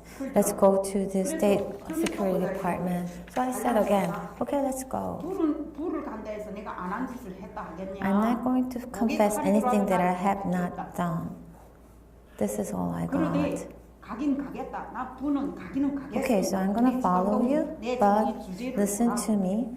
이거 내가 불을 갈 수 있는 상통 Take a 인간의 look at 기회를 myself. 보라고. Look at me. 지돈동지 이런 나를 불을 끌고 가다 If 길에서 you 내가 drag me to 지돈동 this 책임지겠습니까? State Department, and if I die 그리고 in the 이런 나를 끌고 process, 가는 게 지돈동지 망신입니다. this is going to be a shame on you. 그러니까 그 And 말에도 할 then 말이 없는지 the 집에 guard was 올라가. like, 자기 부르면 내려라 하더라고요.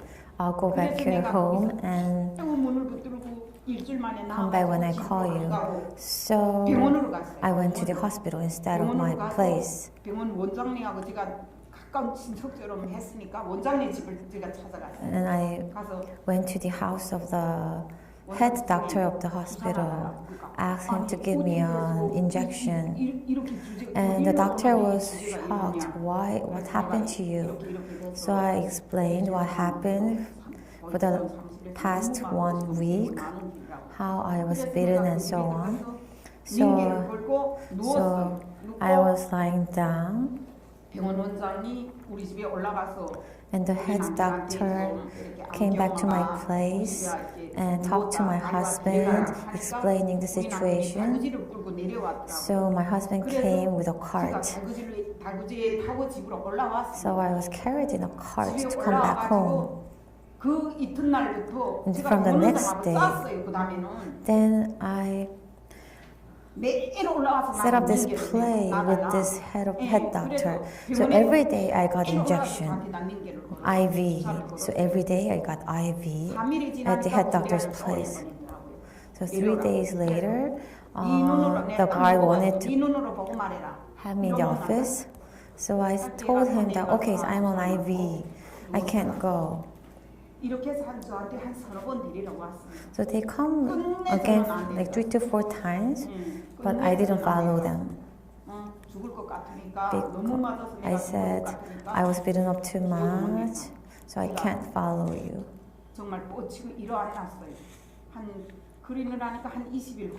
So I think around 20 days passed. During that time, that guard was transferred to a different town. That's how this story ended.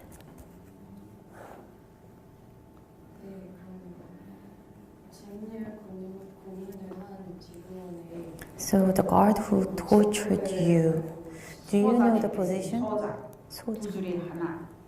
That was the head of the town bureau.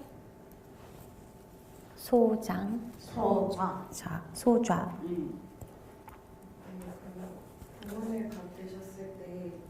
So when you were tortured, were there other guards in the facility? No, it was just him. Only some soldiers of that number 88 office.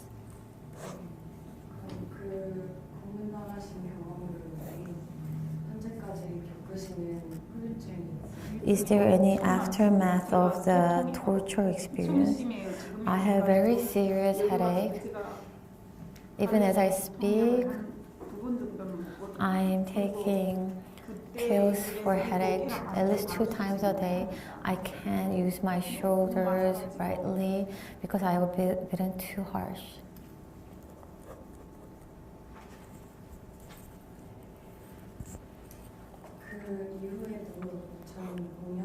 After that, in 2005, I understand that you were detained again in 2005. Is it correct? Yes. How were you arrested again? In 2005. Because in 2004, I had a passport to visit my relative in China. And when I was visiting them, the head of our work team, at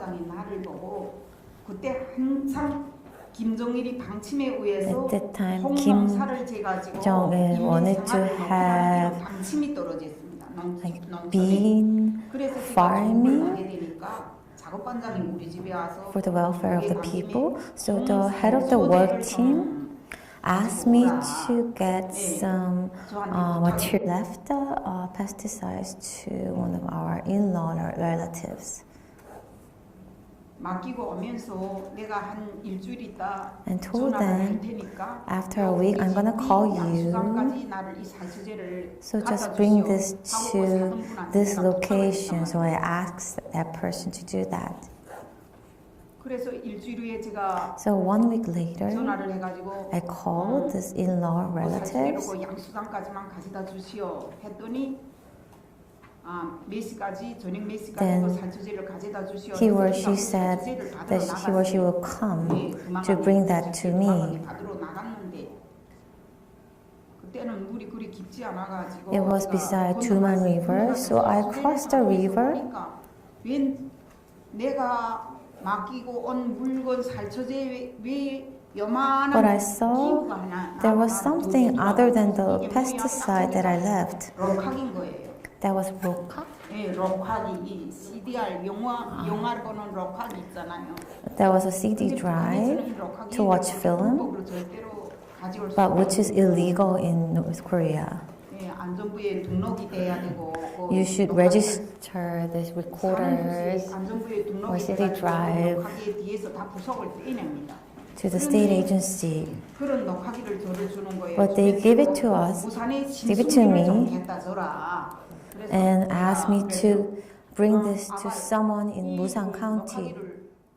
우리 집에서 우산까지 들고 못 나간다. I told him that no, I can't bring this to Musan County because then I need to go through 2 soldier offices, then I'm gonna be caught. So then he said that, so just bring this to your place. I will ask someone to come to your place to take it. So in the end, I brought that CD drive to my place. 그래서 그 녹화기를 가지려 걔가 그 이튿날에 그 The next day, 심순기라는 애가 가지려고 this 와서 person 녹화기를 줬어요. came 이랬는데 and I gave it to him. 걔가 그 녹화기를 가지고 무산에 her. 나갔어. 한국 드라마를 But 보다가 잡힌 겁니다. this person went to Musan County and was watching Korean drama and was caught. 그러니까 그 시발점이 저잖아요. 내가 길에다 줬잖아요. But I was the starting point of that story because I was the one who brought that from China. 국분주소에서 저를 붙들어 왔습니다. So the officers came to me to catch me. 그래서 제가 보안소에가 한 일주일 또. So I was detained again in 엄청 맞았죠. the People's Security Office. I was beaten so hard. 그때 제가 보안소에서 정말 그 3층에서 떨어져 죽을까. I even thought of killing myself by like jumping from the 3rd floor. 이랬다 일주일 만에 제가 풀려났어요. And after 1 week, I was released. 맞아대다가 After a lot of beating. 저는 당당하게 말을 했죠. But I 나는 told them, 방침에 의해서 홍농사를 하는데 작업판에서 살처제를 부탁해서 I was just following the direction of Leader Kim Jong-un. I was just trying to get the pesticides for the bean farming. 나올 수 없는 물건이기 때문에 But this is something that cannot go through the customs. 도강으로 받은 게 내가 죄지. So I got this as I crossed the river. 분주소에 가서 맞으면서도 So 보안소에가 맞으면서도 끝끝내 제가 이겼어요. I only told the truth and convinced them.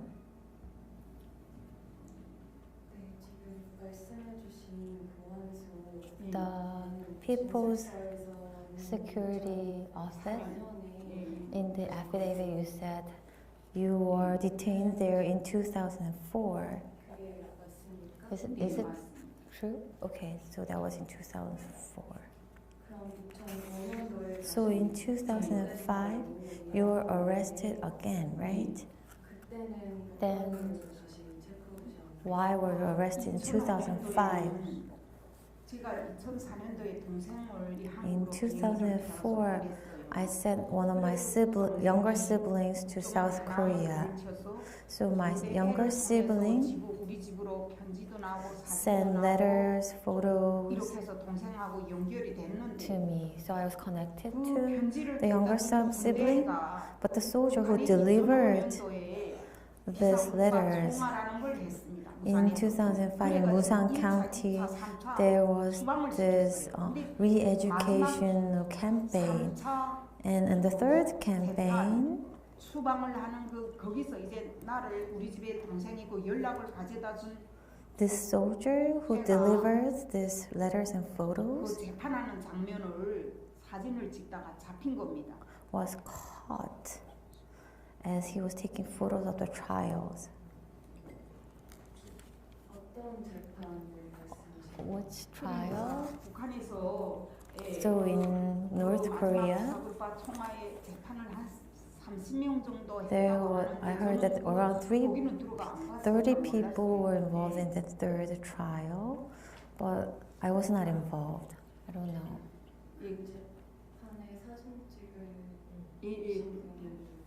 Who's the one who took the photos?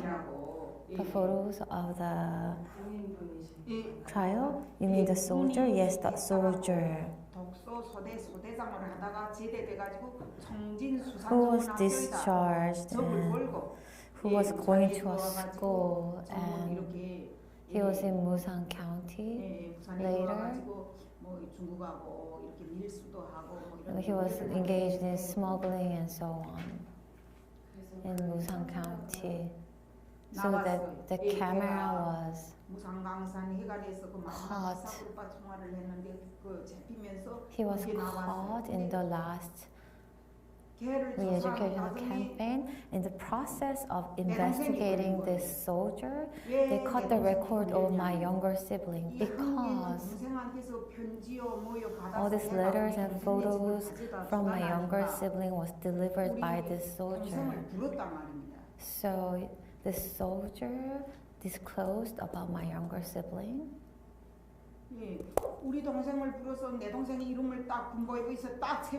Gave his or her name, and they found that I was also connected.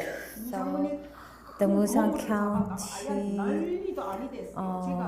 People's Security Department was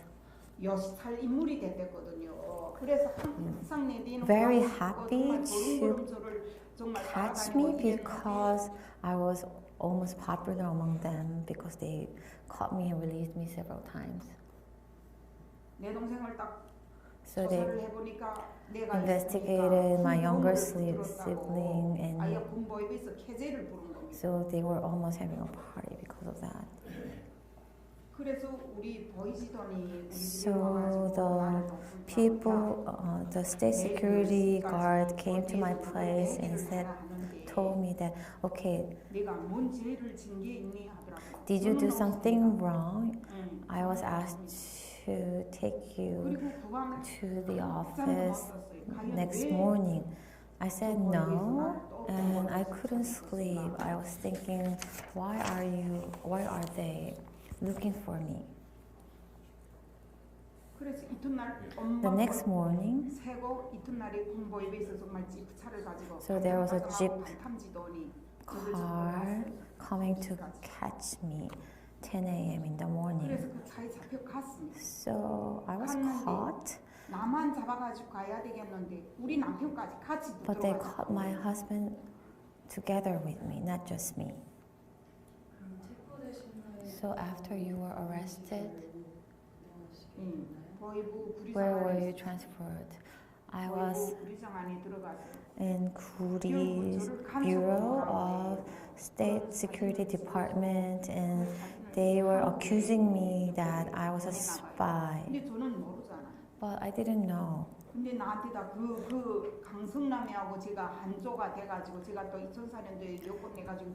2004, I was in China, and there was issue with my younger siblings,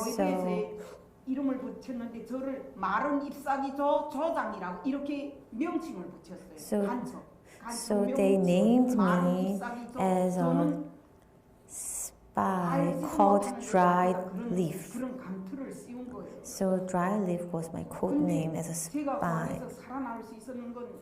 But I could survive because I thought I could not admit that because I was not a spy. And my father was caught by state security, and I don't know how he was killed, so I was always careful about that. So I knew that one wrong word or sentence can kill myself or my whole family. So I said that I could not admit that I was a spy. I have never been that codename dry leaf spy. I was called 2 times a day, asking me if I knew this name, what was the duty that I was given, and so on. Until the last moment, I said, I know the name, but I have never seen that person. Of course. Sorry, do you think you have got enough from this witness? Yeah. All right, so the judges will ask some questions. 질문.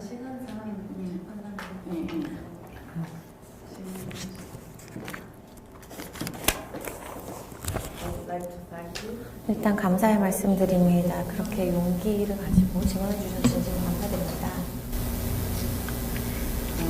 I would like to have one clarifications regarding your first. 하나 첫 번째 그 부분 상황에 대해서 질문 드리도록 하겠습니다. 네.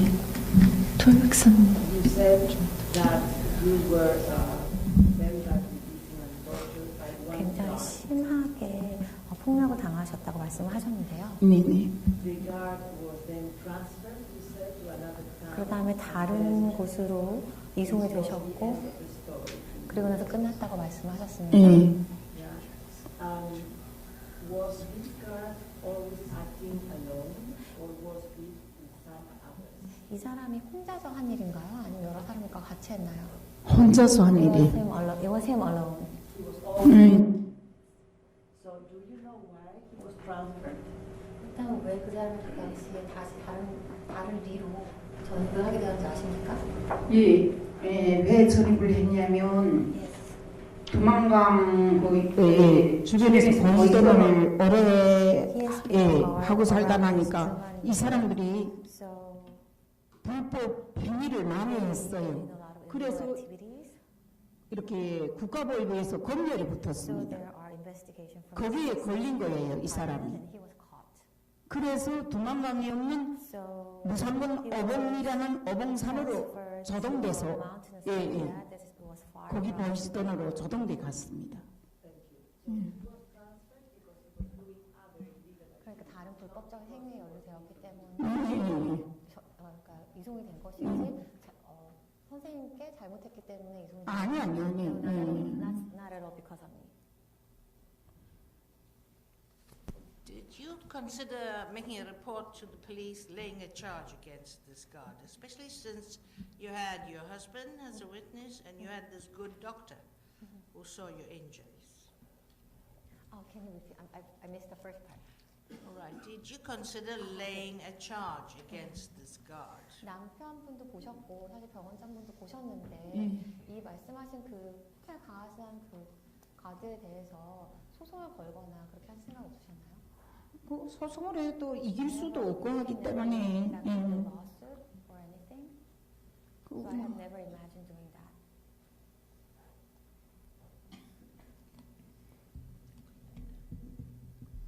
Thank you. 감사합니다.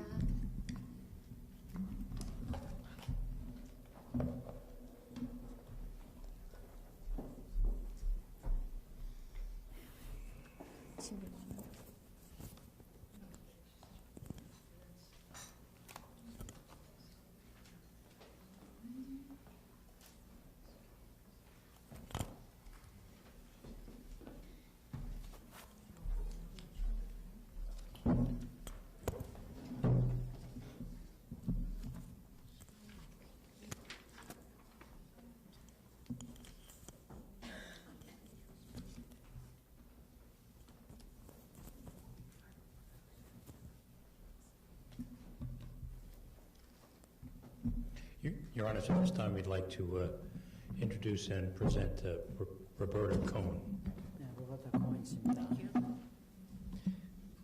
As with the other witnesses, Your Honors, Ms. Cohen has provided an affidavit. Likewise, with Your Honor's permission, Ms. Cohen would like to introduce herself and just give a brief introductory statement. If I may, just can you identify yourself, Mrs. Cohen, and spell your last name? Roberta Cohen, C-O-H-E-N.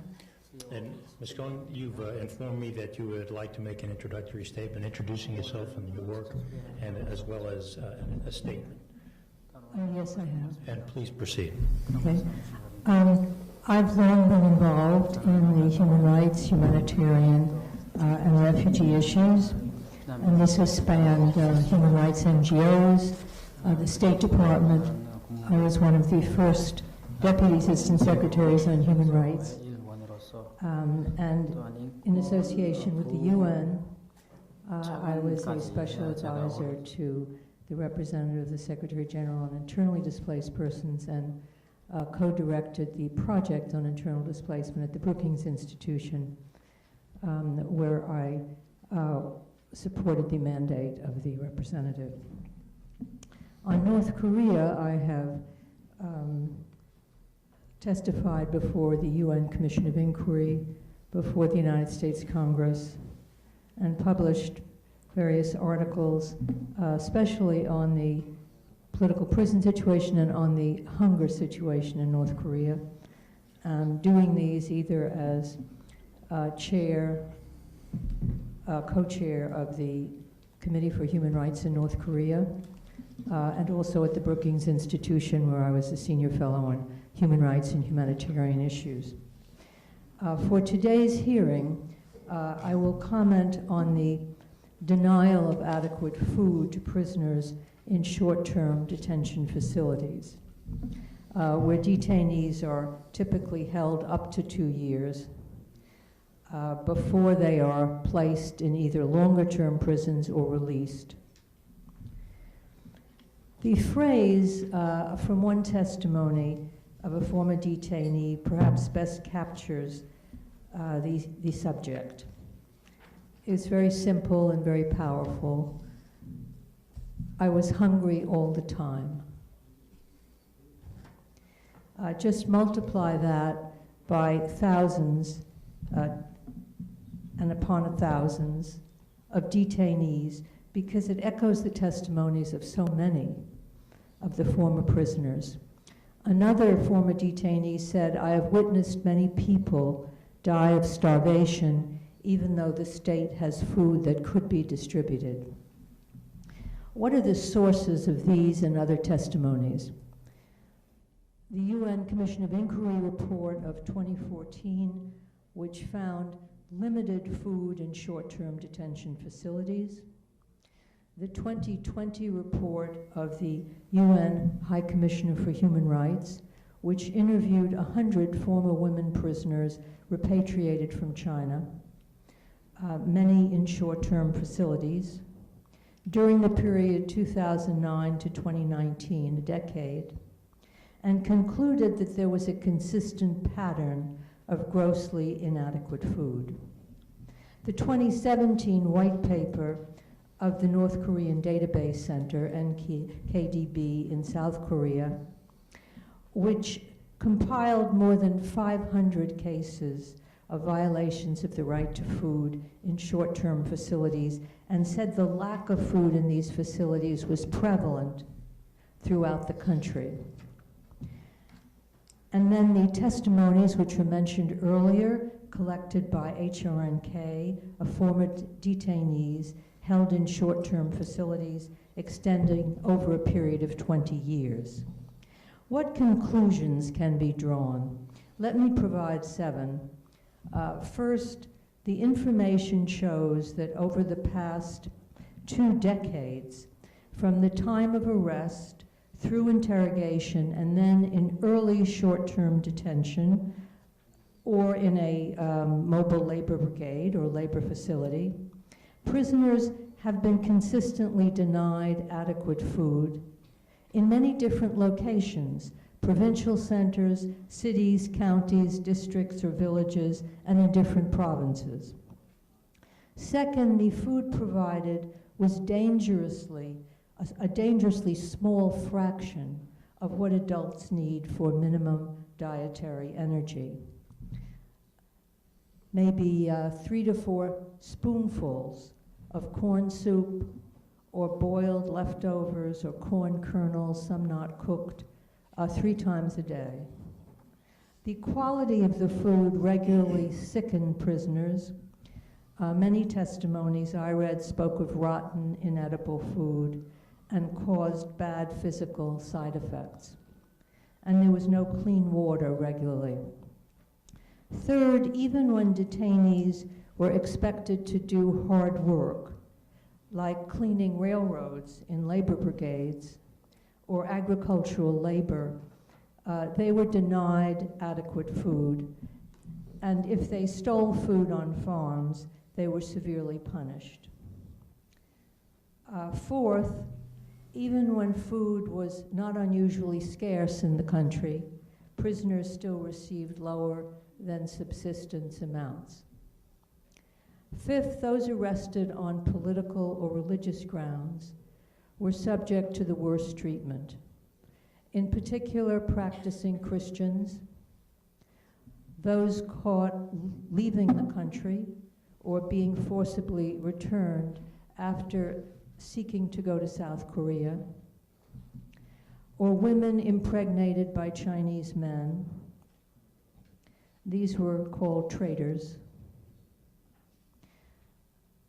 Punishment included being forced to drink dirty, contaminated water, or not being given food in the evening, or being nearly totally starved to pressure them to incriminate others during interrogation. Sixth, the toll on health was severe. Testimonies speak of detainees being reduced to skin and bones. One went down to 70 pounds. Another lost half of his body weight in 3 months. Many suffered from malnutrition, which in turn led to enteritis, inflammation of the small intestine, and inflammation of other organs, diarrhea, tuberculosis, interruption of menstrual cycles for women, and more. Children were affected particularly hard, and even after release, prisoners suffered from worms, gastrointestinal problems, the consequences of TB, psychological trauma. Seventh, there were countless deaths. Many of the reports and testimonies quote former prisoners speaking of having regularly witnessed deaths of detainees.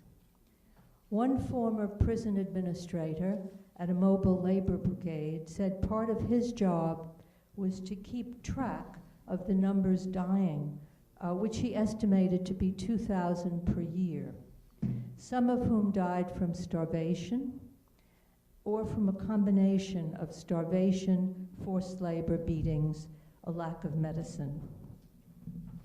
A last question, how did detainees manage to survive? Sometimes through bribes, or by eating grass or rodents, or by being released early, but mostly when family members and friends were allowed to bring food packages. But the parcel system of bringing the food, however life-saving, was often applied arbitrarily and did not always result in provision of food regularly or to those intended, as evident from the death tolls.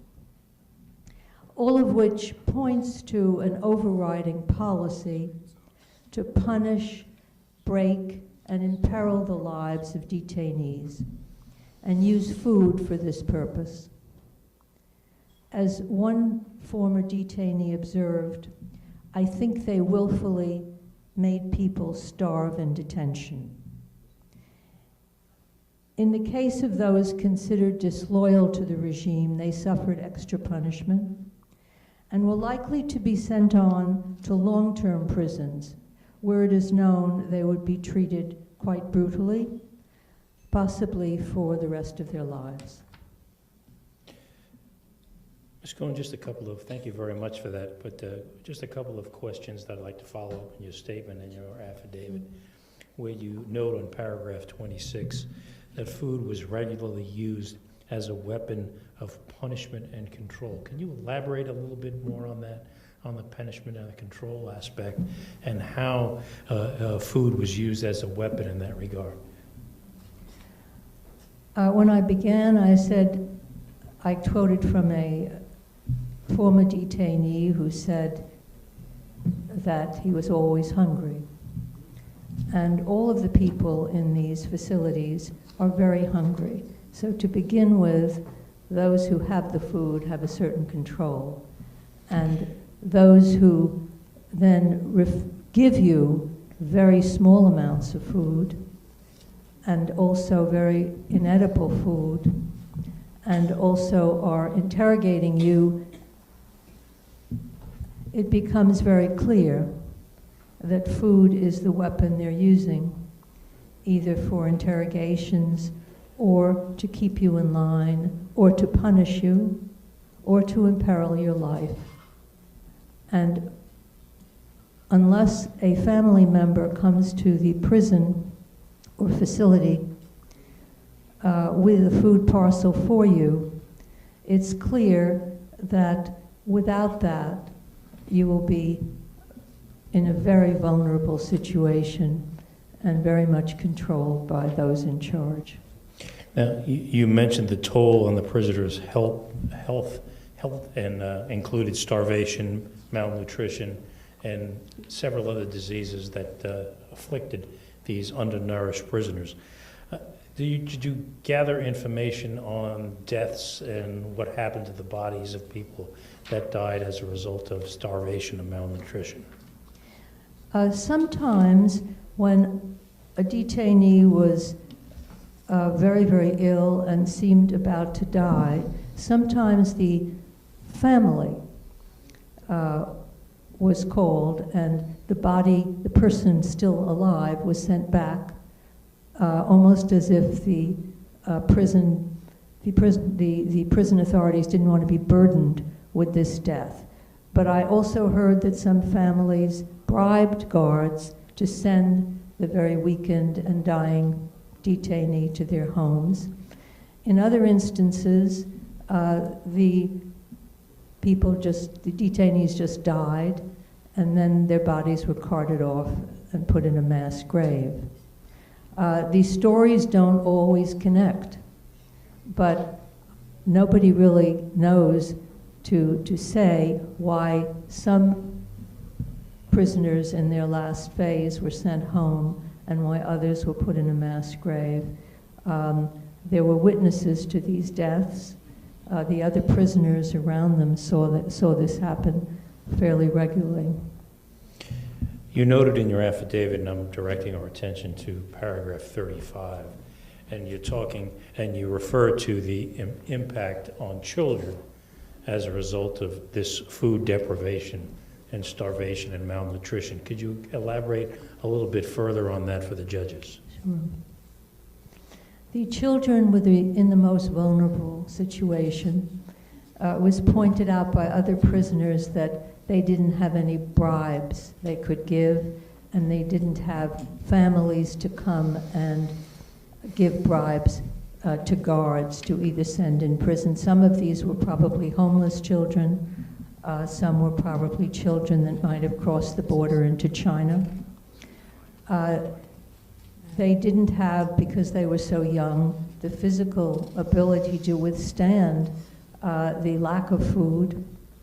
And so many of them got sick, and you have testimonies that often point out that the detainees saw children dying, or children were being starved, or they weren't able to go on because they didn't have the proper nourishment.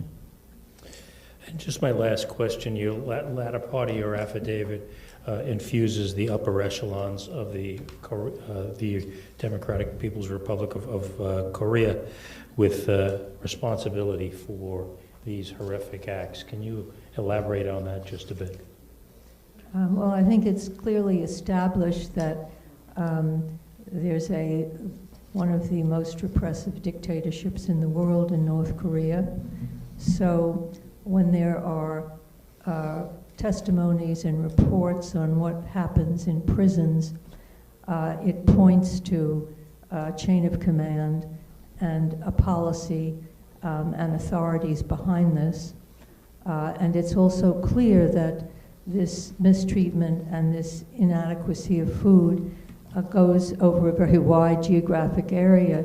Districts, cities, as I mentioned, villages, everywhere the policy is carried out in the same way, pointing to authorities and a policy of treating how you treat prisoners. With all due respect, Your Honors, I have no further questions of Ms. Cohn. I've just turned the questioning to the panel. Well, firstly, we want to thank you very much for your testimony and for your life's work on covering these issues. Thank you. Thank you for that. And you gave us all the sources that you relied on, documentary and otherwise. I just wondered if you can indicate how many former detainees of these North Korean detention centers you may have spoken to or got information from. How many? If you add them all up, and I didn't actually do that, but I would imagine it would be, I mean, there were 500 testimonies that the NKDB collected, and there was another 100 that the OH, the Office of the High Commissioner for Human Rights, collected. So there's 600. And then I listed the main sources, but I also read many others' testimonies. And so it's probably in the high hundreds that I would actually see or hear of. And then I've also met over the course of the years various former prisoners and heard directly what their experiences was. But I would say that many of them, when they speak, they also speak about other prisoners. So you sort of learn about their particular case, but they're also talking about many other people. So you feel it's even enlarged from that. Well, that's very impressive. A large number of people from whom you've gathered similar kind of information. Yes. Can you help me as to whether the High Commissioner for Human Rights or the Special Rapporteur, treaty bodies, have come anywhere near suggesting that this is a deliberate policy of starvation, withholding food? The Office of the High Commissioner for Human Rights, the report, concludes that there's a consistent pattern of denial of food. So it's not attributable to shortage of food in general in respect of the whole population? No, I think what becomes clear with the prisoners is that during times of scarcity of food, and that's a good point because in North Korea there's often about 40% of the population that is food insecure. But one can see that even in times when that isn't the case, when food is available, the prisoners are still given this subsistence amount. And the authorities do, of course, have a responsibility to the prisoners who are under their care in accordance with their own laws, I would think, and in accordance with international standards. And North Korea, it should be mentioned, has ratified a number of human rights treaties, including the International Covenant on Economic, Social, and Rights that speaks of adequate food, and they're a party to that.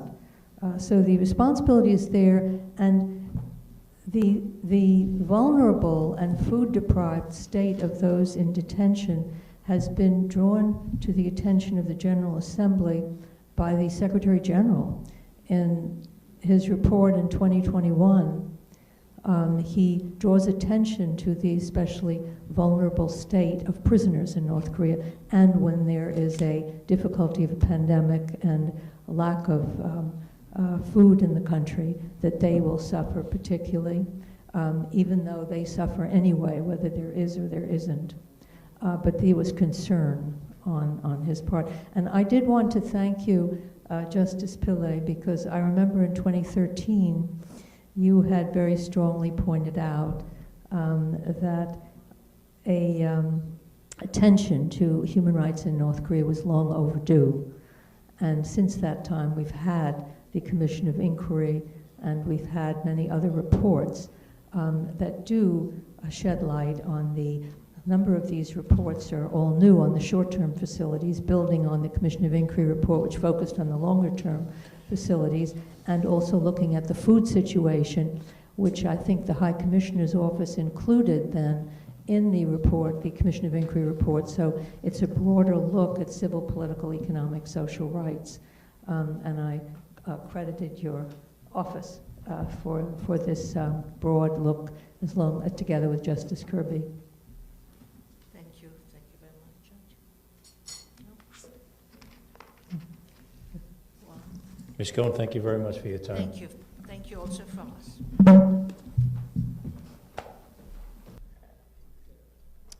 Your Honor, with your permission, I'll proceed with witness I-55, Shihyun Park. And I'll be proceeding in Korean. 안녕하십니까. 법률팀 이세라 변호사입니다. 제가 잘 들리십니까? 네, 잘 들립니다. 네, 그 증인으로 참석해 주셔서 일단 감사합니다. 그리고 제가 드릴 질문들이 회상하기 힘든 내용이라는 점 미리 양해 부탁드립니다. 네. 우선 기록을 위해 성함이 어떻게 되십니까? 제 이름은 박지현입니다. 북한 구금시설에 지낸 경험이 있으십니까? 네, 있습니다. 총 몇 군데의 수용소에 구금이 되셨습니까?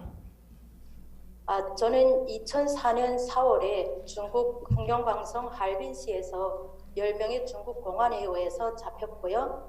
한 주간 중국 공안서가 아닌 중국 감옥에서 지내다가 중국 외부성 2명에 의해서 더문 변방대로 옮겨졌고, 거기서 한 주간 지내다가 다시 이제 북한으로 이제 북송되는데, 남양교도로 이제 북송이 되어서 처음에 언성 보위부에 있고 여기서 2주간 있었다가, 그리고 다시 언성 단련대, 그리고 도직결서, 그다음 마지막에 이제 저희 지역에 있는 나랑구역 라군도 보안소, 이렇게까지 걸쳤습니다. 그럼 차례대로 북한 내에 구금되셨던 수용소에 대략 언제부터 언제까지 구금되셨는지 다시 설명하실 수 있을까요? 네, 처음에 저희가 갔던 곳이 언성 보위부였는데요. 함경북도 언성군이 위치한 이제 국가 보위부 관할이었습니다. 제가 보위부에 갔을 때 제가 보였던 건물은 일단 단층 건물이었고, 그 앞에 새로운 건물을 짓고 있었는데 아마 지금은 그 새로운 건물이 있을 거라고 봅니다. 그래서 제가 처음 언성 보위부 들어갔을 때, 지금 제가 앉은 이 방향으로 봤을 때 저희가 왼쪽 방향으로 이제 먼저 들어갔어요. 왼쪽 방향으로 들어갔을 때 그 안에는 여러 개 이제 방이 있었고, 그 방에 남자와 여자가 갈라서 들어가서 저희가 일단 먼저 몸 검사부터 시작을 했습니다. 이제 중국에서 넘어오면서 혹시 돈이나 이런 것 같은 것을 몸에 숨기고 들어오는 사람들이 많기 때문에 이제 남녀 구분 없이 모두가 이제 옷을 벗고 직접 이제 몸 검사를 당하는데, 여자라고 해서 여자 간수가 와서 직접 저희 몸 수색을 하는 것이 아니라 남자 간수가 저희 몸 수색을 진행을 했고요. 그리고 저희한테 이제 주는 물건이 모든 이제 신발과 옷은 다 내놓고 딱 입고 있는 옷만 입고 이제 다음 방으로 옮겨가는데, 가기 전에 치솔은 이제 끊어서 위에 이빨 닦을 수 있는 부분, 그래서 손으로 쥘 수 있는 만큼 이렇게 끊어서 주고요. 그리고 다시 저희가 오른쪽 방향으로 해서 이제 들어갔는데, 저는 왼쪽과 똑같이 그 안에도 여러 방이 있으리라고 생각했는데 오른쪽에서는 완전 다른 상황이었습니다. 들어가니까 일단은 창문이 없고요. 그리고 불도 너무 이제 어두운 불이어가지고요. 처음에 들어갔을 때 그 안에 사람이 얼마만큼 있는지조차 몰랐거든요. 그런데 발을 디뎠을 때 누군가가 이제 아우성을 치는 걸 보고 다시 이제 아래를 내려다가 보니까 한참 후에야 이제 사람이 앉아 있는 것을 보였는데요. 그 안에 들어갔을 때 세 개의 방이 있었어요. 세 개의 방이 있었는데 들어가는 문은 1m 높이였고요. 사람이 그래서 기어서 들어가야 되는데 방 한 칸이 한 평방 정도, 북한식으로 계산하면 1m 80cm 이런 방이 이제 3개 있었는데요.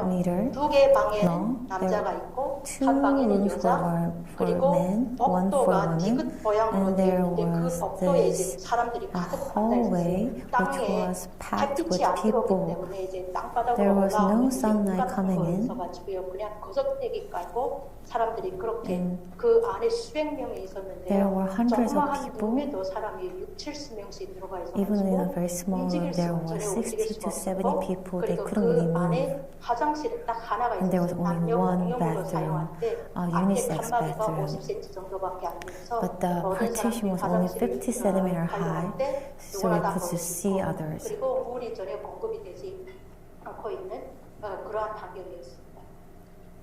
그리고 여기 모의부에서 저는 딱 한 번 나가서 인터뷰를 했는데요.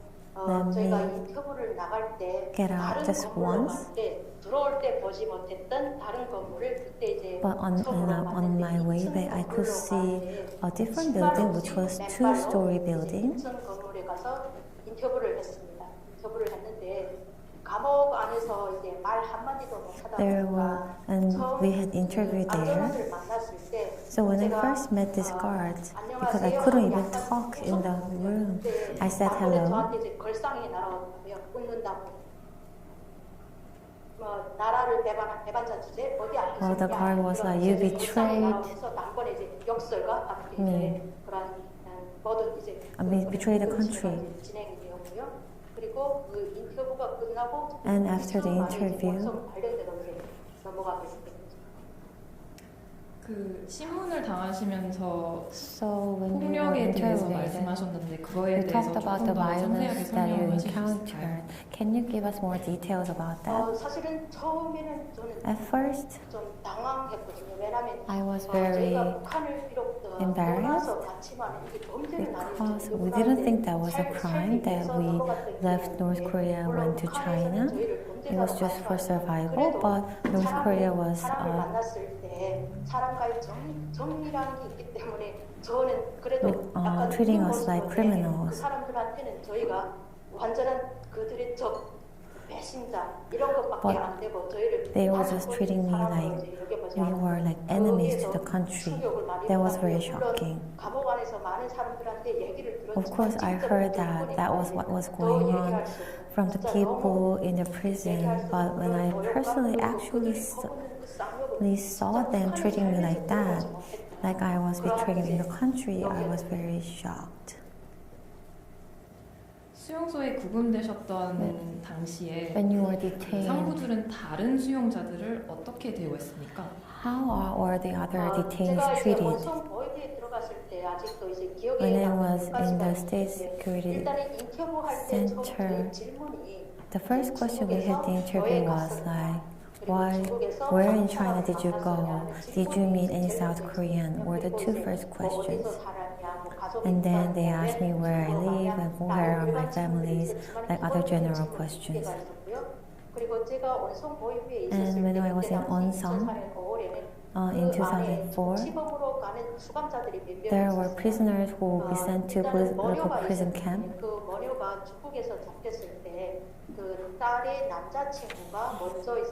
There was this person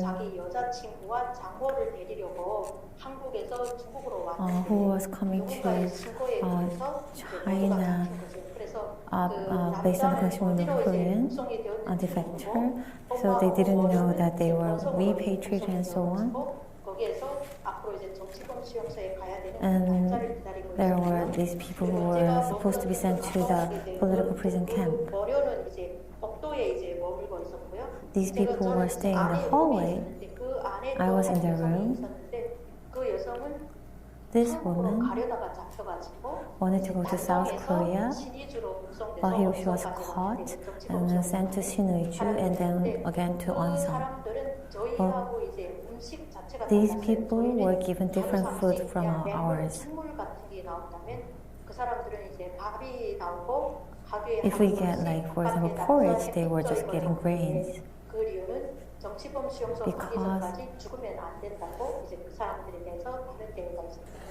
Because they were going to be sent to political prison camp.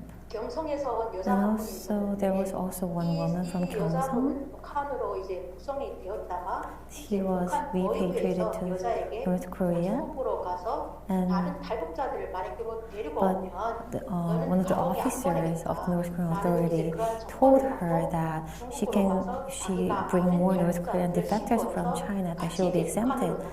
So she brought some North Korean defectors back to North Korea, but she was actually detained as a result.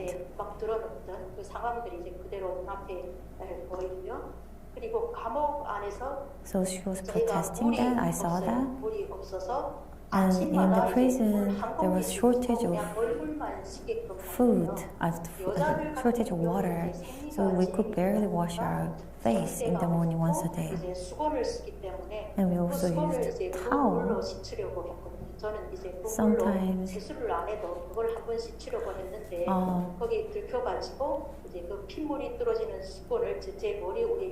they had to use this towels which was bloody,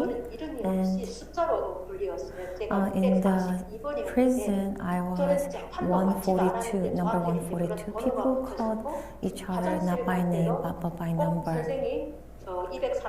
For example, if I want to go to the bathroom, I would say, oh, I'm number 142, can 142 go to the bathroom? Sometimes we couldn't even go to the bathroom even after asking that, so we have to pee on our pants. That was the environment there. And there were like diarrhea, infectious disease.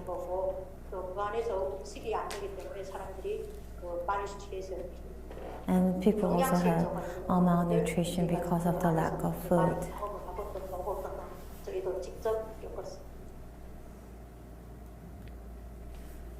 구금 당시 여성이나 미성년자 수용자들은 어떤 대우를 받았습니까? How was the women? How were the women or children treated? There was no minors in the detention centers.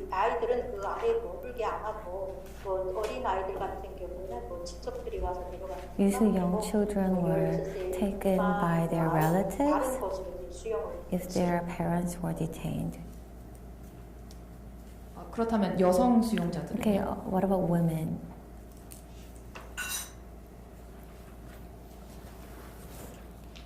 그들은 뭐 간부들에게 폭행을 당하거나 Were they sexually harassed or assaulted? There was one woman who was together with me. She said that from the day she was here, she was sometimes called by officers in the morning and they came back in the evening. There were some women who had different daily routines than us. And then these women told us that that's what's happening when we are outside in the morning until we come back. But I did not personally observe that, but that's what I heard from this woman. 구금 당시 박지연님께서 강제 노동을 하셨습니까? Were you engaged in forced labor? I stayed in Onsan for 2 weeks, and then I went to this Onsan 있었고요. prison camp, 그리고 원성 단련대에 가니까 이제 labor training camp. 그 선전실 같은 것이 있었는데 And there was 방 this 하나, big 그리고 작은 방 하나가 office 있었는데 그 rooms 작은 방은 and 이제 also small 모험이 rooms. 달린 방이었어요. 그리고 그 원성 단련대에는 형을 받고 들어온 이제 And 3개월, there are people sentenced to 3 months or 4 months, 단련대 그 사람들이 있었고 detainees 또 like that. 한쪽에는 저희와 같이 And also there 자기 were 지역으로 옮겨가기 임시적으로 머무는 people who were there temporarily before being transferred to their hometown. So these people were sentenced to 3 months of labor. They would need to work from morning. But for us, we were doing that only from time to time because we were there temporarily. 저희는 그 사람들이 그 식량에서 조금씩 나오기 때문에 어떤 때는 뭐 하루에 감자 But for food, these people who are working regularly were fed 3 meals a day. But in our case, we were not getting proper 3 meals regularly. People who lived close to their hometown, sometimes there are people coming to take them, but in case of us who lived far from our hometown, we had to wait for the train. So we had to wait for a long time. Sometimes during that time, we worked with sand or some other works. Very hard.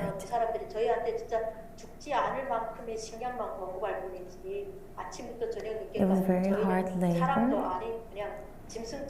So they were treating us like animals in the labor training camp. 온성 단련대에 계셨을 때 So when you were in 대략 몇 Onsong labor 시부터 몇 training 시까지 camp, 노동을 하셨나요? how long did you work? 일단 원성 단련대에 있을 때 저희는 When we were in labor training camp, 때문에 저희는 아침 9시에 we started working from 9 a.m. in the morning. 실제 단련대에 일하는 사람들은 식전 작업을 이제 하기 때문에 But those who actually stayed there for a long time, they started working from 5 a.m. in the morning, from before breakfast, and much later in life. But we were temporary, so when we are given direction to go somewhere from this time to that time, then we will just go for work. 그럼 남녀노소 모두 강제 노동을 해야 됐습니까? So this forced labor, was it applied to regardless of age and gender? Yes. 구금되셨을 당시 박지연님의 건강 When you were 상태는 detained, how was your health condition? 저희는 원성 단련대에서 When I was in Onsong, 직결소로 갔는데요. 저는 일단 from Onsong I was transferred to holding center, but I was insulted a lot and they didn't really send us to bathroom often.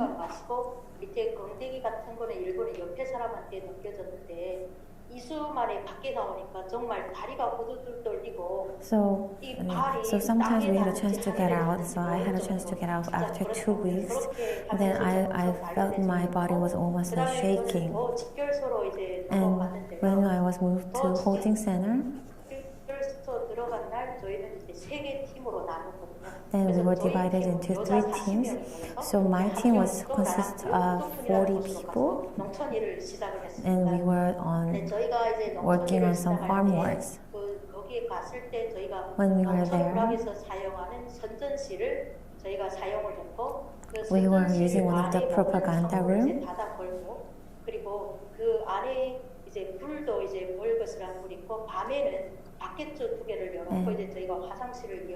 During the night, we could use bathrooms. 간수가 그 앞에서 자면서 저희가 이제 도망을 치지 않도록 했거든요. 이제 그 구독에 들어가서는 저희가 아침 4시 반부터 일어나서 There we had to work from 4:30 in the morning until darkness, until it was dark.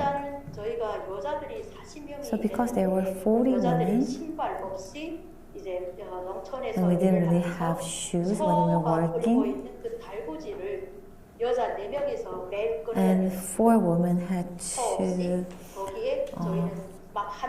use these carts without shoes. 그걸 메고 저희는 계속 달려야 we had to pull the cars together. Sometimes we had to run, and sometimes without shoes. And sometimes the carts fell, then that was also our fault. Then we had to put the things back into the cart. All those things had to be done by us. We also went onto the mountains to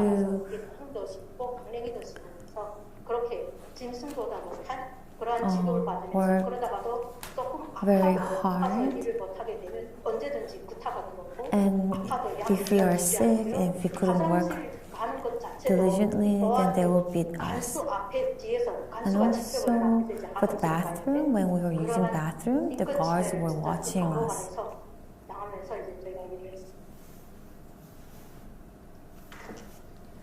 강제 노동을 하시다가 다리를 부상당하신 걸로 알고 있는데 To my 그거에 대해서 understanding, 그게 you got 맞다면은 your 좀 더 legs 설명해 injured 주시겠어요? during the forced labor. Can you give me details? The roads were not like covered roads. There were pebbles, there were rocks, and there were also excrement made by animals. But we were working on our barefoot. So sometimes I got injured and it gets bloody.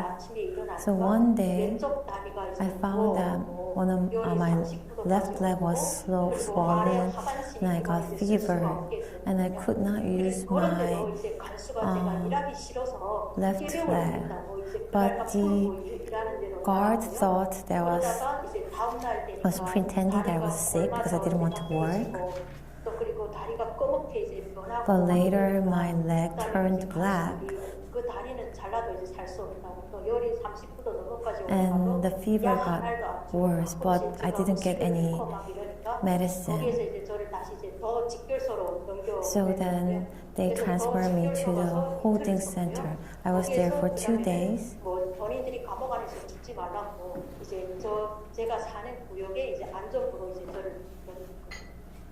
Then from there I was transferred to my hometown bureau.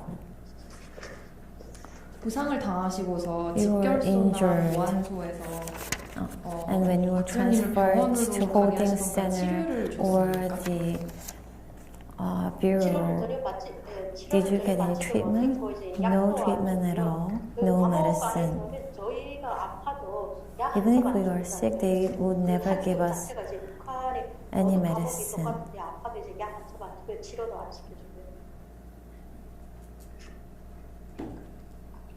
그럼 보안소에서는 언제 석방이 되셨나요? So, from the People's Security Bureau, when were you released? 보안소에서는 언제 석방이 되셨나요? When were you released from the People's Security Bureau? That was August 14th that I was first there. Next day was the 18th of August, which is the Liberation Day, which is very big in North Korea. The detention center of the bureau is like underground. So there are 2 rooms, 1 room for male, 1 room for women. So even if we scream much, nobody can hear from outside. So I was there for 7 days. My leg was getting worse. So I asked the guard to get outside to the ground. And then there was a fly sitting on my leg. So that much the leg was getting really bad. So on 20th of August, because of the leg, I got out of that bureau. So I wanted to see my uncle who was close by, but the uncle did not want to see me. 그럼 구금 경험으로 인해 현재까지 So 겪으시는 후유증은 is there 있으십니까? anything Do you still feel because of the experience you had with the detention? Because the scars are still there. I still have the nightmares. I still have nightmares of Chinese police. So I can't really sleep at night. And then I had my 5-year-old son left in China when I was repatriated, when I went to North Korea.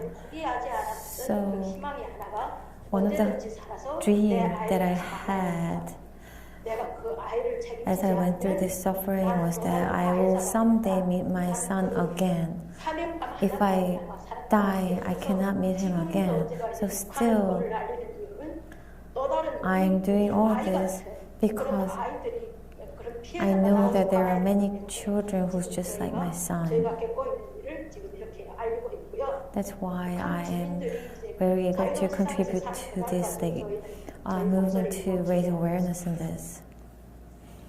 힘든 내용인데도 이야기해 주셔서 감사합니다. Thank you for sharing this. 지금 오늘 이야기해 주신 거 외에 혹시 Other than 재판장님들께 that, is there 전달하고 anything you want to 싶은 tell the judge? 네, 제가 재판장님들께서 To the judges. 재판장님들께 5분만 시간을 더 If you 달라고 부탁드리겠습니다. give me just 5 minutes, 말씀 would you mind if I 존경하는 talk to 재판장님. Honourable judges? 12월 9일 December 9th, 1948, there was this UN resolution on genocide, the Convention on the Prevention of Punishment of Crime or Genocide. That was adopted in 1951. It was announced. So the definition of genocide 민족적 또는 종교적 집단을 전부 또는 일부 파괴할 partial or entire destruction of ethnic or religious group. 또는 정신적 위해를 가하고 육체적 파괴를 초래할 목적으로 의도된 생활 조건을 집단에게 고의적으로 부과하는 여러 행위들이 있습니다. 그러면서 협약은 성의 집단 학살을 행한 자는 전시 형시를 불문하고 if there's genocide, it should be punished. So the Democratic People of Korea, North Korea has this classification which is called Songbun, and they are forcibly deporting people or repatriating people. They are destroying all the basic rights of humanity. And also, this is the country where still rationing exists. And the rations are all decided by the state. So the state is destroying all the rights, all the health of the people. The North Korean regime is depriving its people of all the basic rights. To most of the people, citizenship is about your right to travel abroad or like casting vote. However, for North Korean people, they do have passport, but that's controlled by the country, so it's more than slavery. So they cannot travel around the world, and not even within the country, so they are imprisoned in the country. The Universal Declaration of Human Rights states that all the people has the right for the basic things. North Korean residents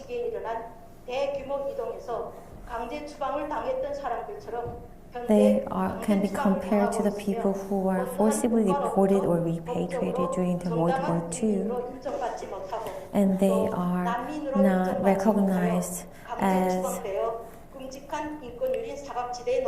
citizens, and they are in the blind spots of human rights. So our citizenship is not recognized, and we are all deprived of basic human rights. But nobody is really clearly mentioning that. I feel that the rights, the human rights of children and women are the mirror of the human rights situation of that country.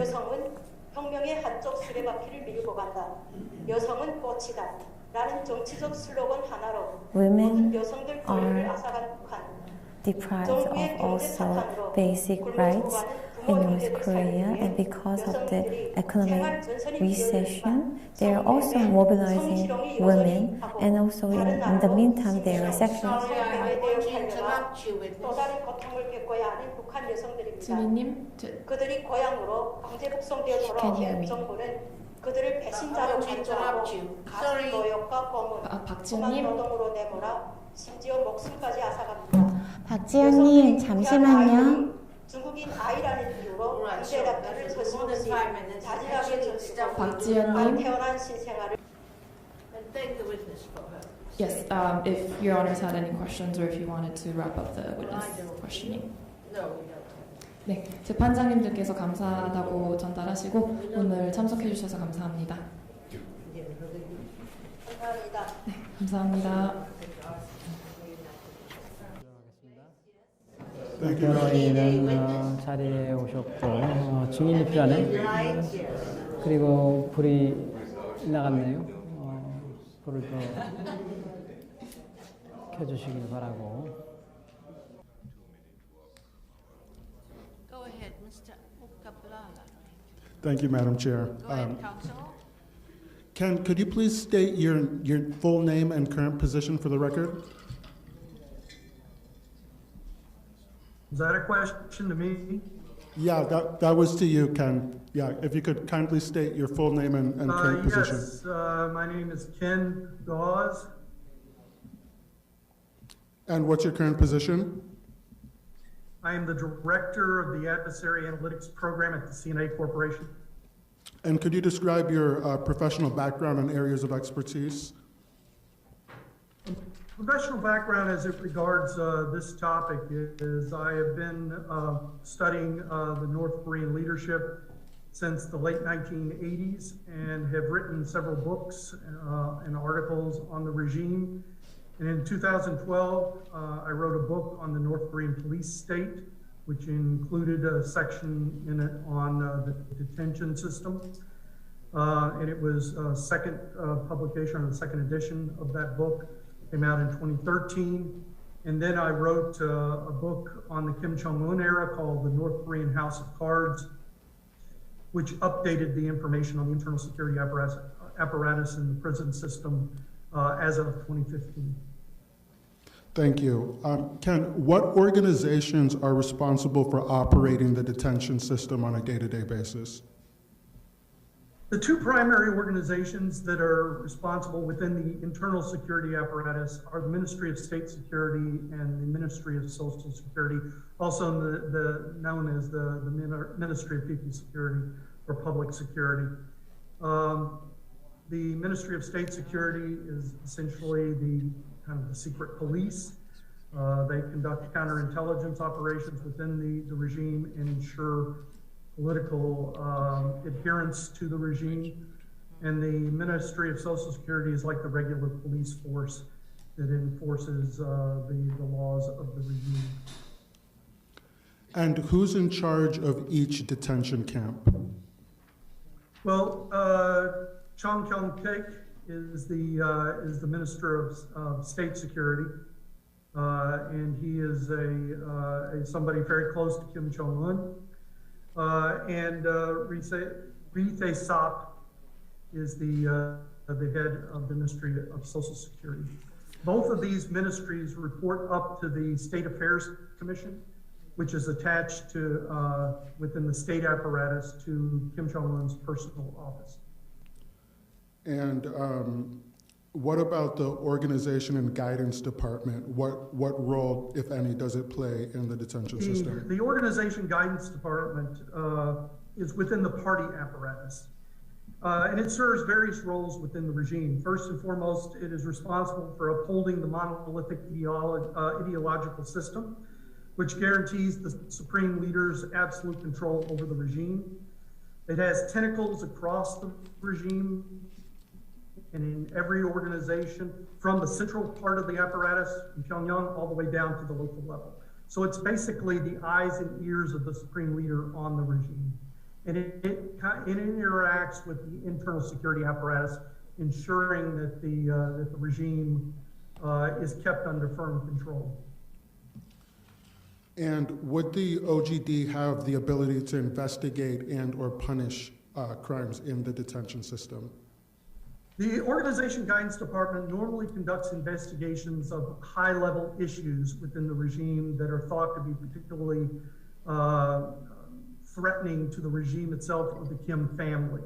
There have only been a handful of OGD investigations over the decades, but they have been very high profile. They've investigated the Ministry of State Security or its predecessors. They've investigated other parts of the leadership. And in one major case, they led the investigation of Cheongsan, who was Kim Jong-un's uncle, who was eventually purged and executed in 2013. You've mentioned the OGD, the SAC, and also made reference to Kim Jong-un, the supreme leader. What characteristics of the Kim regime would suggest that all of those actors have knowledge of what's occurring in the detention centers? Well, the OGD in particular, but also the Ministry of State Security as well as the Ministry of Social Security, has elements of it, or departments of it, that go from the center all the way down to the local level. And they have observation of the population from various angles. And so they would be, and they are in, especially the ministries of State Security and Social Security, are invested with the power to investigate various crimes against the regime. And how come none of these actors ever investigate crimes occurring in the detention system?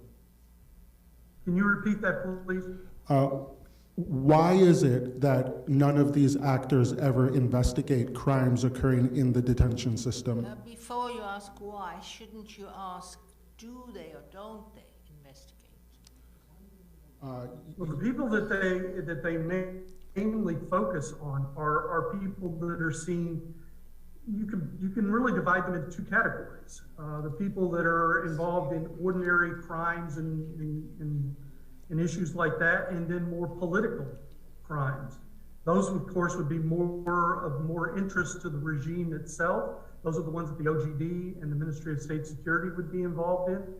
The ordinary crimes, such as theft and things like that, murder, would be investigated by the Ministry of Social Security. I'm sorry, Ken. I should have. I might not have been clear. I should first ask you: have there been any investigations of crimes in the detention system, to your knowledge? Investigations of what? Of crimes in the detention system. Well, the way that the regime would look at it is that anything that happens within the detention systems themselves most likely are seen as part of the investigation process, especially in the detention systems, which is basically kind of a way station on the way toward trial and then eventually imprisonment. And so things that take place in there, which we may consider to be crimes against humanity or human rights violations, within the North Korean system, most likely would be seen as part of the investigation process. As far as I know, there has never been an investigation of the practices inside the detention centers. There have been investigations of the agencies that conduct the investigations, but those are done for political reasons, not because they have violated some sort or committed some sort of crime against the people of North Korea. And just to be clear, could you tell us why that those crimes in the detention system are not investigated? Well, you're talking about basically a totalitarian regime. There are two primary objectives in which this regime operates off of, and it goes all the way up to Kim Jong-un himself. And these are two objectives and two goals that can absolutely not be violated. One is guaranteeing regime stability and security, and even more importantly, the perpetuation of Kim family rule. So unless that there is something going on in the detention system, this whole system was put together. And this system was based on the Stalinist system. And it's based around, especially by the 1970s or late 1960s, when Kim Il-sung had consolidated his power, you have three sets of rules in the system and laws that the laws of govern. 그리고 제가 고열이 나서 I 엄청 had 세게 high 아팠는데 fever. I was 약을 very 약도 안 sick. 주고 I asked for medicine, but they didn't give me any medicine.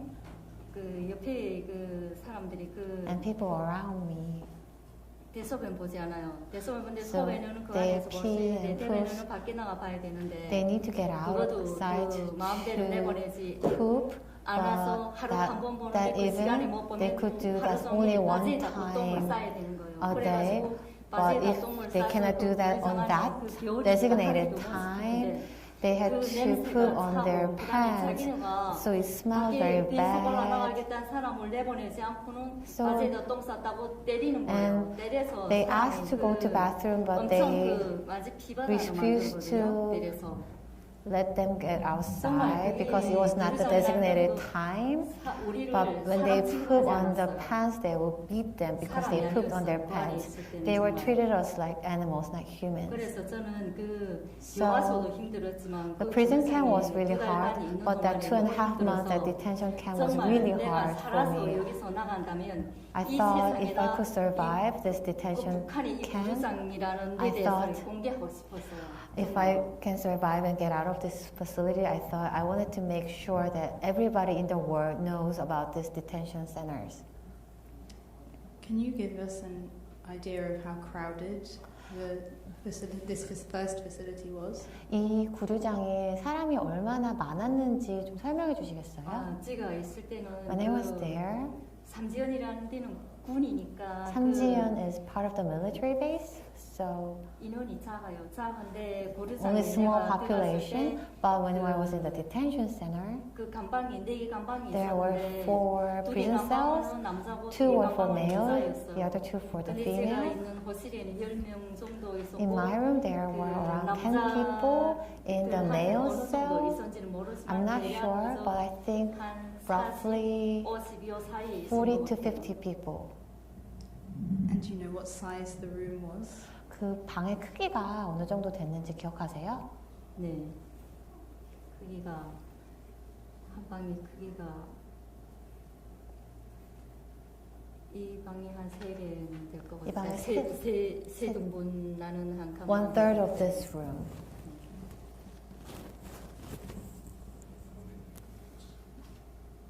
I guess it's 5 by 5. 요칸이 있어요. Only this part. So 3 meters by 3 meters. So you have to provide an estimate. I think with 3 meters by 3 meters be a fair estimate. 3평 정도 될까요? 그 정도는 될 거예요. So that would be 9 square meters. 9 square meters.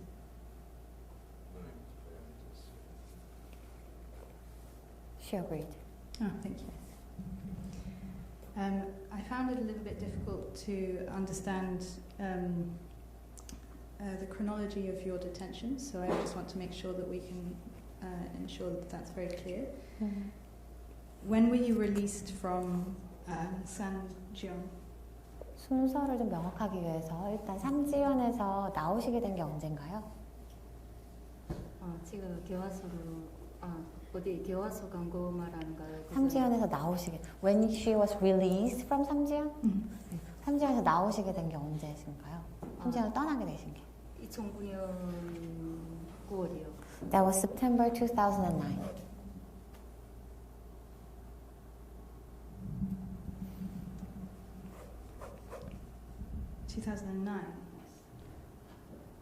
I understood that your first detention was in 2014. Excuse me? Earlier we were told that she was arrested in August 2014. 2014년에 체포됐다고 하셨었나요? 2009년 체포된 게 2014년이라고 하셨었나요? 네, 맞아요. 9월에 나와서 중국에 와서 살다가 2014년 그 8월에 그 북송됐어요. So I was sent back to North Korea in August 2014. 그래서 제가 3년 동안 교화 생활을 하고 So I had 3 years in the prison camp. 네, 다시 나와서 3전에는 제가 교화소 갔다 왔길래 3전에 제가 살던 집에 못 가는 거예요. So because I was in the prison camp, I couldn't go back home. 그래서 삼지연은 그러니까 제가 2014년도 그 12월에 그 교화소를 갔을 때 그 마지막으로 그 삼지연을 떠난 거예요. So I left Samjiyon when I went to the prison camp in December 2014. Thank you. And that was your first period in detention? 그게 이제 처음 구류되신 게 그때인가요? 네. Yes. And did you go straight from Samjiyon to the prison camp? 그렇다면 삼지연에서 바로 교화소로 가신 건가요? 네. Yes. And which camp was this? 그래서 두 번째로 가신 교화소가 어느 교화소였나요? 개천 교화소요. 개천 prison camp. And do you know who that was managed by? 그게 어느 기관이 관리하는 교화소인지 아세요? 그거는 그 교화 그 관리국이라고 그 평양에 있거든요. There is something called 관리국, which is Management Bureau located in 평양.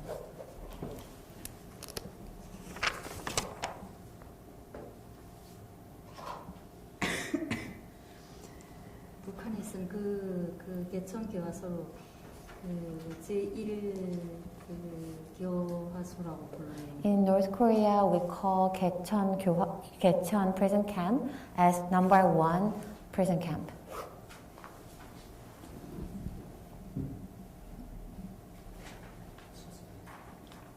Can you give us an estimate of the population in the prison camp, and was it stable for the 3 years you were there, or did it change?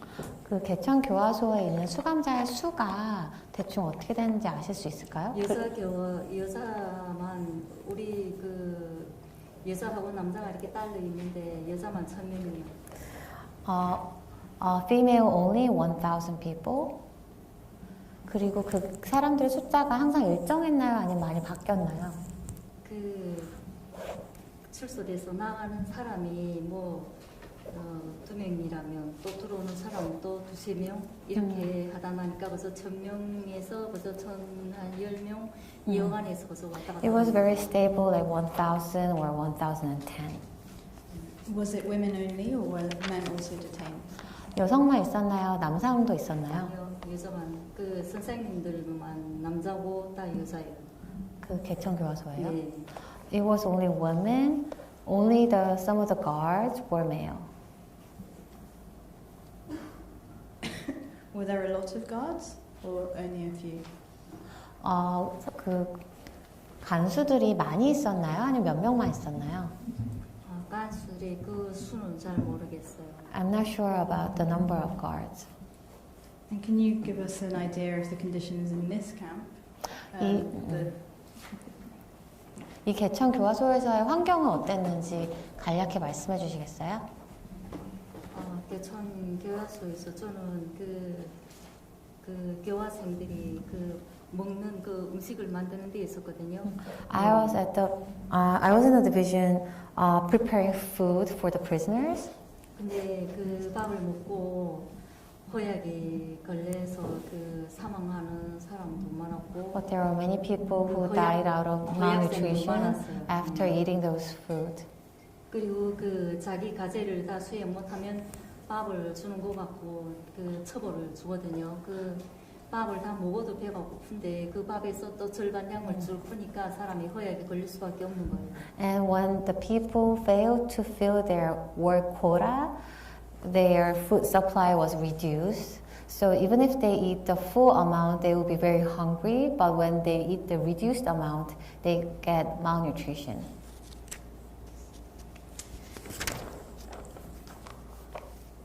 You explain in your affidavit that upon your release from prison camp 1, they decided to expel me to Kapsan in Ryanggan-do.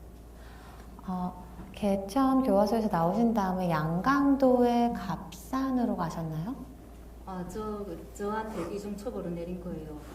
그 나와서 그 삼지연이는 제가 못 들어간 거예요. 거기는 그 김정은이 자기 아버지 고향 분이라고 저처럼 성분이 걸린 사람은 그 못 들어가게 하거든요. 그렇게 해서 저는 그 집 근처에 못 가고 다시 그 해산시에 있었는데 해산에는 저희 오빠가 살아서 해산에 있을 수 있었는데 거기도 저를 있게 못했어요. 그렇게 해서 그 갑산이라는 그 심신 산골에 거기에 추방 보내게 된 거예요. 그래서 제가 그 추방에 가면 저는 죽거든요. 거기 그래서 저는 살아야 되겠으니까 다시 또 탈북을 하게 됐어요.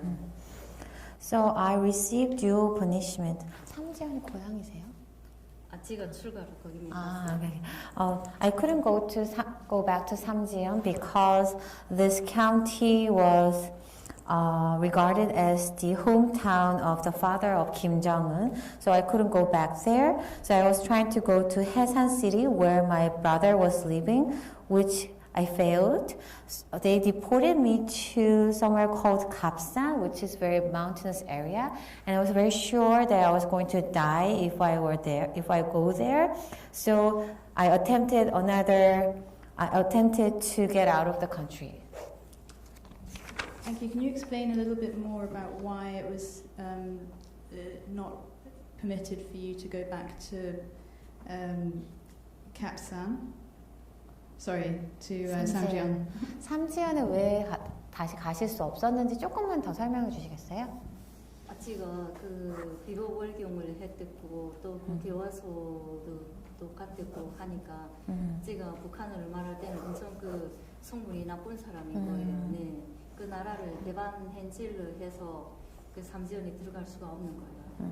Because I illegally crossed the border and I also spent times in prison camp. My 성분 was very bad, so I was a betrayer to the country, so I couldn't go into Samjiyon. And the relevance of it being Kim Jong-il's birthplace? 김정일의 고향이기 때문에 못 들어가는 건가요? 네. Yes, correct. Is it considered somehow sacred? 그래서 삼지연이 뭔가 신성한 곳으로 여겨지는 건가요? Yes, true. Very sacred. 그래서 그 북한에서는 그 삼지연군을 그 2001년도에 그 개발했거든요. 그 완전 그 세계 어디 나라에 내놔도 그 손색이 없는 그런 도시를 꾸렸어요. 그런 도시를 꾸렸는데 이번에 제가 접했다가 그 2017년도에 나와 보니까 그 2001년도에 지은 집을 다 까부시고 또 다시 그 또 세계에 내놔도 그 손색이 없는 그 특별한 도시를 꾸린다고 다시 꾸리기 시작했어요. So in North Korea, they had a big project to develop Samjiyon County as a city that's world class in 2001, and later in 2017, I found out that the houses that were there in 2001 were all demolished again to rebuild the city to become the world's best city.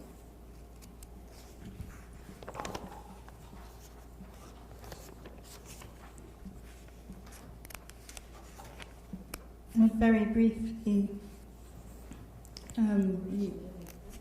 you escaped to China again, and then you were captured by the Chinese police. Is that correct? 그다음에 중국으로 탈출하신 다음에 중국 공안에 붙잡히신 거 맞나요? Yes, correct. And can you tell us when that was? 그게 언제였나요? 두 번째로 잡힌 거요? You mean the second arrest? 네, 맞습니다. 아, 그게 2017년 7월에 제가 그 교화소에서 나와서 2017년 10월 말일에 그 다시 그 도망을 하게 됐어요. 근데 그 운이 나쁘다 나니까 그 도망해서 그 도로에 올라서가지고 또 다시 체포된 거예요. 해설이 올라서서요? 도강. 그 강을 건너서 그 도로 있거든요. 네. 그 중국 도로에. 아, 거 올라서자마자 네, 올라서자마자 또 잡혔어요. So I came out of the prison camp in July 2017, and I crossed the river again in the end of October of 2017. But unfortunately, as I stepped on the road of China, I was just caught. And what was the consequence? 그 결과 어떻게 되었나요? 그래서 또 다시 북송됐죠. I was sent back to North Korea again. And this time, where were you detained? 그런 다음엔 어디에 구류되셨나요? 그때는 그 해산시 그 도보이부 직결소라는데 거기에 세산시 도보이부 직결소. At that time, I was detained at a holding center of the State Security Department of Haesan City.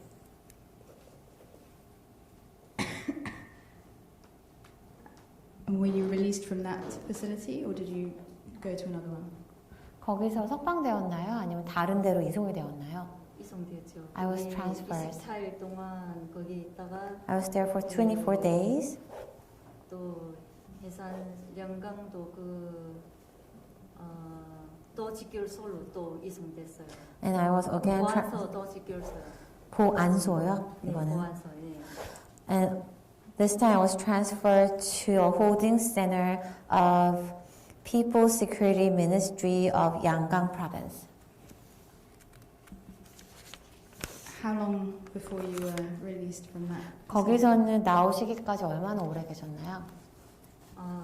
또 보이부에 그 24일 있었고 또 보안소에 24일 있었고 Another 24 days.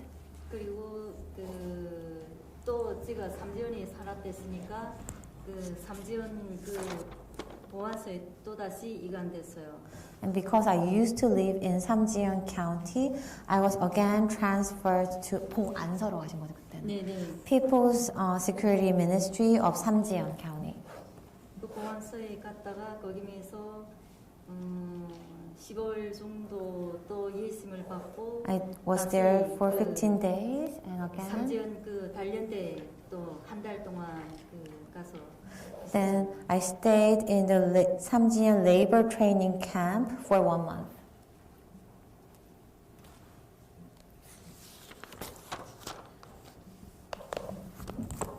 I'm under time pressure, Madam President, Your Honours.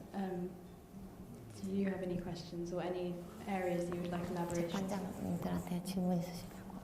네. Maybe you have some follow-up. Maybe you have a follow-up question, but witness, I'm very grateful for your testimony. 지원해 주셔서 감사합니다. 그리고 제가 제대로 이해하지 못한 것이 있다면 용서 미리 구합니다. Was it a kind of policy between China and North Korea? The very moment a person was identified as a citizen of North Korea or Korea in general, that person would be brought back to North Korea. We call it referral, but at the same time, when you had once made this experience, you again tried to escape to China, and you were captured again. So therefore the question, why didn't you realize that you run this risk? And second, far more important for us, in the framework of this our report, no doubt that your personal ordeal is that important. Yeah, what did you know at that time, or was it well known in general that there was a systematic referral from China to North Korea? 중국하고 북한 간에 그렇게 북한 사람인 것이 발견된 즉시 다시 송환되도록 하는 그런 정책이 있는데 이렇게 체계적으로 송환 정책이 있다는 것을 알고 계셨습니까? 저는 처음 볼에 접히다니까 저는 그런 거 아무것도 모르겠어요. I didn't know anything of that. Was it explained to you why, if it's seen as a crime or whatsoever in China, why you were repatriated? 왜 북한으로 송환되는지에 대한 설명은 없었습니까? 제가 북한 사람이라고 북한에 저는 안 가겠다고 그랬거든요. 저를 보내지 말라고 저는 잘못한 것도 없는데 왜 나를 북한에다 보내는가 보내지 말아달라고 했는데 북한 사람이어서 안 보내면 안 된다고 그러면서 보냈어요. I said I didn't do anything wrong and I don't want to go back to North Korea, but they said that because I'm a North Korean, I need to be sent back to North Korea. But you wanted to go to China twice, right? 중국에 2번 가셨죠? Yes. So then the final question, it was already indicated by the question, you left North Korea for the final time in May 2019 and arrived in South Korea on August 22, 2019 only. August 2019. 그 북한은 2019년 5월에 탈출하셔가지고 한국에 2019년 8월 22일에 도착하셨는데요, 맞나요? 네. Yes, correct. You mentioned that you attempted to leave North Korea, and when you see now the time from May to August, was it easy to cross the border? Or in what way did you arrive in South Korea finally?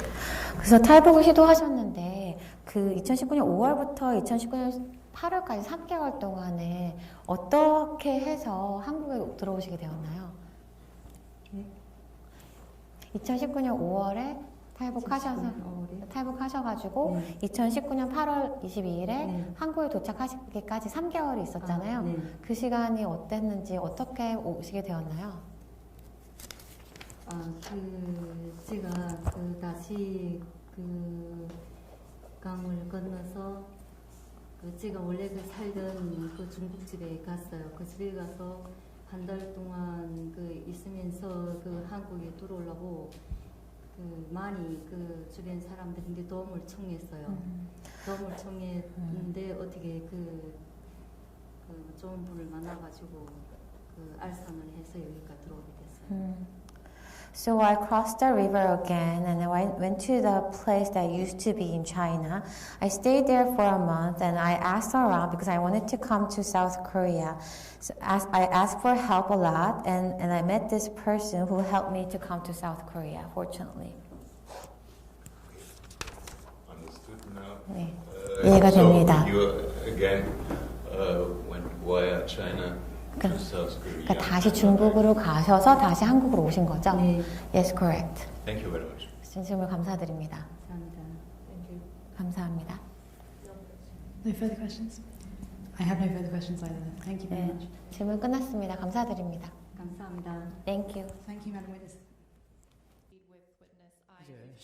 Who wishes to keep her name and identifying information confidential, but is testifying in person. 신분은 익명으로 하도록 하겠습니다. 지인님 안녕하십니까? Hello. 안녕하십니까. Hello. 오늘 참석해 주셔서 감사합니다. Thank you for attending today. 제가 드릴 질문에 앞서 회상하기 Before I 힘든 ask you some 내용이라는 점 미리 questions, 양해 I want you to know that I am deeply in understanding 신임님은 the 북한 difficulties you 구금시설에 must be 지낸 경험이 having. 있으십니까? Have you been in detention centers in? Yes, I have. 제출하신 진술서에 의하면은 In 2017년도 accordance with your affidavit that you have provided to this court, you had been detained twice. That is correct. 그러면은 2017년도에 구금되셨던 경험에 대해 먼저 Let's talk about 2017 when you were first detained. 그 당시 At 어떤 the 이유로 time, 구금되셨습니까? why were you detained? 저는 For me, 그 당시 at the time, 11살짜리 I had two children, 9 and 11 years old, and I tried to cross the border from North Korea into China. I had actually spoken to the children's grandfather, who were at the time in South Korea, and so I did try to go to South Korea through China in the first instance. 그러면 2017년도에 차례대로 어느 수용소에 Well, let's talk about the various facilities that you were detained at in 2017. On May 14, I was referred to North Korea. Yeah, I was in Samjian for 2 nights. And after that, 10 days in the state security. Anyway, through different facilities, in 7 months, I was released. 그러면은 제일 먼저 보위부 접수실 대기소 같은 곳에 And so you were in a temporary holding facility for 2 days, right? After that, you were referred. Yes, there was another detention facility by the state security. And then there was a Xi'an government prison that I was sent to.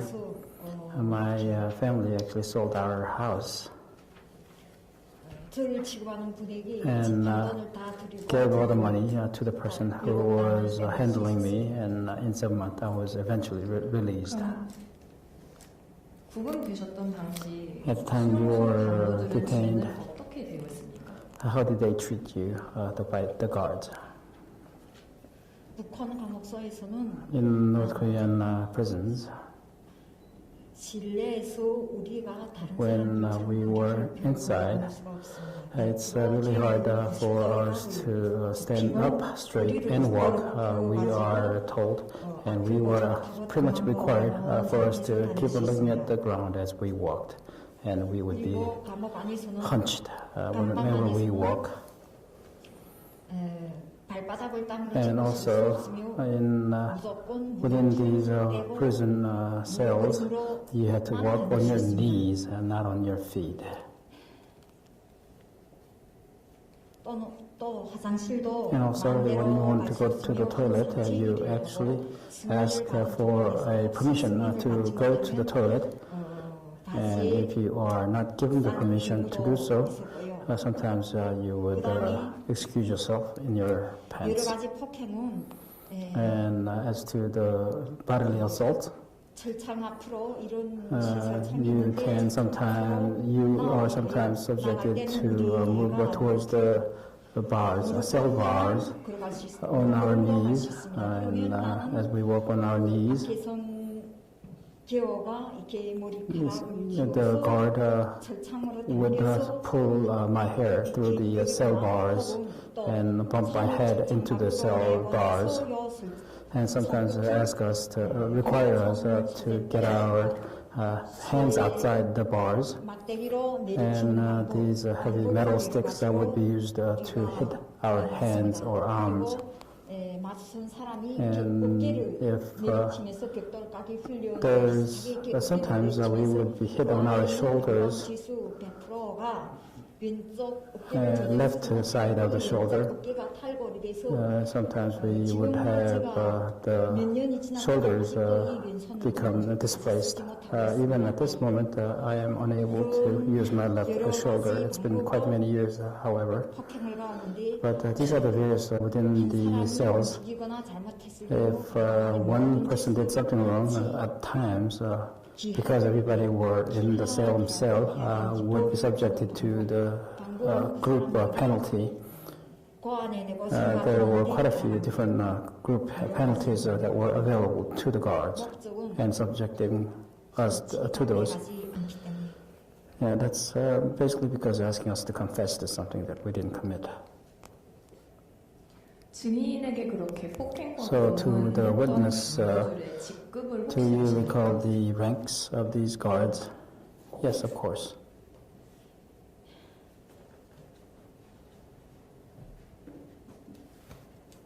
There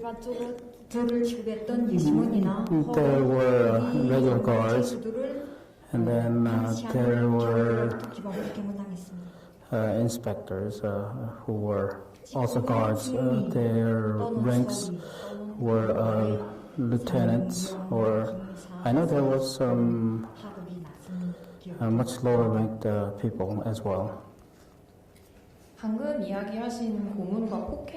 these tortures and assaults on body, how long did that continue? Did this happen often? Or is it infrequent? Well, life itself, on a daily basis, you were penalized, and every day, 5 or 6 times, you would be subjected to some type of punishment. Some of these included corporal punishments. When you were detained, how many other detainees were there? When there were smaller numbers, maybe 20, and up to 70 when there are many.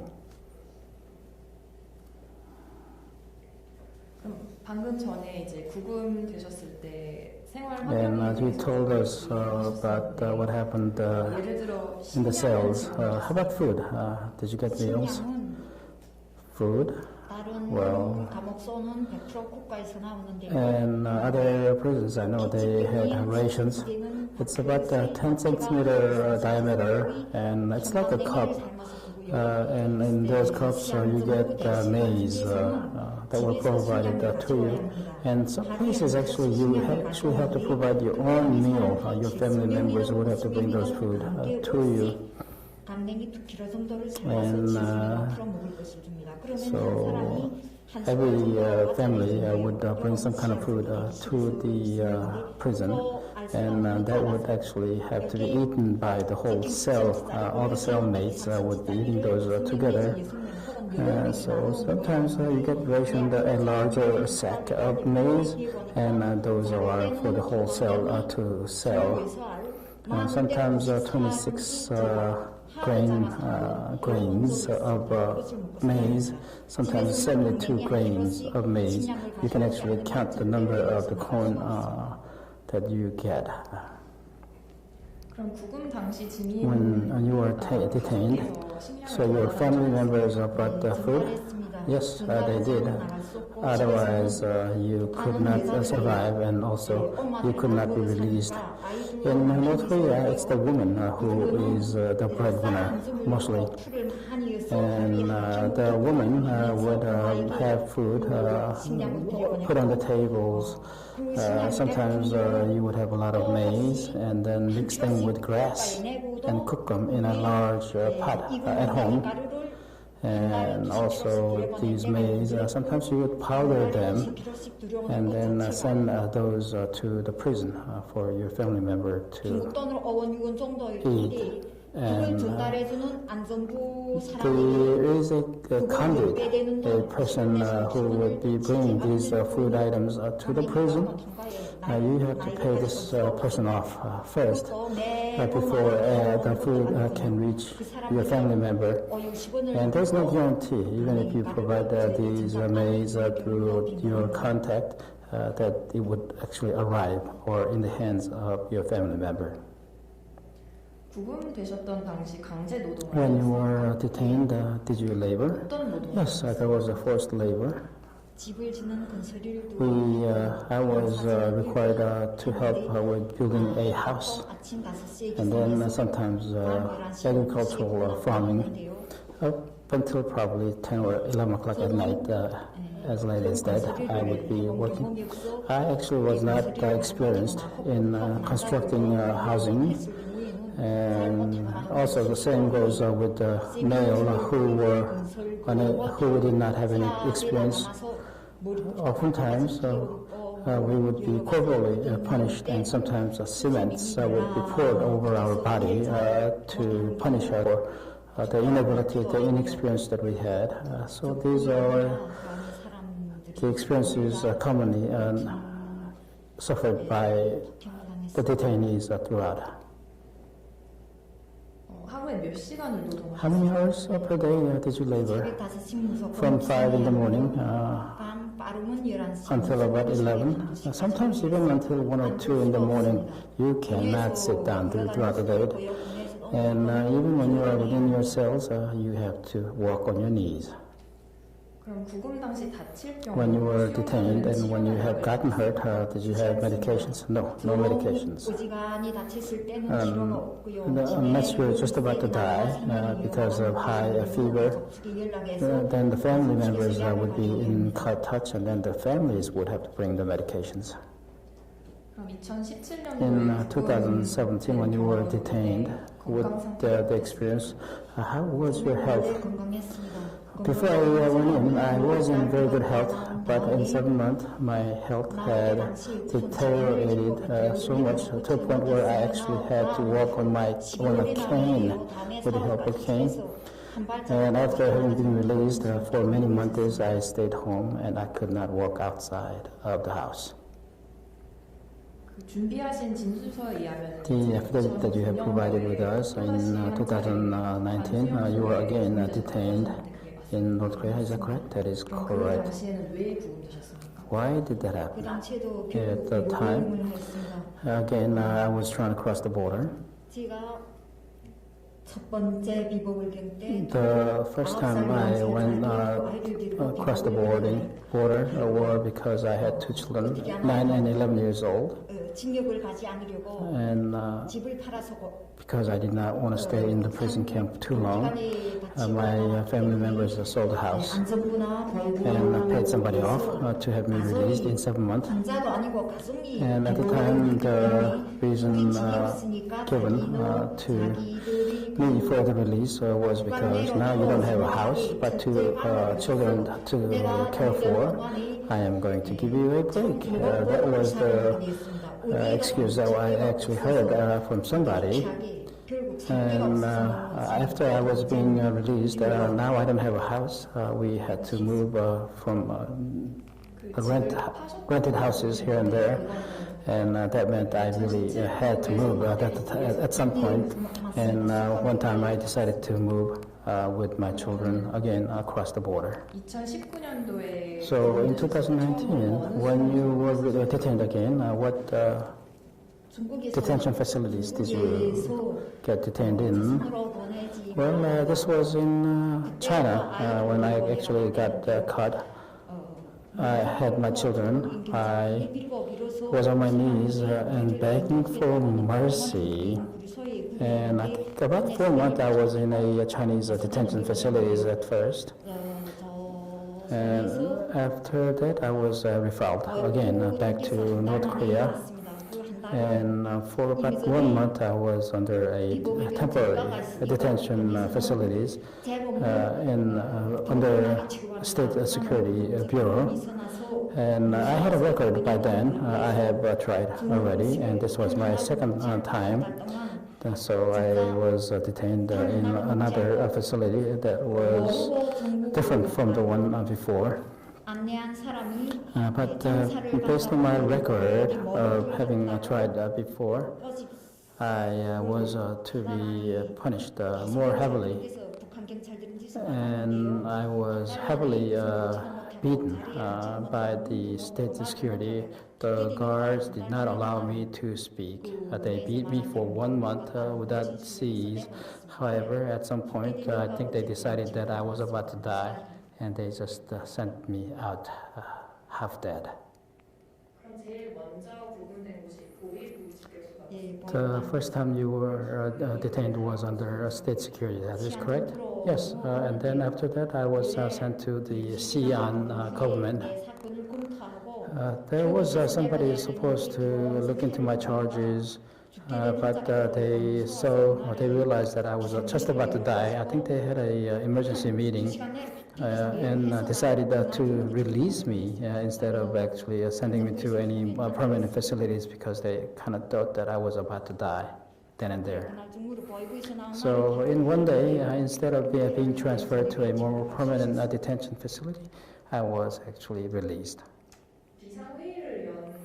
Emergency meeting? Who were these people who were in attendance? The government officials, the political bureau comrade, and about 6 or 7 other members in the Xi'an government. The authorities, actually about 7 or 8 people got together after having returned home and then coming back just to decide on my status. So after the detention, do you have any permanent injuries? Yes.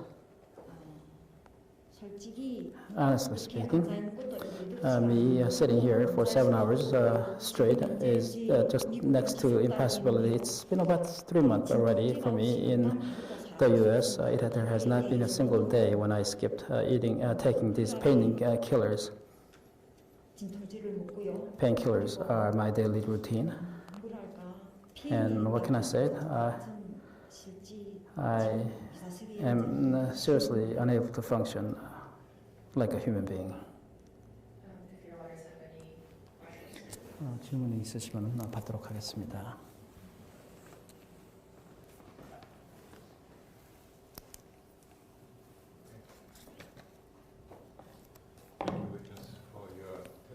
So far, good. 네, 증언 감사합니다. Yeah, David, you mentioned that 증언 내용을 보면은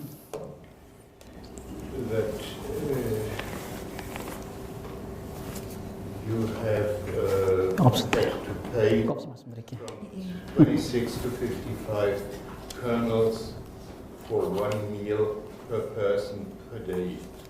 26개에서 55개 강냉이 알을 줬다고 했는데, 그게 맞습니까? 맞습니다. That is correct, Your Honor. You have to pay. Is it custom?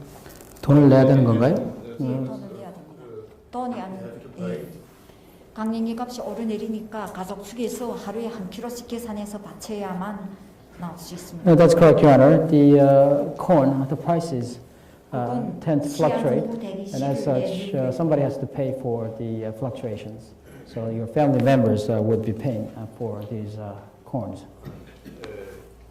Could you give us a kind of gist? What is the value today of 26 to 55? 26개에서 55개 강냉이 알이 이제는 얼마 정도 될까요? 달러로 혹시?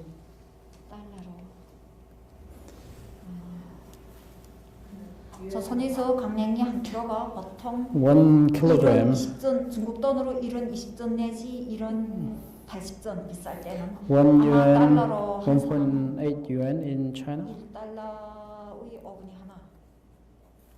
1달러의 5분의 하나니까 0.2달러 정도입니다. Probably $0.2 for 26 to 55 kernels of corn. You are paid for the work, you spoke about forced labor. You had to do 강제 노역한 것은 돈을 받으셨어요? so that you had the necessary money. 노동하신 거는 돈을 받으셨어요? 노동에 대한 버스는 없습니다. No, none at all. Another question.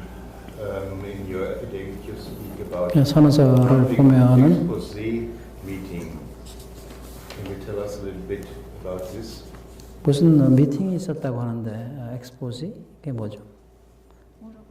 Your Honor, would you mind repeating the question? You were speaking about so-called public exposés. 공개 뭐 어떤 신문 뭐 미팅 같은 게 있었다 그러시는데. 저처럼 감옥에 들어가 있거나 혹은 노동 단련대로 가는 사람들을 공개적으로 Detainees like myself. 시민들이 There would be a public meeting where the people of the town would come together, and each person would be disclosed as to the charges against these people. So that did take place. And so the people who have been to these detention centers, they would all be exposed to the same type of treatment. How did you feel in this situation? 이런 공개 미팅이라 그러나요? 어떤 뭐 공개 폭로 모임이라고. 공개 폭로 모임 어땠습니까? 그 느낌이? 저는 내가 태어난 그 시에서 40살 넘게 살아온 사람인데요. 그때 I lived in the same city for over 40 years. Back then, the shame that I had felt, the embarrassment that I had felt, that I would no longer be able to face these people again. And that actually infuriated me to no end.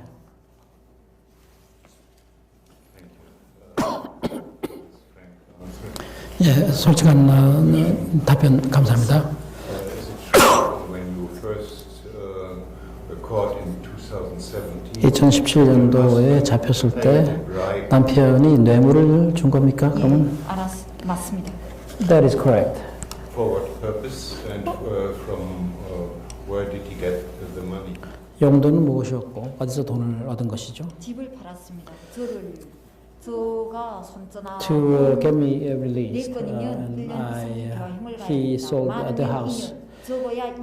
So the minimum at the time for my type of violation was 1 year, and usually 2 years or longer. And the punishment, we wanted to shorten the time, and eventually we did pay, and then I was released early. But he agrees that you had to stay for 그래도 6 months. 6개월 더 있었다고 돼 있네요. 6개월이었습니까? 7달 만에 나왔습니다. No, Your Honor. It was 7 months that I was detained. Okay. Thank you. 감사합니다. I would just like to know when family bring food. 예, 음식을 가져오면 가족이 Get visits from. 그 사람 만날 수도 있습니까? 가족? 아니요, 전혀 만날 수 없습니다. No, Your Honor. No meeting. Just the food.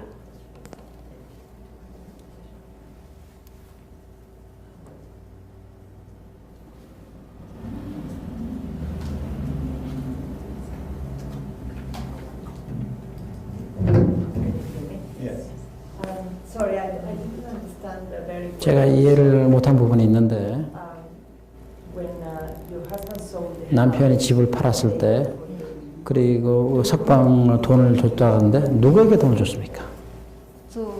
저희 친구가 있었는데요. I had a friend. 안정부에 He was of a high-ranking office. 저희 친구가. He was a friend. 그래서 우리 가족 측에서 And so once we had the money, 그 안에 사람들이 저희 고통을 알고 있으니까 아무 사람이나 and the money was handed to him because it was known that I was suffering in the detention facilities, and that's what happened. I'm sorry, so your friend was a high officer.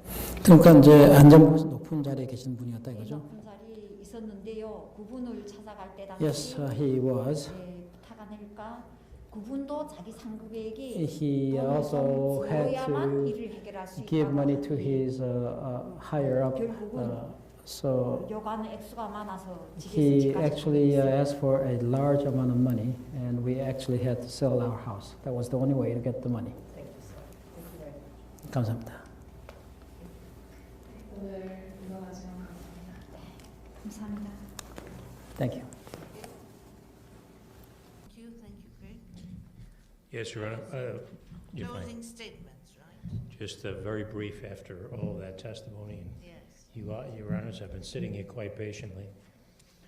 But I must say at the outset, as I was preparing these remarks last night and the night before as to exactly what I was going to say, I never thought that I'd be struck of being so humbled to stand before you after hearing what we've heard today from these witnesses and what has happened to them on a routine basis over significant periods of time, wide spaces throughout North Korea, and just a series of horrific events that these witnesses have come to tell us about.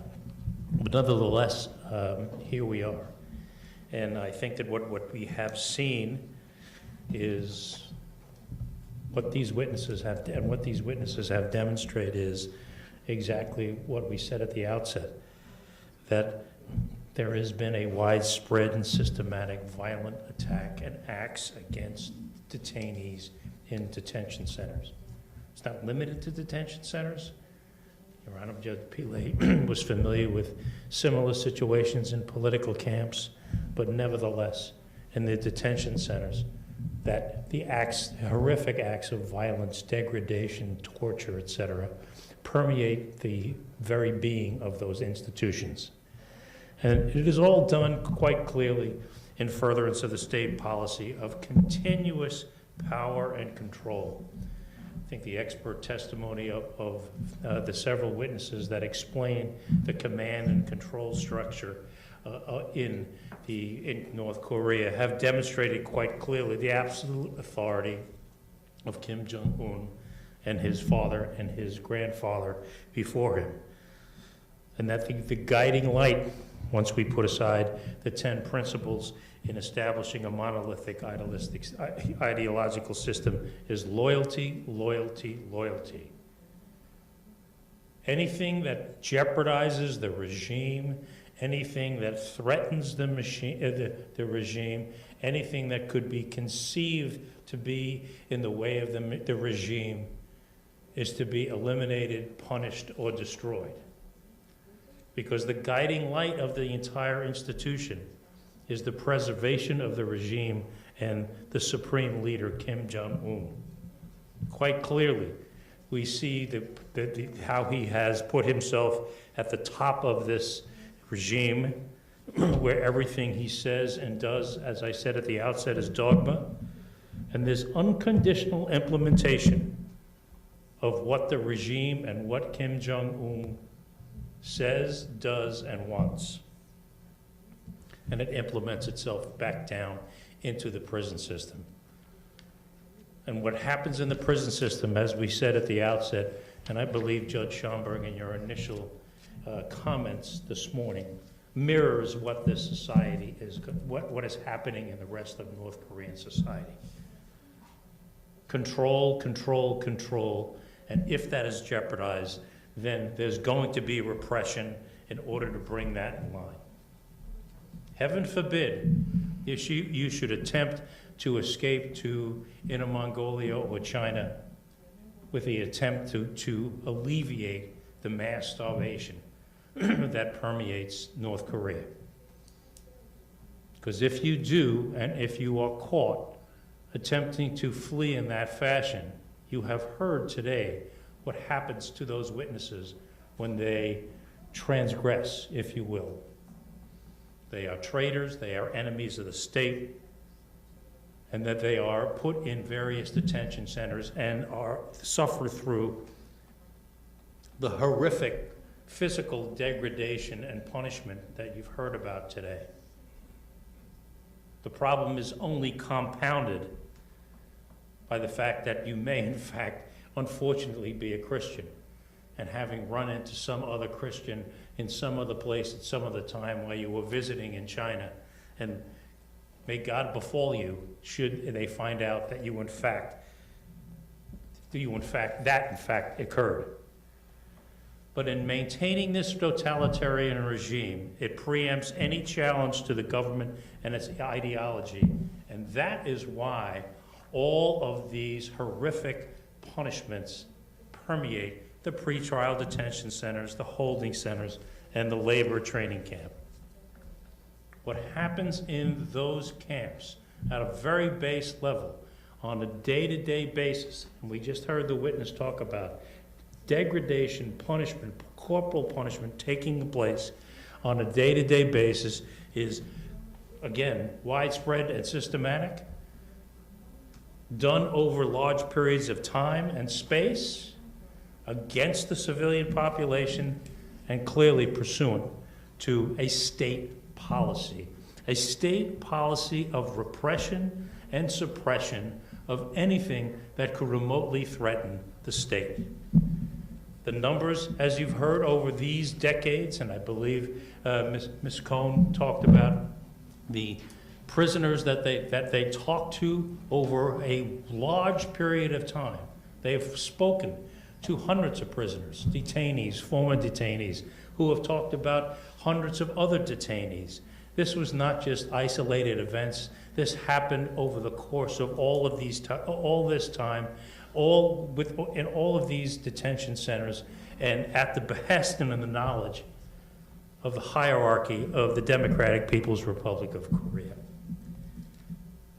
And what we've heard from these people who have gone through these experiences and suffered through these, this shocks the conscience. Shocks the conscience that the international community needs to know about. We talk about things that oftentimes are unpleasant to talk about it. But to hear about it from the people who actually went through it is shocking. I mean, the beatings, just systematic beatings of individuals in the prison camp. Put your hand out in front of the bars so we can smash everyone's hand that as they walk through the prison camp. We heard that from 2 witnesses today doing the same thing. The last witness, put your head near the bars of the prison so I can pull your hair and smash your head into the bars. Starvation. The systematic starvation of the population that leads to all the other panoply of health problems that people have, that no human being over a period of time could sustain itself with this lack of nutrition. Their punishment, solitary confinement, corporal punishment, the lack of medical care, the simple lack of medical care for people who happen to be sick or are in labor camps and happen to be injured. Several witnesses, and I believe it was 3 by my count, when Your Honor, Judge Pillay said, did you receive any medical care? They said, we received no medical care. And I believe one witness said, the last witness, said that if medical care needed to be provided, then the family itself had to bring the medical care, but the institutions were not. Lack of food, lack of water, malnutrition, starvation. And to throw it in, how about abortion? How about just the general degrading of the human being by not permitting that person to go to the bathroom? Simple, humane acts that are deprived of these people to control their very being. We've heard about murders. Not only murders through starvation, but actually murders of people who were killed in these facilities. Children who were executed in these facilities simply because they happened to be born in these facilities. And we unfortunately did hear about not only the woman who was an impregnated woman after a rape, but also that she was forced to undergo that horrific abortion, which was followed up by no medical care whatsoever, that she just had to suffer through by herself in a detention center with no one there to help them. It's difficult to envision a more horrific event for a human being to have to go through. And she had to go through it alone, as all of these detainees did. Yes, forced labor, sexual violence, persecution, religious persecution, the panoply of human horrors inflicted on these detainees has all been met and all qualify under the various rubrics of crimes against humanity. Now, we talked about who is responsible for this. Clearly, there's individual responsibility for the perpetrators themselves, but it doesn't end there. It goes up the ladder and up the hierarchy to the highest echelon of the North Korea, Kim Jong-un. Because there's this vertical, top-down power structure. The people that are on the ground are implementing the will of the great leader, Kim Jong-un. And people that are in between. Yes, the perpetrators on the ground, but what we talked about earlier, pursuant to Article 25 and Article 28 of the Rome Statute. It's the co-perpetrators. Who's got control of this situation? Who's ordering that these people are doing this? Is it conceivable that people that move up the line have no idea about these horrific events that are taking place by subordinates below them? Of course not. Because that is the dictates, that they are following these dictates on the ground that are coming on a top-down situation. So what's the liability? It's actually perpetrator liability, co-perpetrator liability. It's indirect liability for everybody that is up the leadership train, that knows what's going on. And if in fact there's some argument can be made that they're not co-perpetrators, certainly over this period of time, over this period of events, over this geography, over the notice that the North Koreans have had, even with the Judge Kirby Commission, they have been put on notice as to what is going on in their prison camps. This woman was talking about what was happening between 2017 and 2019, well after Judge Kirby published his investigation for the world. And what do we find, Your Honors? We find that the same thing is happening. The same events are taking place. The same cruelty being inflicted upon people, on detainees in these detention centers is going on. So if some argument could be made that they weren't perpetrators or co-perpetrators, certainly on a purely command and control issue under Article 28, there is a gross failure across the board to take the necessary and reasonable measures to prevent or punish these crimes. I don't for a second put before you that the liability of this hierarchy is limited only to Article 28, command and control. We put before you a reasonable grounds to conclude that the perpetrators and co-perpetrators of these crimes that have taken place on a widespread systematic fashion against the civilian population is pursuant to state policy, and the responsibility for that state policy flows up the vertical chain of command to the individual who runs this country, Kim Jong-un, who I submit to you is responsible. I understand that this is not a matter of finding guilt or innocence at this point. This is an inquiry, but I submit to you, Your Honors, that the reasonable grounds have been put before you for you to conclude that the operation and the supervising of the dark North Korean detention systems and its camps qualifies as a crime against humanity or crimes against humanity that have been taking place for decades. I thank you very much for your patience, your attention. I know it's been a long day for everybody and emotionally very difficult, and I thank you. Thank you very much, Counsel.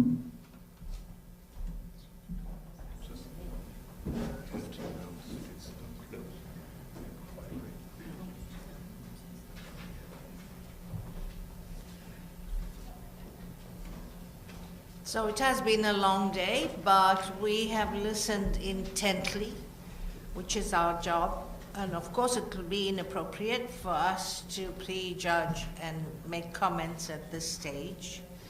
And so this panel would like to firstly acknowledge the tremendous work that has been done in preparing for all the evidence and information that came before this inquiry. We always say there is, like in a court, there is no proper trial.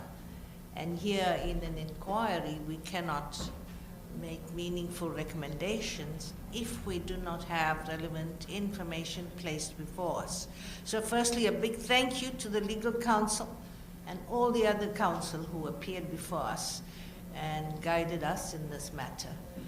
Above all, the witnesses, I have to say it was deeply moving to listen to them live while they recount the terrible experiences. It's really unfair to get people to relive these experiences, but the witnesses were very generous in sharing this, and it became clear that they were doing this, A, so that the world will know, and they felt a sense of responsibility for all the others who are still in detention in North Korea.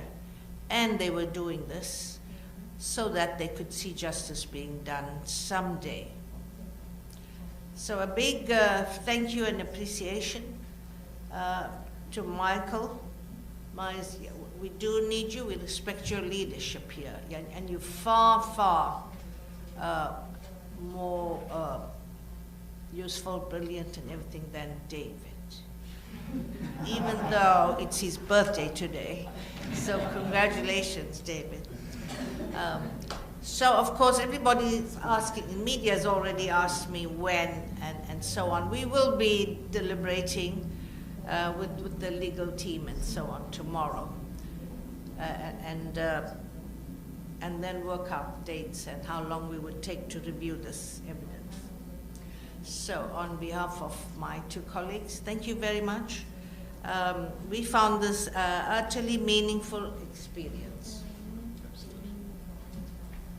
Thank you. So now I close the inquiry, this hearing at least.